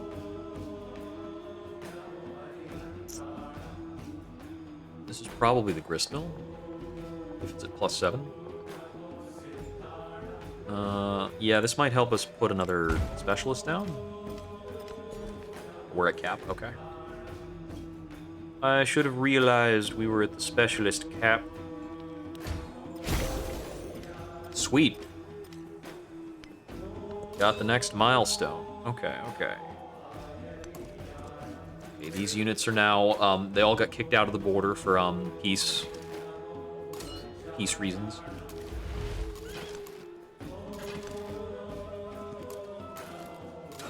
I want to get everybody packed up into the Noyon, and we're going to make our way out of here over into this lovely territory where we will begin burning everything to the ground. Also killing everybody.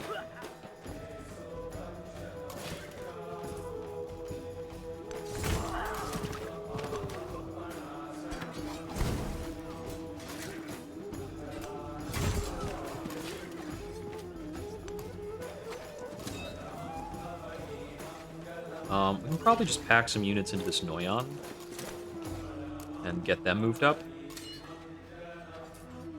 Maybe this Noyon too.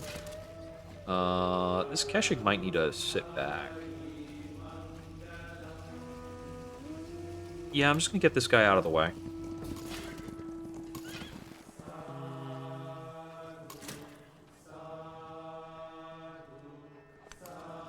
Move these guys up.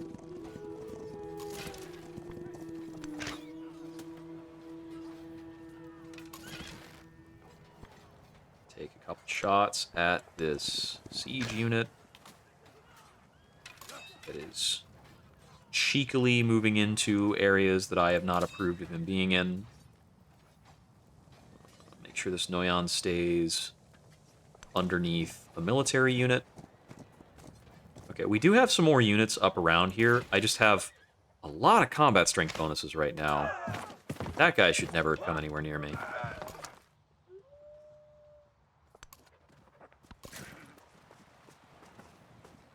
This guy's gonna just stay in Kalakmul.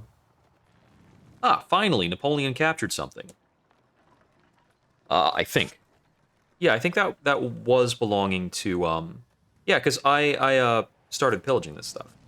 That's a 4th city for Napoleon. Way to go, buddy. Way to go. Oh, I need to turn this guy around. That's a terrible position. Yeah, we're gonna have to walk this guy over to the other side of this. These guys' movement will be a lot better if I could purchase, like, an Ortu. I don't have tiles there for that. Yeah, the city planning for some of these unique tiles is tricky. Shoot him.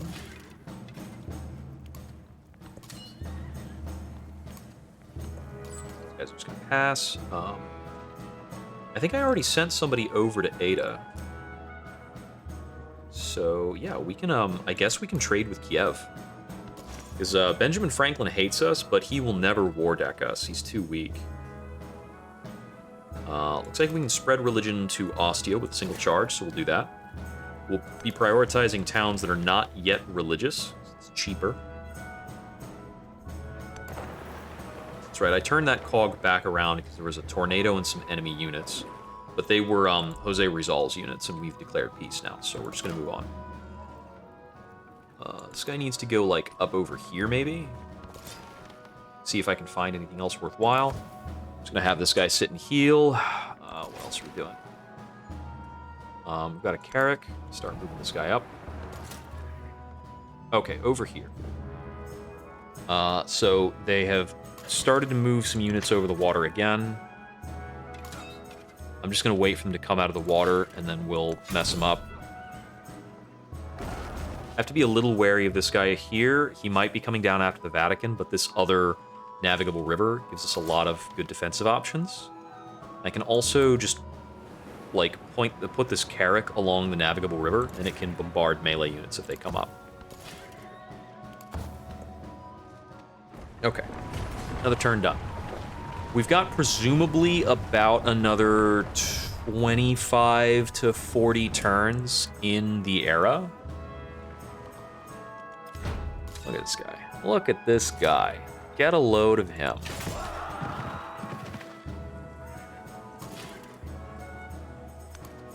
Just bonk that. No attacks from him. I could make that attack, but my priority is making sure I'm not bombarded over the river.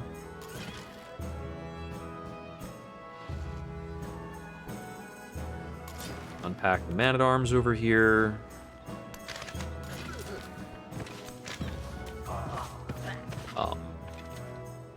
My cavalry is much, much stronger than my navy. I have a lot more cavalry-oriented bonuses. Over here, we're probably placing a specialist. This is a 3 adjacency tile. Do I have any better?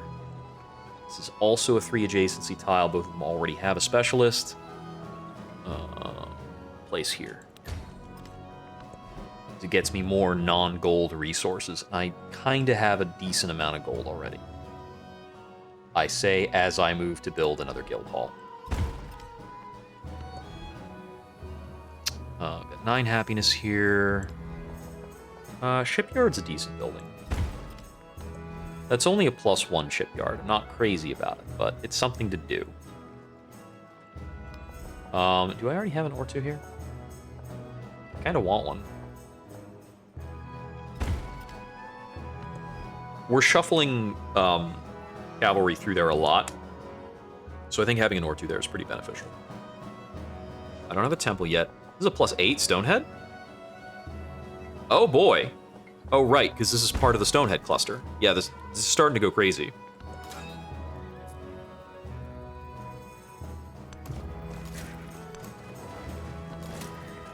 Every Stonehead is kind of more valuable based on how many Stoneheads you've already built, because they have an adjacency with each other, which is...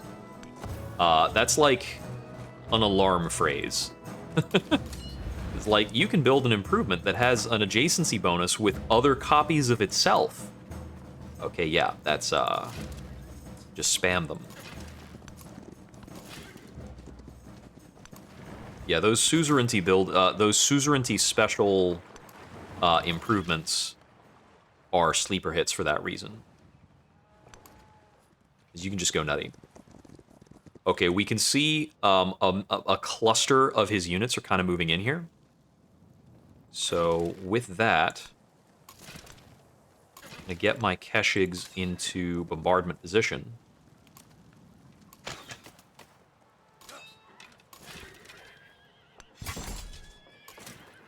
And we'll help Napoleon knock down these walls here in Bactria, while we keep the units out.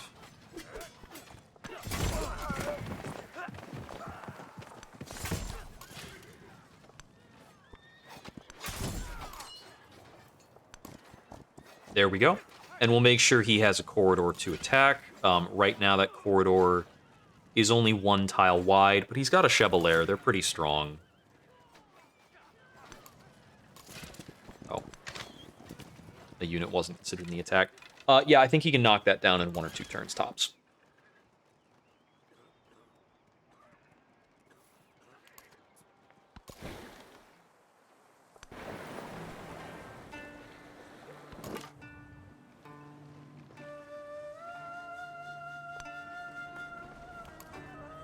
Okay, we have meaningful scout actions again.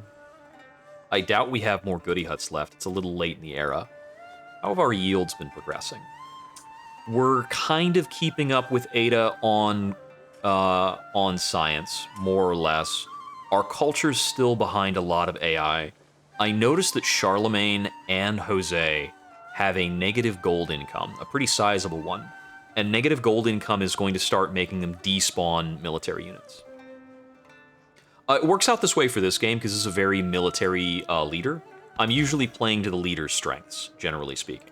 So our leader, Charlemagne, every time we have a celebration, which happens when we hit certain breakpoints of accumulated excess happiness, every time we have a celebration, we automatically spawn 2 cavalry units, and also during that celebration, which lasts 10 turns, we have +5 combat strength on those cavalry units. +5 combat strength is pretty relevant. At this point in the game, that +5 counts for about I would say like a 20% boost over their base strength. And with all of the benefits we've stacked up, our knights, which have a baseline power of, actually no, it's less than a 20% boost. Our knights have a baseline of 45 strength. They routinely attack at about a 60 strength because of the benefits we've stacked up. And because we have picked the Mongolians, we can progress a certain victory condition differently. In the exploration age, your military win condition is usually related to overseas expansion, but the Mongols can get benefits along that tracker for expanding within the same continent. So we're able to make good on that in a unique way. Let's see, I can remove commune and maritime law, and looks like we can get some value now out of colonial surplus and kshatriya. So now that we're getting a benefit on kshatriya, I think that's because the armorer is considered a military building. Okay. So we've picked a lot of things that focus on our happiness so that we can get more of those celebrations.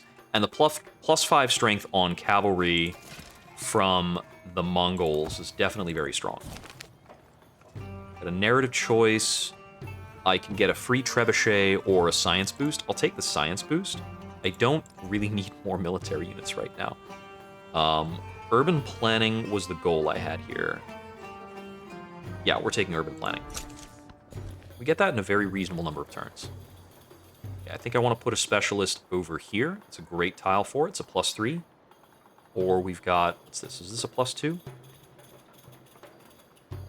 This tile is counting for a lot. I think it's because it's near the Dharma and Vihara, which from what I recall, give an adjacency bonus. That's why it's getting extra happiness here.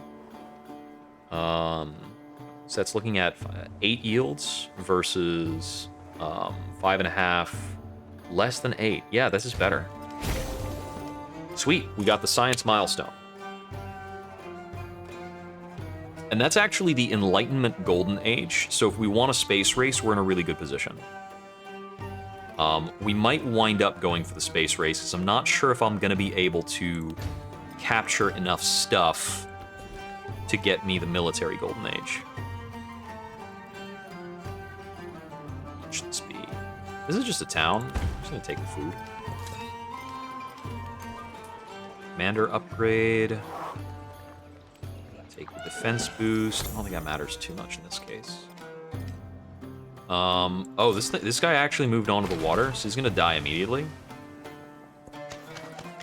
He did not die immediately. He's gonna die slightly less immediately.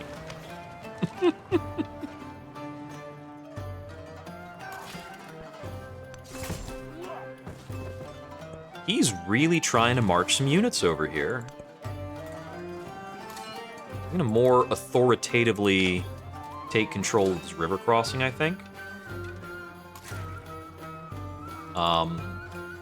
I think this Keshig is about healthy enough to unpack, but I can't unpack him after issuing a command, the leader. Okay. I think so. It's authority, bureaucracy, imperialism to get the settlement limit here, but I think 13 turns on Yasa is getting reasonable. I have to get Yasa and then the following mastery, but I think we can do that. That's going to be approximately, roughly 26 turns. Oh, actually, no. We get the colonialism mastery here, because it's 6 turns plus 1 settlement limit. Okay, yep. As planned, they made this capture, and it looks like we'll get him this capture too. I can see a lot of units over here. Are any of them frightening to me? I'm not... I'm gonna have to take this kind of tile by tile.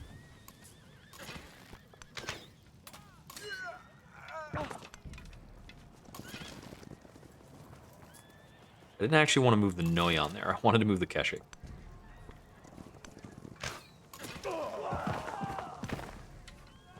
I don't want to move in too close here.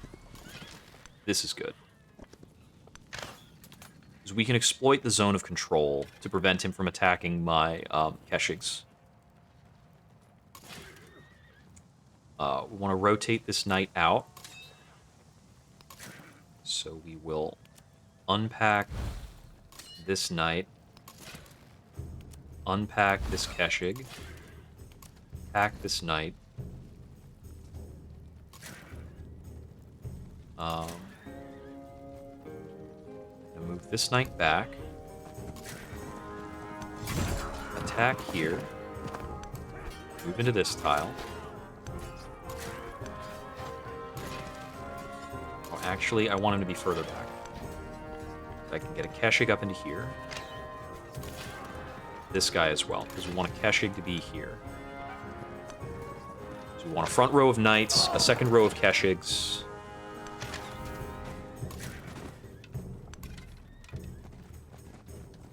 We just start holding tiles and locking him in. Looks like this Noyon got pretty low. We've actually got a couple damaged units over here, so I'm going to pack these up and move them back over here to get healed. While I move these other units to press up on this front, and we're going to see if we can capture Haran for Napoleon, but not until we've burned it down. Okay, maybe a shipyard or a menagerie. +6 in the shipyard. Let me see. So, the shipyard has a building maintenance that makes this +5 happiness only an effective +2 happiness. The menagerie, because it's a happiness building, does not have a happiness upkeep. So I think this is what I'm more interested in putting down. 6 of 1 where I place it. I'm going to place it along with the temple, I think. Kind of matching buildings. Even though I'm just kind of throwing them down for happiness. Karakoram doesn't really need more happiness, but it looks like I might have a very good menagerie. If it's a +8. Why is this a +8? It's providing 2 happiness to other buildings.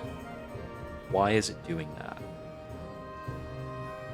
I don't know why it's doing that. Is that a Charlemagne bonus of some kind? Military and science buildings have a happiness adjacency for quarters. That's what I've been missing out on. Okay, so placing a second building in the same tile completes the quarter, which gives a happiness adjacency to the production and science buildings over here. That's what I've been missing pretty routinely.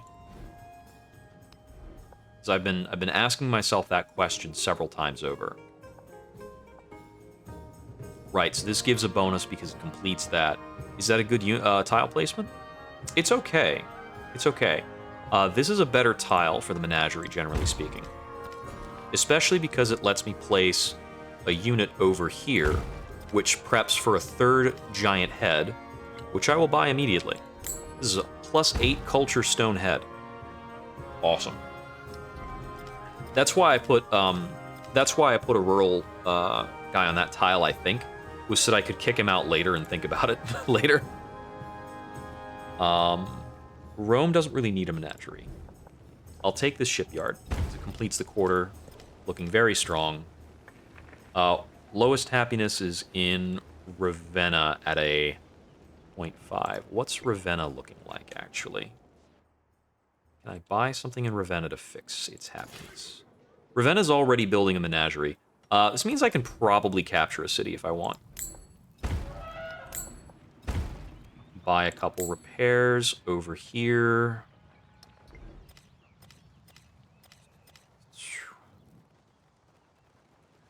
I could conquer this. I don't think I want to spend my settlement cap on that, necessarily.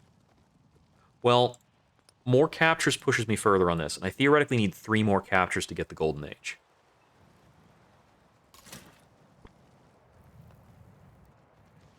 Yeah, we will think about it. It's entirely bulldozed, so it's not the most exciting capture to take. I think the way we're going, we probably aim for science, and we just try to maximize and make sure our opponents are in a bad place.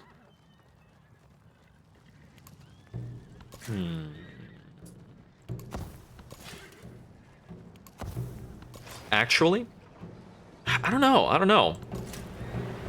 So, going that far over settlement cap is tough.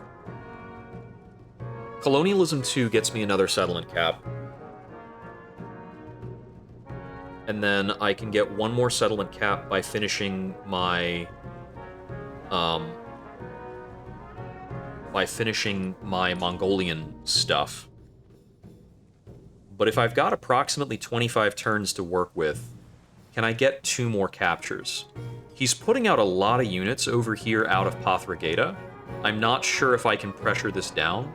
I'm assuming that's because he's producing a lot over in, like, Baghdad Kusaparsa, and this is just the front they're showing up at. I think Haran is probably capturable. So maybe I should focus on capturing Haran instead of turning it over and burning it down.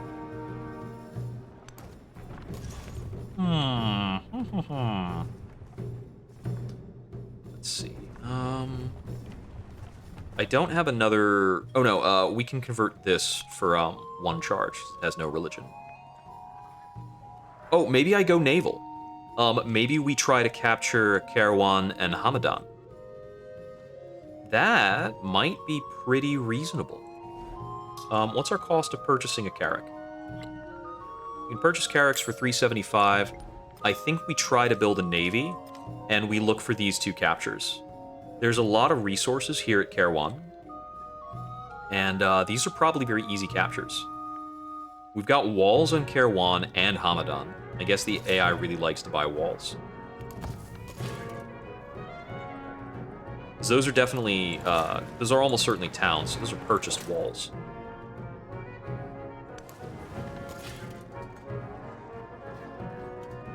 What's this thing doing? Yeah, let's pack up some Carracks with this fleet commander, and we'll see about taking those 2. This guy's still exploring. This guy is also exploring. Yeah, because I think all the on-land stuff, I'm just going to pillage. I'm just going to keep pillaging. Wait. Are they part of my home continent? Okay. This continent is Valbara. So, yes, Kairouan and Hamadan are part of my home continent, so they will get a benefit. They might also be considered distant lands? How's that going to work? Hey, thank you for wishing me luck. Hope to see you again. How is this going to work? Controlled settlements in the distant lands and conquered settlements in the homelands. Okay. So they'll count either way, because these are either distant lands or their homelands. They both count.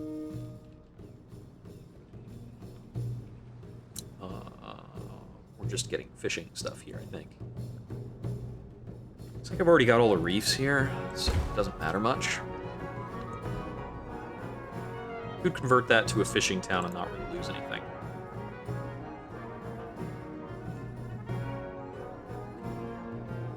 Let's see. Yeah, the City Hall Stonecutter is a completed quarter, so it's giving an adjacency benefit to the university. I get that now. Okay. Yeah, it's a little bit of an odd build problem. I'll build this. This is a +2 adjacency baseline. It's going to grant more adjacency to the university too. Let me see. We've got a possible Stonehead cluster here. This is also just a good tile. Okay, it lost the happiness bonus. Why did it lose the happiness bonus? How do happiness bonuses even work? What is that? Why? Why would that lose the happiness bonus? I'm very confused. I'm going to make this a fishing town. It doesn't really need to grow more.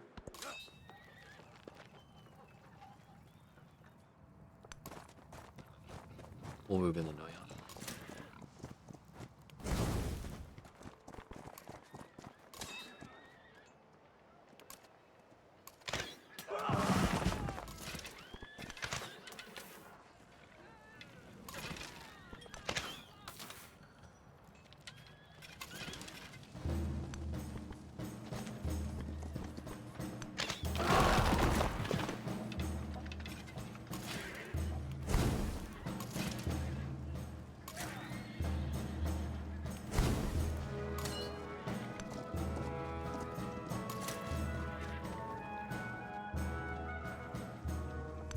Go home to heal.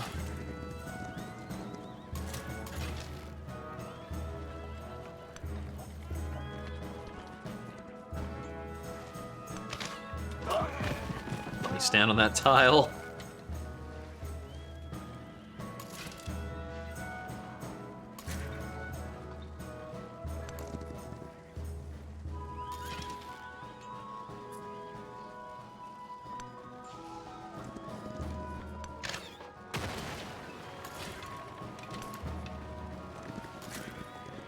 Okay, we've got a solid line of knights.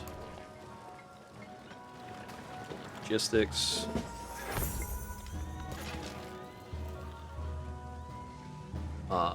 Keshig could wait. I'm gonna move him up here.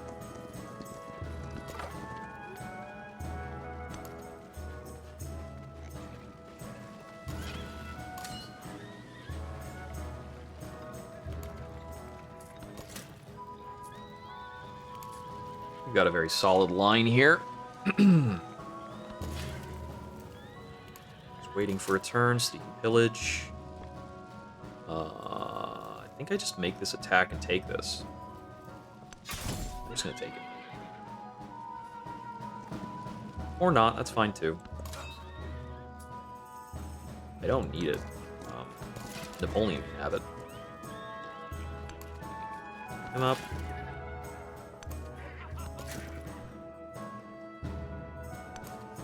I think that's my unit for trading with Kiev, maybe? This merchant. Oh no, he's going overseas to Ada. That's fine too. It's gonna be a while. Move through and work too. Got more movement. Ba-ba-ba-ba-bum.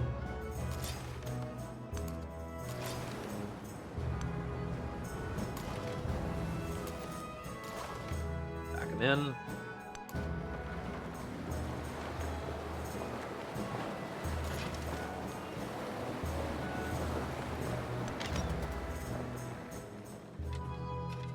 I am moving some units out of that front when they might be useful to defend.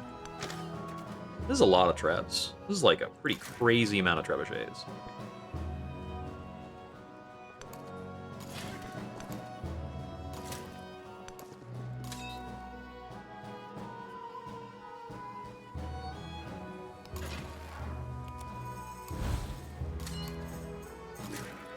I might be in a position where I need to make some sacrificial attacks or buy some more units or something over there.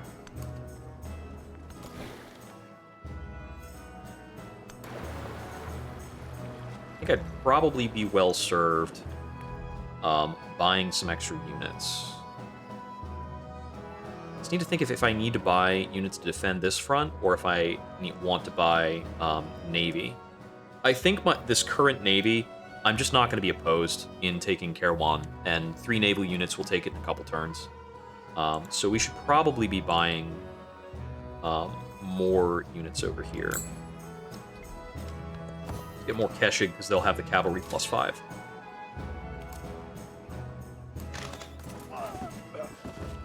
I'm not sure where that valid attack command even was. Oh, you know, I think it's this guy who was able to shoot him. Wait, I thought I already attacked with that unit. I don't know. I don't know what happened.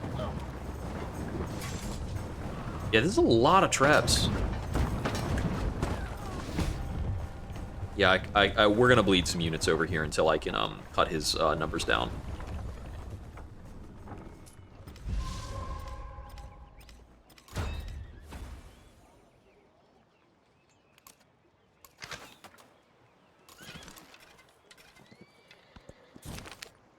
Oh, crisis proceeds.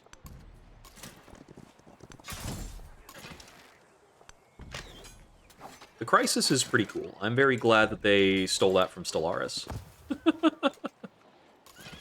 Okay, this unit is not going to stay up, but we'll have him finish his work. This fleet commander gonna come over and drop off some guys.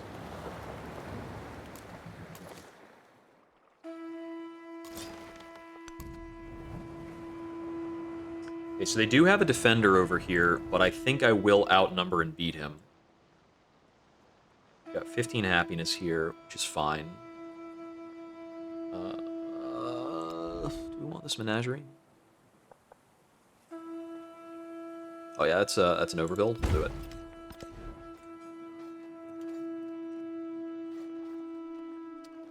Here, I think we need to be building either like more walls so that I have a better perimeter to stand in, or just more units.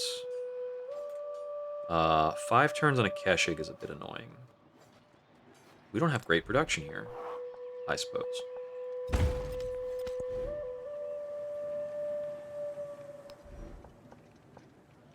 Over here, yep, this is a good one.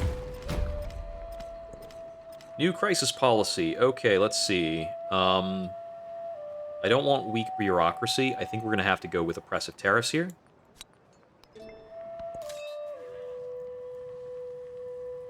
Let's see. I want to make sure this Noyan is affecting almost all of this warfront. That should be a good spot for him to stand.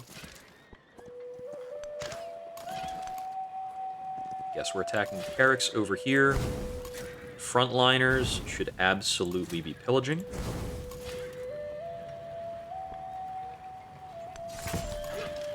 Except for maybe these guys who have some important attacks to make.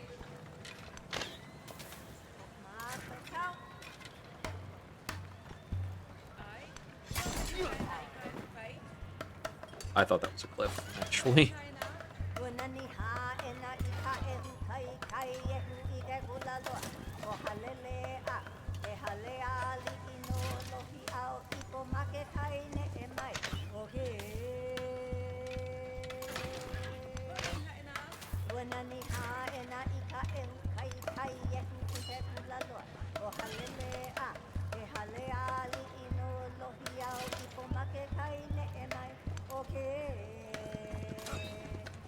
Kinda just gotta find places for units to stand. There's a legal attack there, that's the one we should take.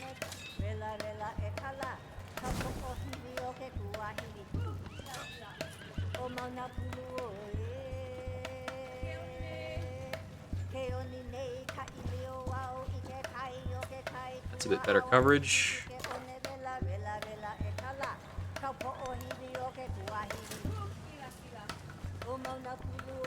Use it tight.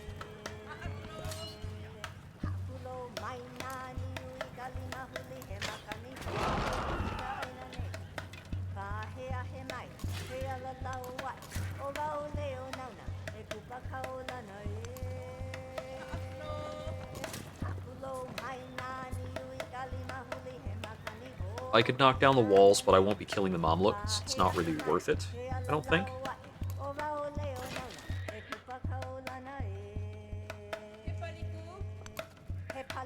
Position alongside roads. These guys need to rest. You guys also there so they can rest. Okay. Napoleon did capture that.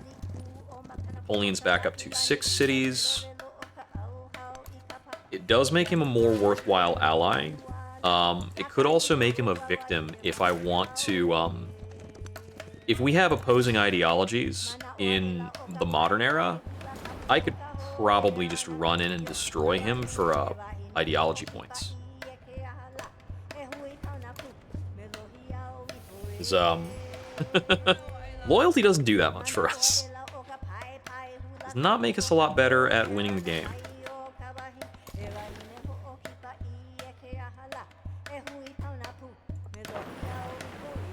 Oh, there's his other city. We found him. Are you, like, sharing this little area with Benjamin Franklin? I would guess Benjamin Franklin must be down here, then, because we took Madrid from him, so that's gotta be his little island hideaway.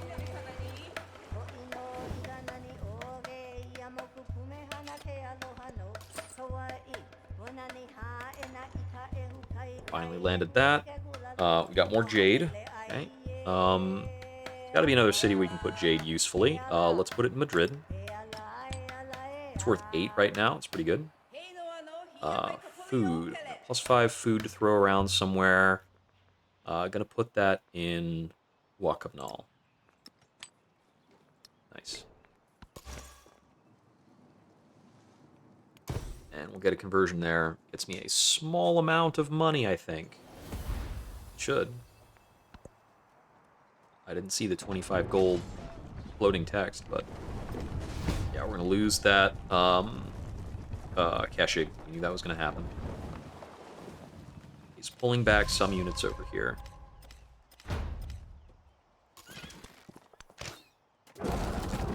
Shoot you. Okay, that Noyan is standing alone on a tile. I don't like that.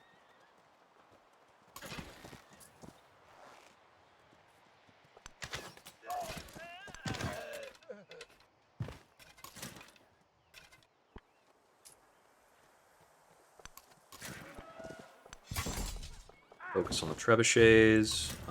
Get this unit on the water. Head over and assist. This guy over here. Land barrage. Okay, let's see. What's the next choice for this guy? Engagement. Move after unpacking is nice.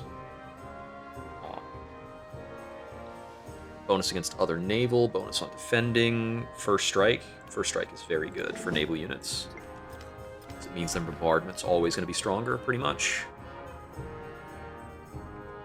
Why does that say +/-1? It doesn't have a negative adjacency. Wait, it says that in a couple places. Oh, right. My specialists are taxed. So anywhere I place a specialist is -1 gold. Okay. That makes sense. Wink. Let's see. No giant head value. So we're going for, I see some 4-yield farms, and that's about it. Let's see, 4-yield farm. Over here. See several 4-yields. Should be possible giant head value over here, actually. You could theoretically do a cluster of giant heads. I think this is the first time this place has been outside of its, what's it called? Revolution. Let's see. Kind of need pavilions. Yeah. This place is a bit behind on what it needs to do for me. I'm very behind on culture.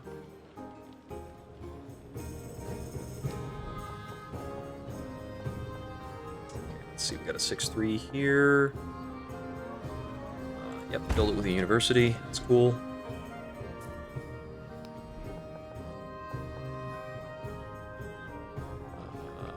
Yep, armor with a university is a fine pairing. What is my hub town benefits here? +8? Pretty good. I'll take a hub town. It's central enough.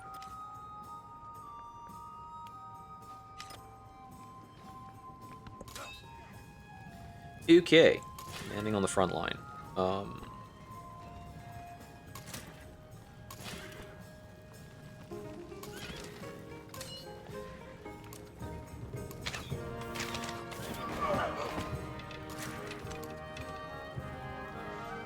Take that.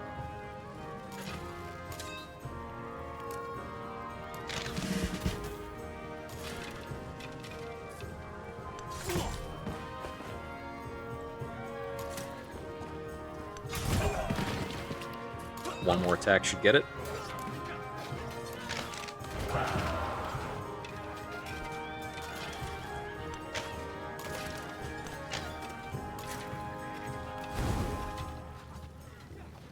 I think a lot of commanders certainly simplifies my actual inputs on this war front.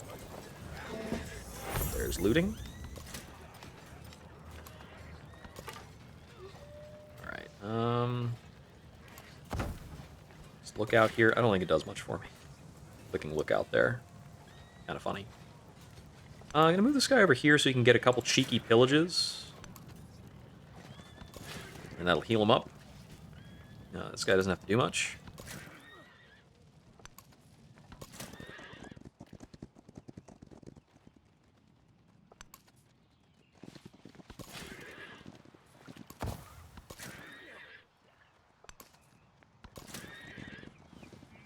So many knights.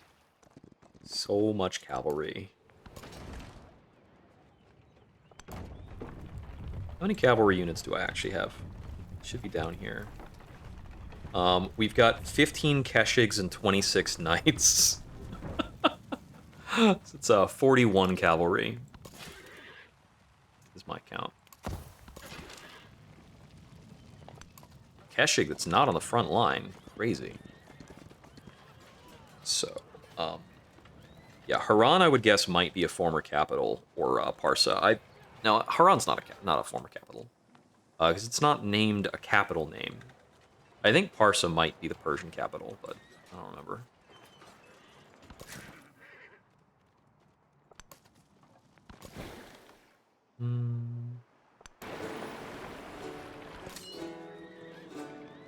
Okay, this is my troublesome war front.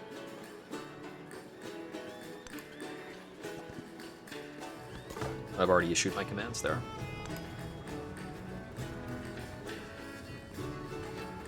Okay, that's that. Moving on.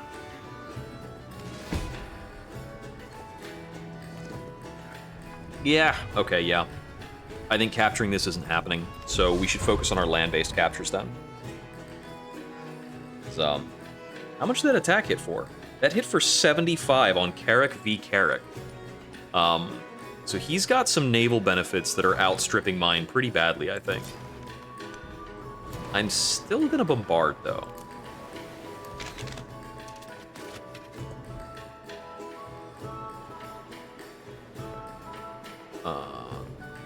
I'm just not gonna bet on winning that naval conflict overall.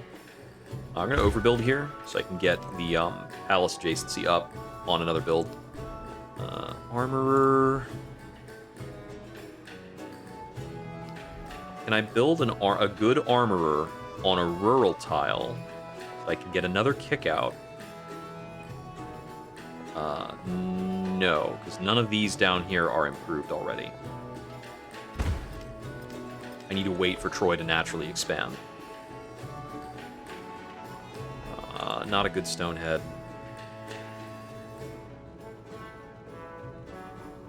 I don't care about temples. Got +6 option on a pavilion in a lot of places. This pavilion also has 1 happiness. Yeah, that's fine.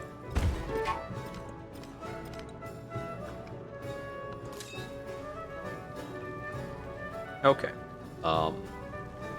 We take this? I think we take this. Yeah, both of these give a settlement cap, so in 2 turns, we get +2 settlement cap.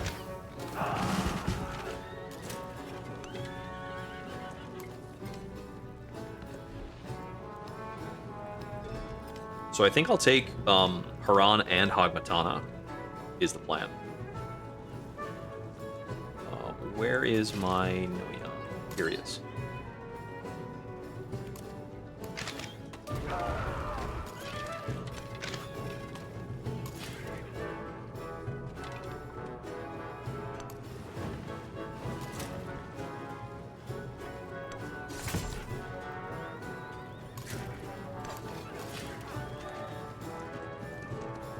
I need to be a little wary about the bunch of guys that's over here.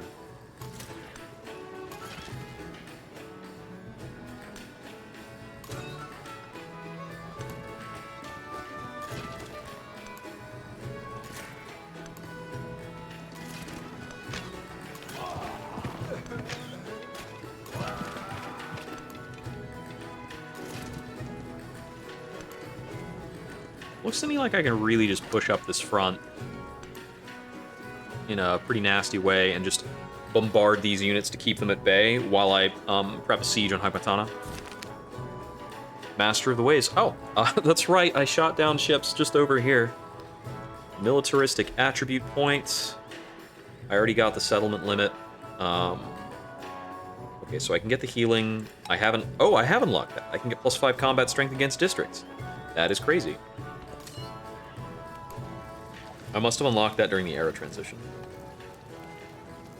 We unlock First Strike. We take Order.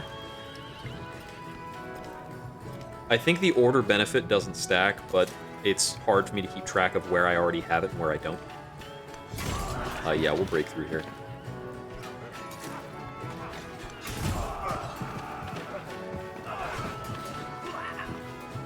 These attacks are almost always going to be beneficial for me. We take a cheeky pillage. Yep, we're going to help Napoleon over here. Knock out some units. There must already be a friendly unit standing in Kalakmul that I can't see.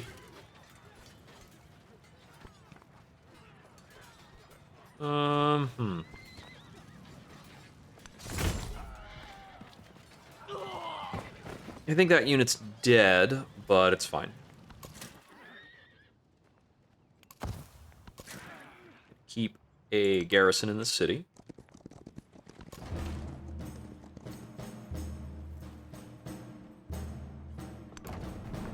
It'll take a bit of time to cross the no road area here, but then we can get back on the roads.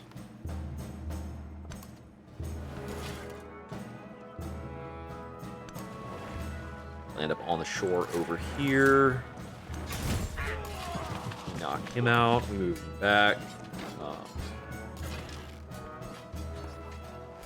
This is very annoying.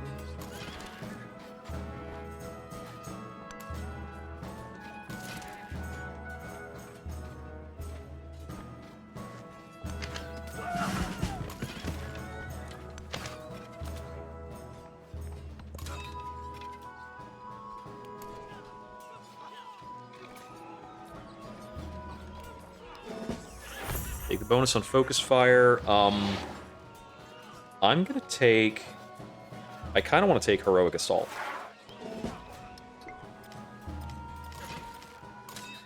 Because this Noyan hasn't acted yet, and I can get rid of that guy. Which gives +8 XP to the commander, I guess. That's pretty rad. Looks like my open borders with Ada has expired. It also probably means that my military aid is gone. Open borders, please. Thank you. The earth is held fast by... We found a natural wonder. Looks pretty big. Every time an environmental event has provided fertility this age to you. Huh.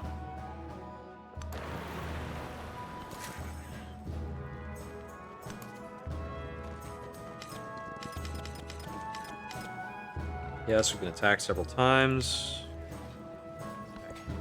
Our influence income feels very not great. I think we might have an influence penalty based on some stuff we've captured.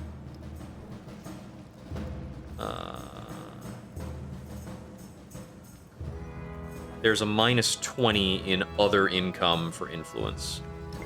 And I don't think that's from a crisis policy, from what I can remember of my selected crisis policies. Okay, I lost a knight to a Treb over... That's the knight I expected to lose. That's okay. These things happen. So, placed kind of up over here. Whoa, that was a crazy move. I didn't expect that.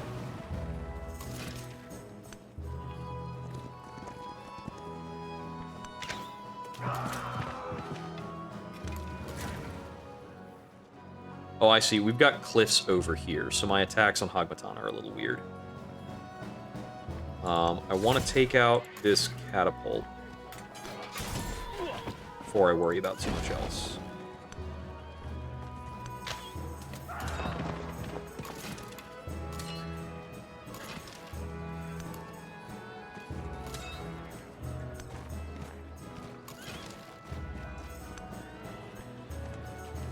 Might as well shoot this, since I can. Keshig are distressingly powerful in a siege.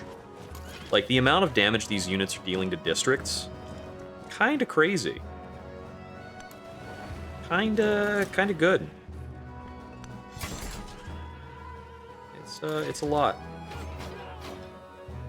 Right, I think I need to take up, these tiles over here to make a good siege effort on Hagmatana, but it's gonna be difficult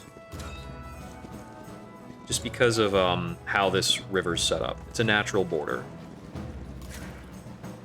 Like, navigable rivers with this cliff gives me a super narrow attack window unless I can bombard them from this side.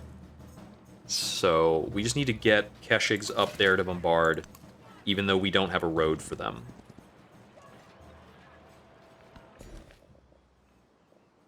Okay, over here, let's see.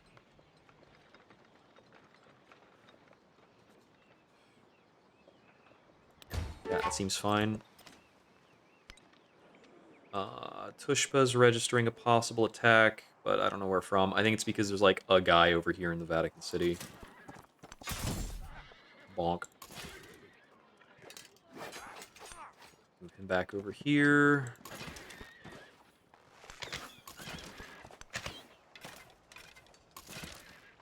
Attack that, attack that.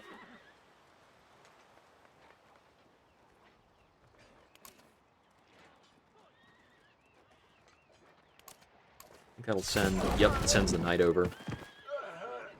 Cool.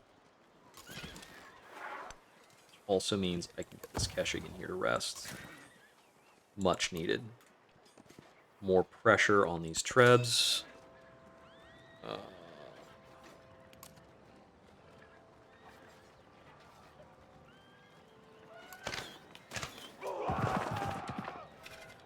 If there's a focus fire option, that's clearly where it should be going. You can make an attack to do that. Next turn, we get the settlement cap.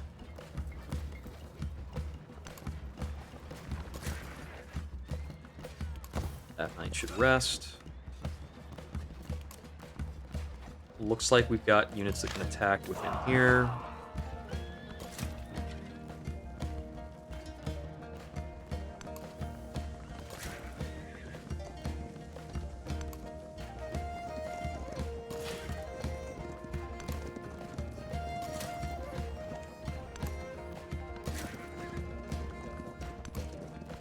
More knights moving up. The knight parade does not stop. Get in a little open ocean exploration.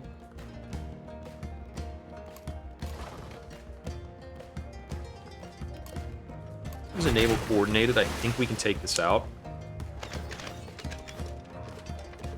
I noticed that only one of you attacked. It's a little uncool. There we go.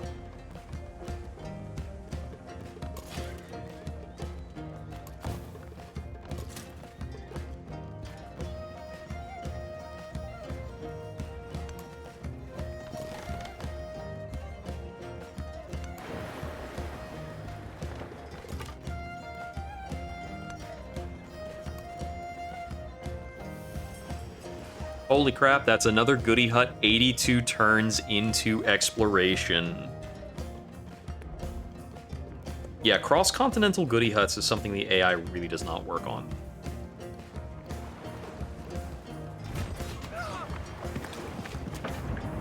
We've got a few units moving in. I think we can shoot them down. Papal state has been defeated. I don't know what that means. Is not satisfied merely with Settlement limit. is like a great Specialist limit from urban planning. It wasn't settlement. It wasn't the same thing. Napoleon's made peace with Xerxes. Okay. I lost a Carrick to that Treb. We definitely have to back this off now. Pack on up and leave. And then scout destroyed by Amanda. Okay, well, fine. I wonder what Papal State destroyed is in this case. Okay, so we got the urban planning. The rest of this is not too important, right? Construction of military buildings. We could theoretically pick up relics. I'm just gonna go get, like, metal casing and gunpowder. The metal casing upgrade might be good. We're gonna pick up Yasa now. We have access to hospitals.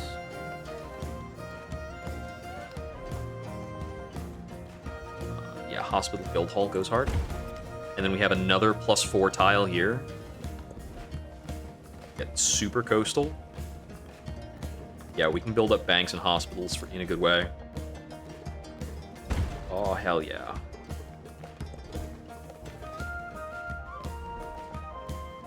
This one's mediocre. It's just a +2. Not really excited about that.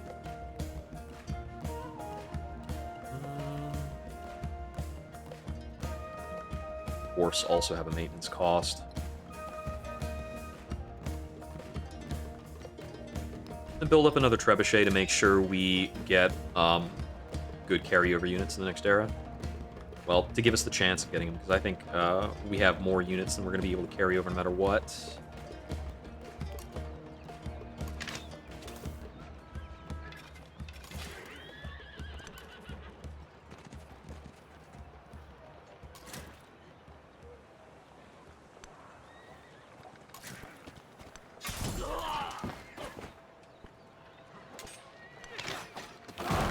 Knock out these ranged units.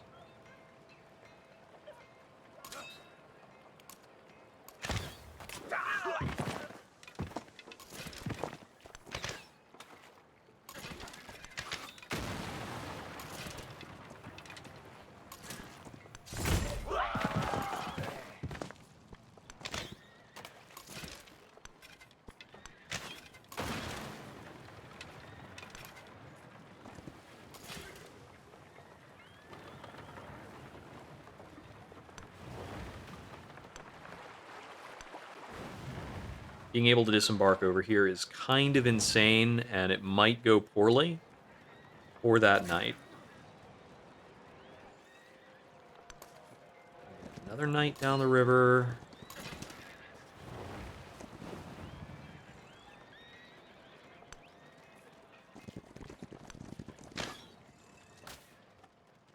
Is this also fortified? No, I think it's just 2 fortified districts here. So we want to be here, here, and then like this stretch. And then we'll be able to take care of it. This guy's going to back up and heal. This guy is going to hang out here probably. Put that guy on the river. Move this guy up to attack. Yep, good call.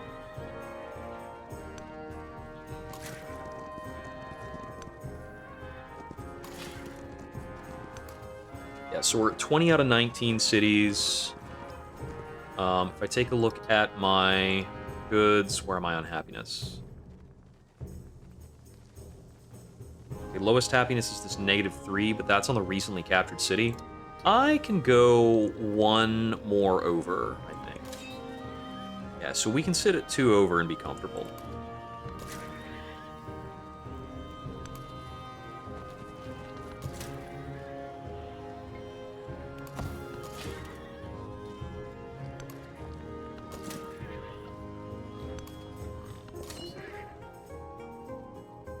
That guy's finally healed, but I'm just gonna have him chill anyway.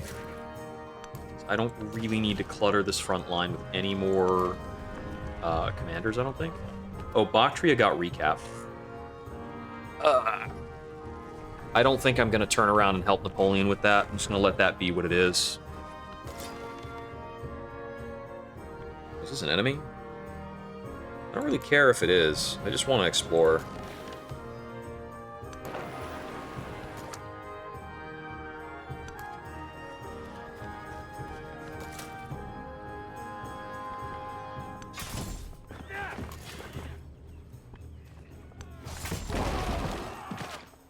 I don't mind taking Pyrrhic victories with these units.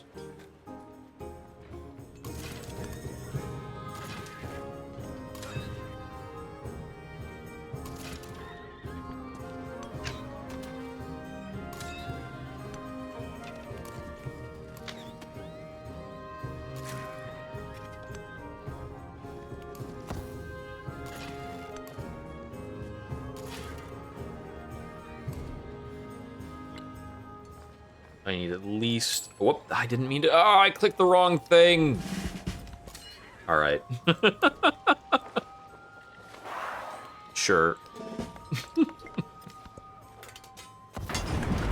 I meant to buy another Keshig, obviously. If this guy could just not come on land, sweet. I cannot do another heroic assault this quickly.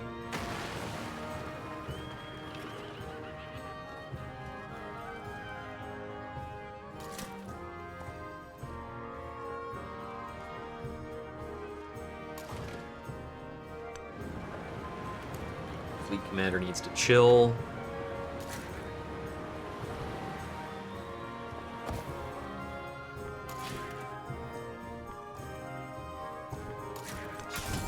I'm just gonna put damage on these trebs.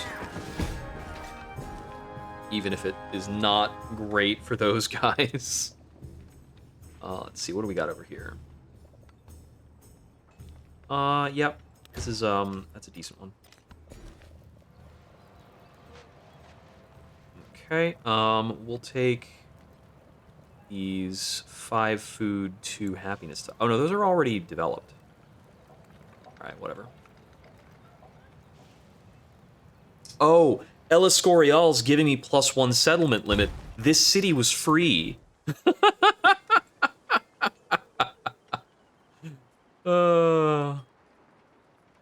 pretty good. This +6 pavilion's a good idea. That should also move a guy out to allow me to plant another giant head over here. So Ostia will build a giant head next. And these giant heads are ageless, so weirdly enough, I'm behind on culture here. But when I go into the next era, we might be looking really good for culture. We want to build a science building there if possible. We don't have any science building stuff. We'll make a dungeon, though. Dungeon's good. Delicious in dungeon. What? What are we doing here? This unit probably isn't moving forward. Oh, I took a flood. That's nasty.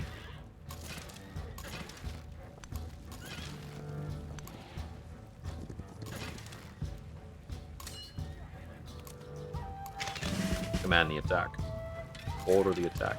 I need to get him back out of the water. He's going to take too much damage.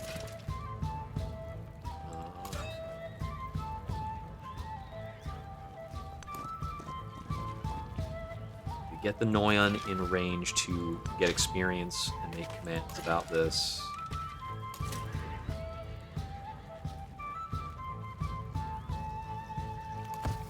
Chill.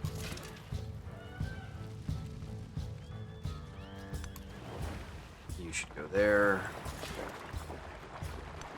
You should hang out here to make an amphibious attack. This guy should also probably wind up hanging out here, but there's not enough room right now, so he's just gonna chill.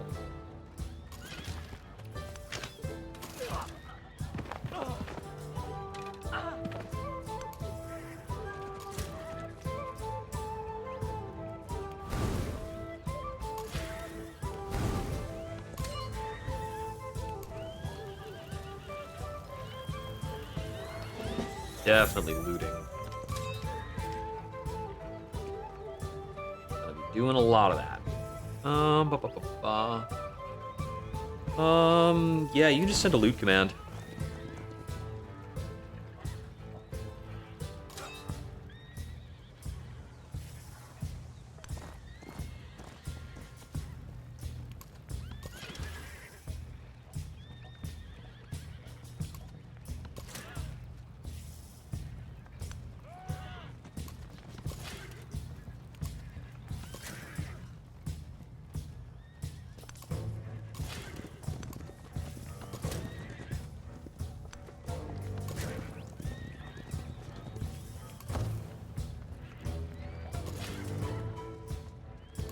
Skip for him. Skip for him.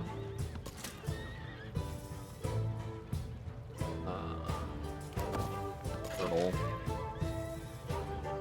Skip.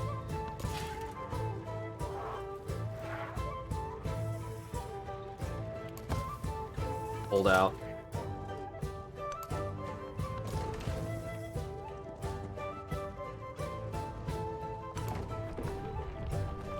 I'm just gonna walk up and see if I can help Napoleon with this. Oh, there's one of Ben's only 2 cities. Got completely pushed out of his original continent. Crazy.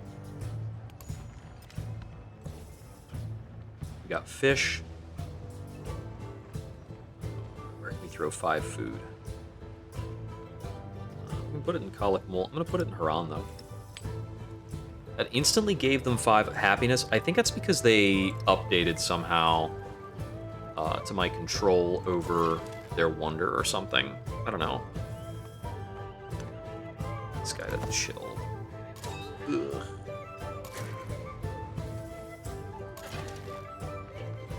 I'm having such a hard time keeping units healthy over here.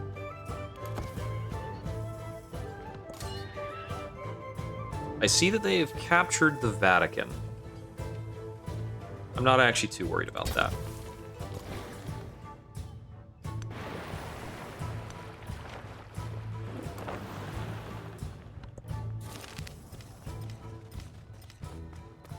I'll get the one that gives me some gold.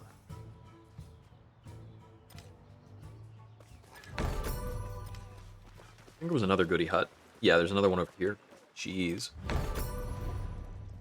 He will yield me Haran. I'm about to take another city, though. Because I'm about to take Hagmatana, obviously. Very clearly have that in my grasp. Yeah, he got that. He got my Wounded Knight, which I did expect to happen. It's unfortunate, but... Focus fire on that. Focus fire on that. Should capture.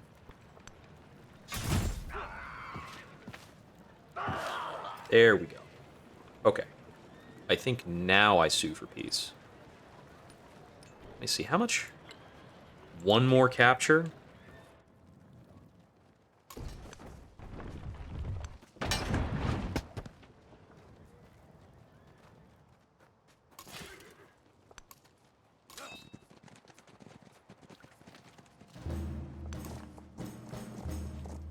I can run off to capture Bactria super fast, then that gets me non-sufficit, and getting the Golden Age there is worth taking some other random losses. Because I'm going to get bruised on this battlefront if I have to deal with these Carracks coming up this river to attack my guys.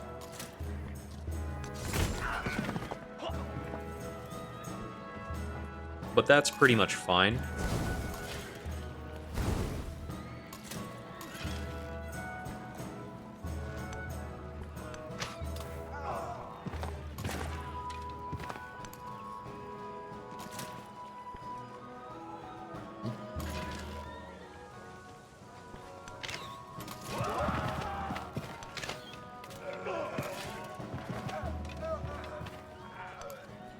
Okay, that is actually occupied. I thought that I had like a phantom unit there. That happens sometimes.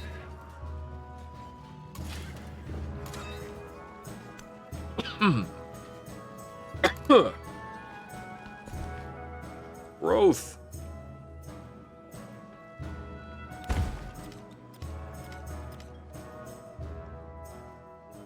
I have enough to buy a giant head. I think I was planning a giant head in Ostia. Yep. +8 culture stonehead. Hell yeah. This is mine now.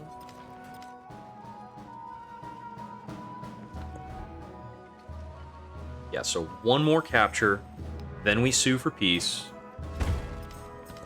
and that will give us the Golden Age. These are weird yields for an inn. Why is this worth 4 science? It's because it's adjacent to the capital. Okay, so I just need to complete this. The inn is not the ideal building to do it. We want a, ideally we want it to be like a culture building. There we go. I've not been too mindful of those, like, capital adjacency overbuilds. Some of those I could have gotten done faster. So it was wasting a bit of specialist time. +8 bank. Where's that? Over here? Why? Why is that a +8 bank? It's only got, like, an adjacency of 2, what I'm reading. So, like... Is that only 2? Yeah, it's only +2. Banks are just worth 6. Okay. It's just what banks are, I guess. Alright. Observatory options.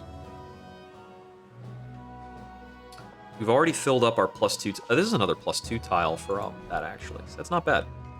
How is our stonehead options? Not good enough. Yeah, I'll take the observatory. Growth. Yep, put another specialist on the armor university combo. Gets that over to another over 40 tile.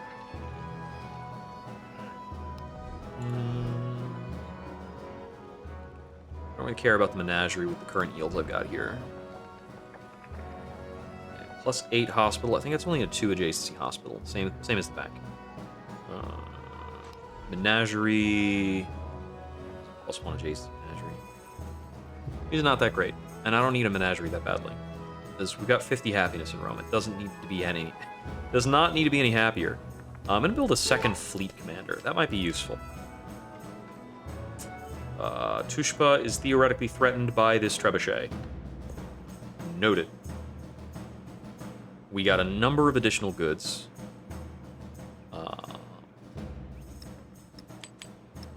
Move the gypsum out of Karakorum, put in the silk. We'll put in truffles. I think I'm mostly building units out of there.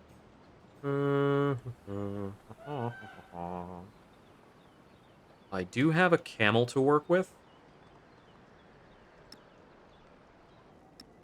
I'm gonna move the jade out, put a camel in, put the other 2 jade in, and I think I had another jade that I'd moved somewhere else. Now put in Rome. Beautiful. Kind of crazy looking. I'm gonna go ahead and give... I still don't have any distant lands. It's so funny. Just put the rest of these wherever the heck else. Doesn't matter that much. Repair the plantation. Get the silk back. I'm not worried about anything else going on there, I don't think. I could form an alliance with Ada Lovelace. I've seen that for a while as an option. I don't think I care to do it.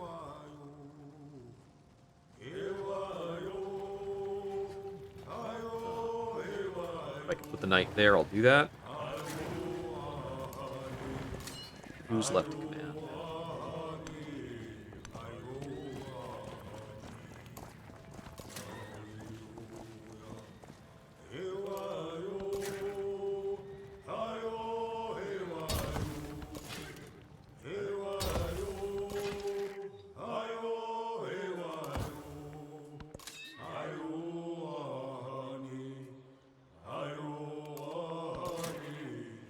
Ugh. Pressure on these trebs.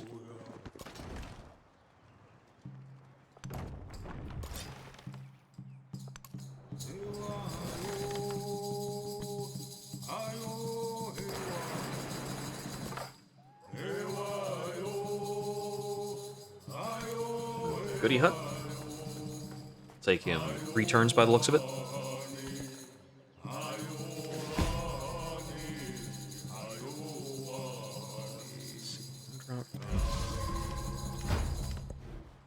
These military games take so long. You definitely want a pavilion up in here.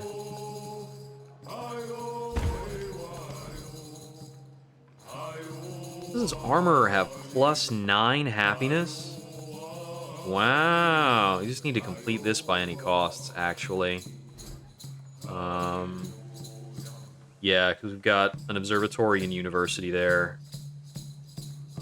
And the armor itself will get adjacencies. That's why it looks so big.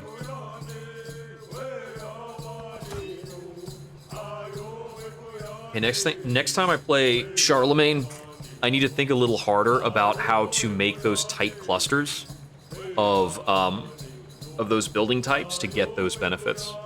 This is coming into effect a little late for what it is. Shoot you. Shoot you. Shoot you with the low health units, and he gets the health back. These guys get 15 health every time they get a kill.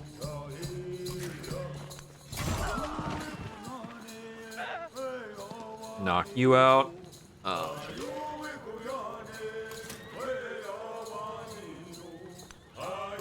I'll move these guys out so I can position a Keshig with a Noyan in here.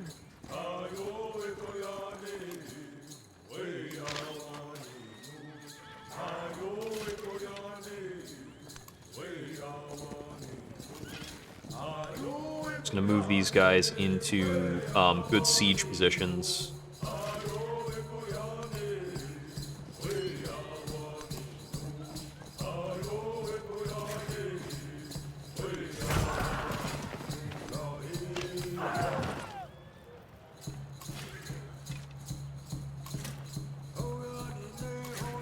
I thought this guy still had another pillage to do on his tile. Guess I'm wrong. Oh, these cliffs are bizarre and infuriating. This guy's just gonna sit tight. That guy's gonna sit tight. This Noyan can move up. This guy can move up a little bit. There's not a good spot for this guy to stand.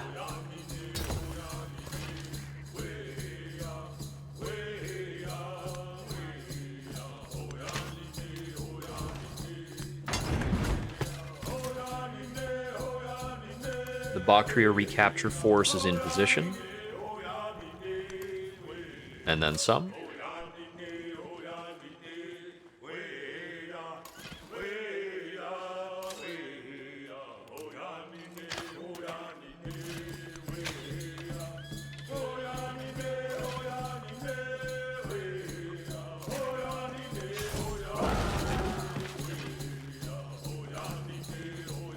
Really need to get these guys to stop trying to cross this bridge.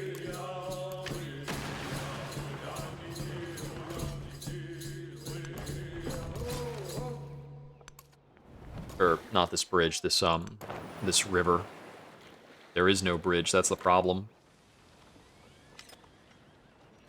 Yeah, these Carracks over here are pretty well positioned to take out some units, so I'm likely to lose a couple of guys.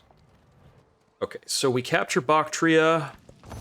That gets us the non-sufficient Orbis points, which is insane that I got that by capturing 12 settlements on my home continent, but you get like 4 settlement cap for being the Mongolians, so you can do it. The fellows worked incessantly. It can be done.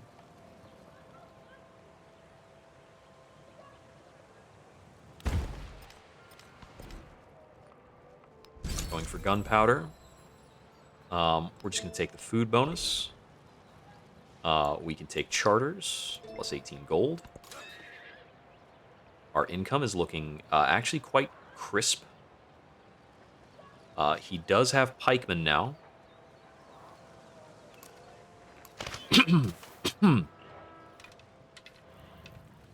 That is worthy of some alarm.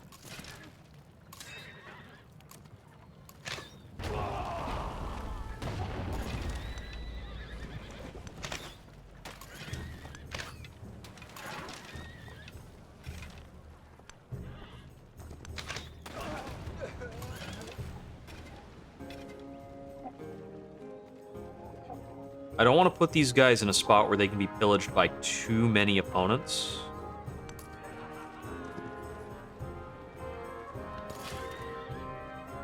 Honestly, well, no, okay, there is merit to making more attacks and taking more actions, because I might be able to get in pillages or get experience on commanders.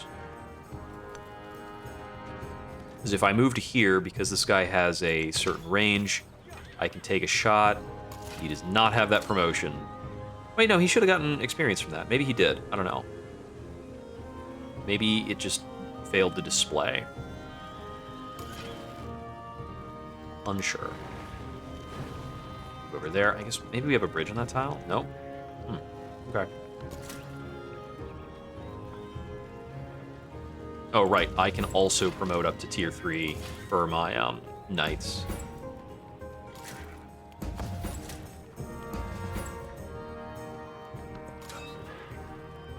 Yup.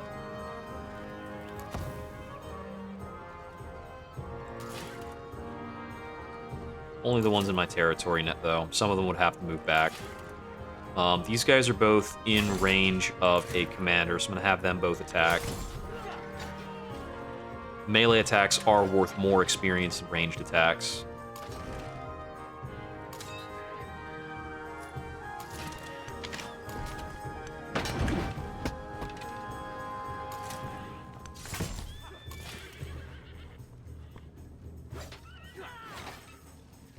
Why is this... Holy crap. Plus 37 wall defenses. What the heck?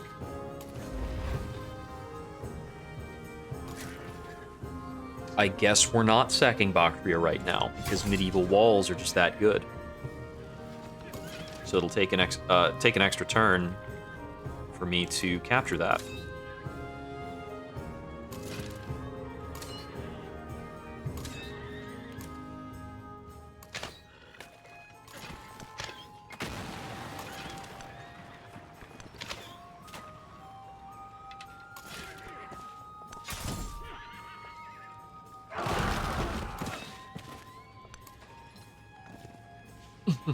There's been so many trebuchets coming over here. Is not a responsible use of trebuchets. Oh, and we spawned 2 lancers because of our celebration. Okay.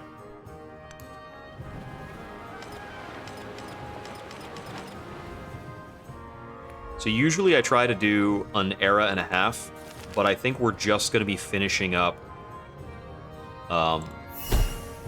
this era, because a warring exploration era just takes a really long time. I mean, anytime you're commanding about 40 units, you're just going to have long turns.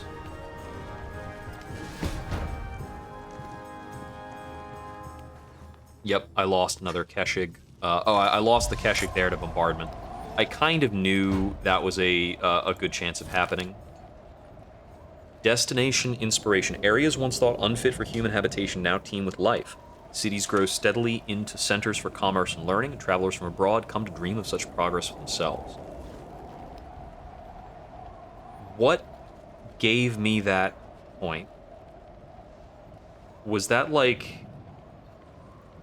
I circumnavigated a while ago, so that was not based on circumnavigation. I have no idea what triggered that event.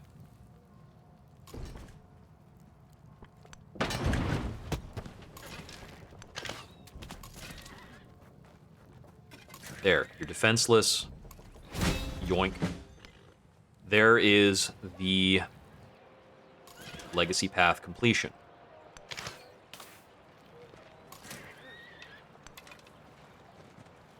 We got experience for occupying that, a pretty big chunk. I can bulldoze that for a little culture. So from there, I'm just going to make sure that I have made a couple more attacks.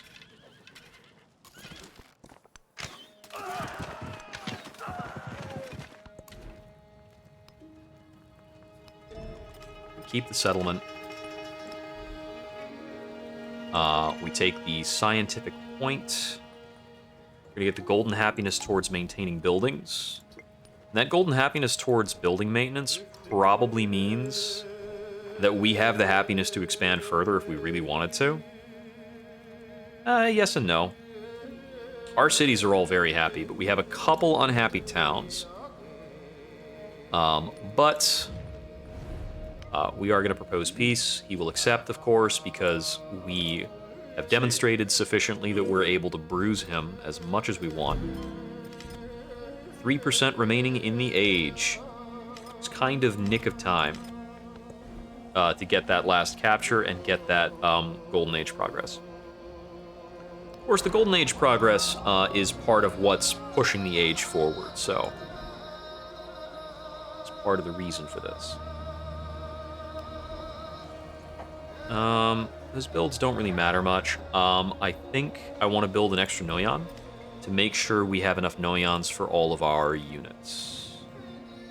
So, 18 Knights, 14 Keshigs, 7 Lancers.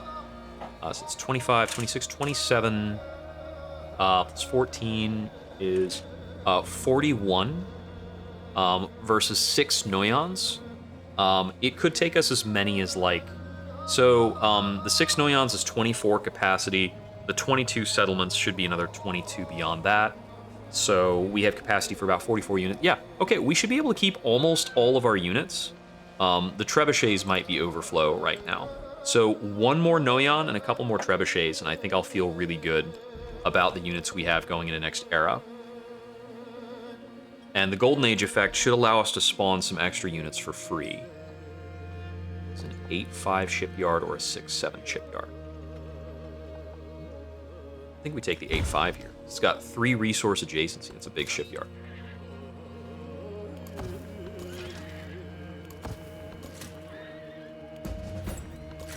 Right, clicking unit upgrades doesn't matter. We're about to end the era. And I don't think a unit being upgraded at the end of the era is important.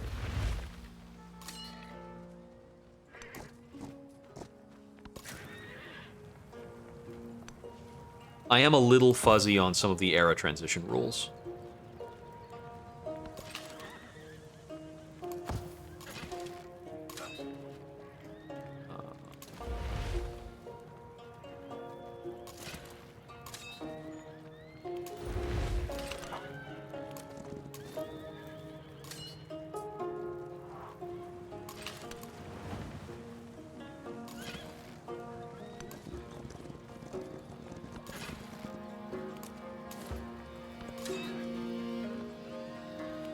So something interesting about the era transition is that my Keshigs are all going to turn into ranged units. Which is probably less than ideal for Charlemagne. It's super quirky. You'd figure that Charlemagne would make a good Mongol.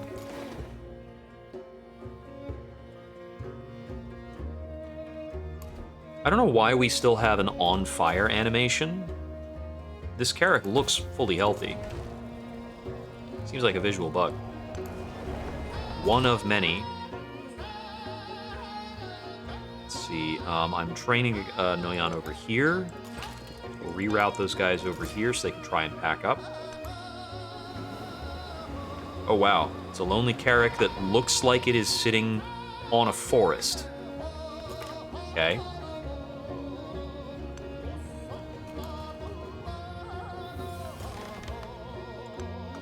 Oh, whoops. No, thank you. Do not want to declare war at the last moment. Let's see. I don't think I revealed any goodie huts. Nope. So I'll have them go back up over this way if I have any more time. Got 4% left. Not much more. So I did get the first video of another run posted to YouTube today. Let's build an ore tube. It's ageless. Actually, if I have any more ageless options, those should be a high priority right now. If they're, like, worth it. Grist mills and sawmills are still pretty decent. Oh, wait. Yoink.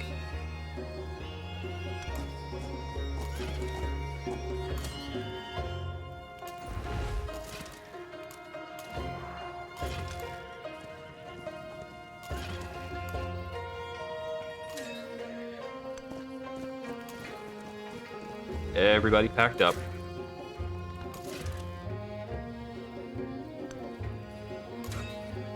Okay, sorry, it's packed as can be.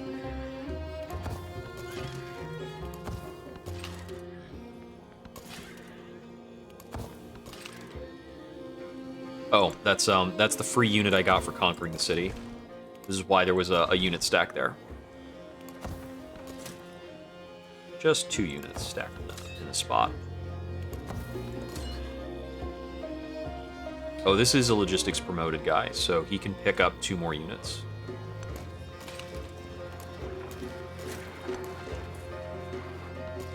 The logistics promoted commanders also give me +1 gold per unit packed. So we're getting a little bit of gold up. It basically offsets the maintenance.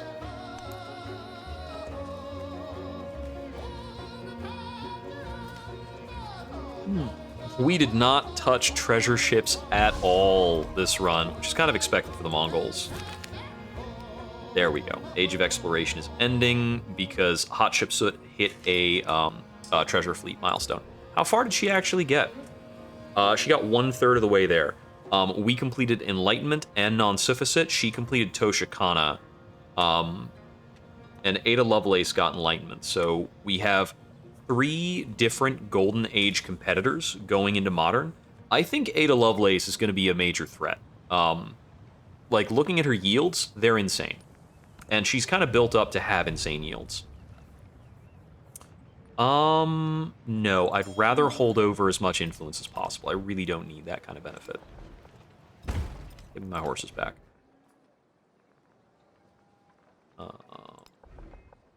There's nothing. There's almost nothing important that I can build.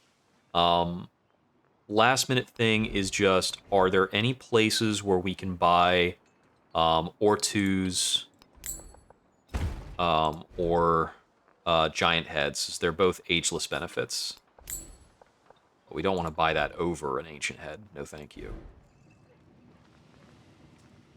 Alakamul. Oh, we can buy 2 adjacent stone heads here. I don't quite have the cash. I was a little short. You're not going to have the time to build those. Nope. I already told you no on that. Okay. I guess they need to be building something. Sure.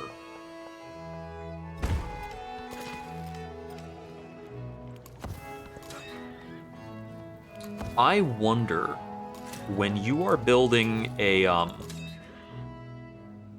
when you're building walls, if there is an older wall, like an older era wall, do you get the 30% overbuild bonus from the social policy? I wonder if that counts as an overbuild. That's something for somebody to test. Get some numbers in on that. All right, there's the end of that age. And that'll be about the end of the stream. So as I was mentioning earlier, I just got the upload in for the beginning of the Queen Himiko run. With their horses, I will try to get the next part of that run queued up to air over the weekend, but I'm out of town for the weekend, so we're not going to be doing any streaming on Friday that we might do sometimes.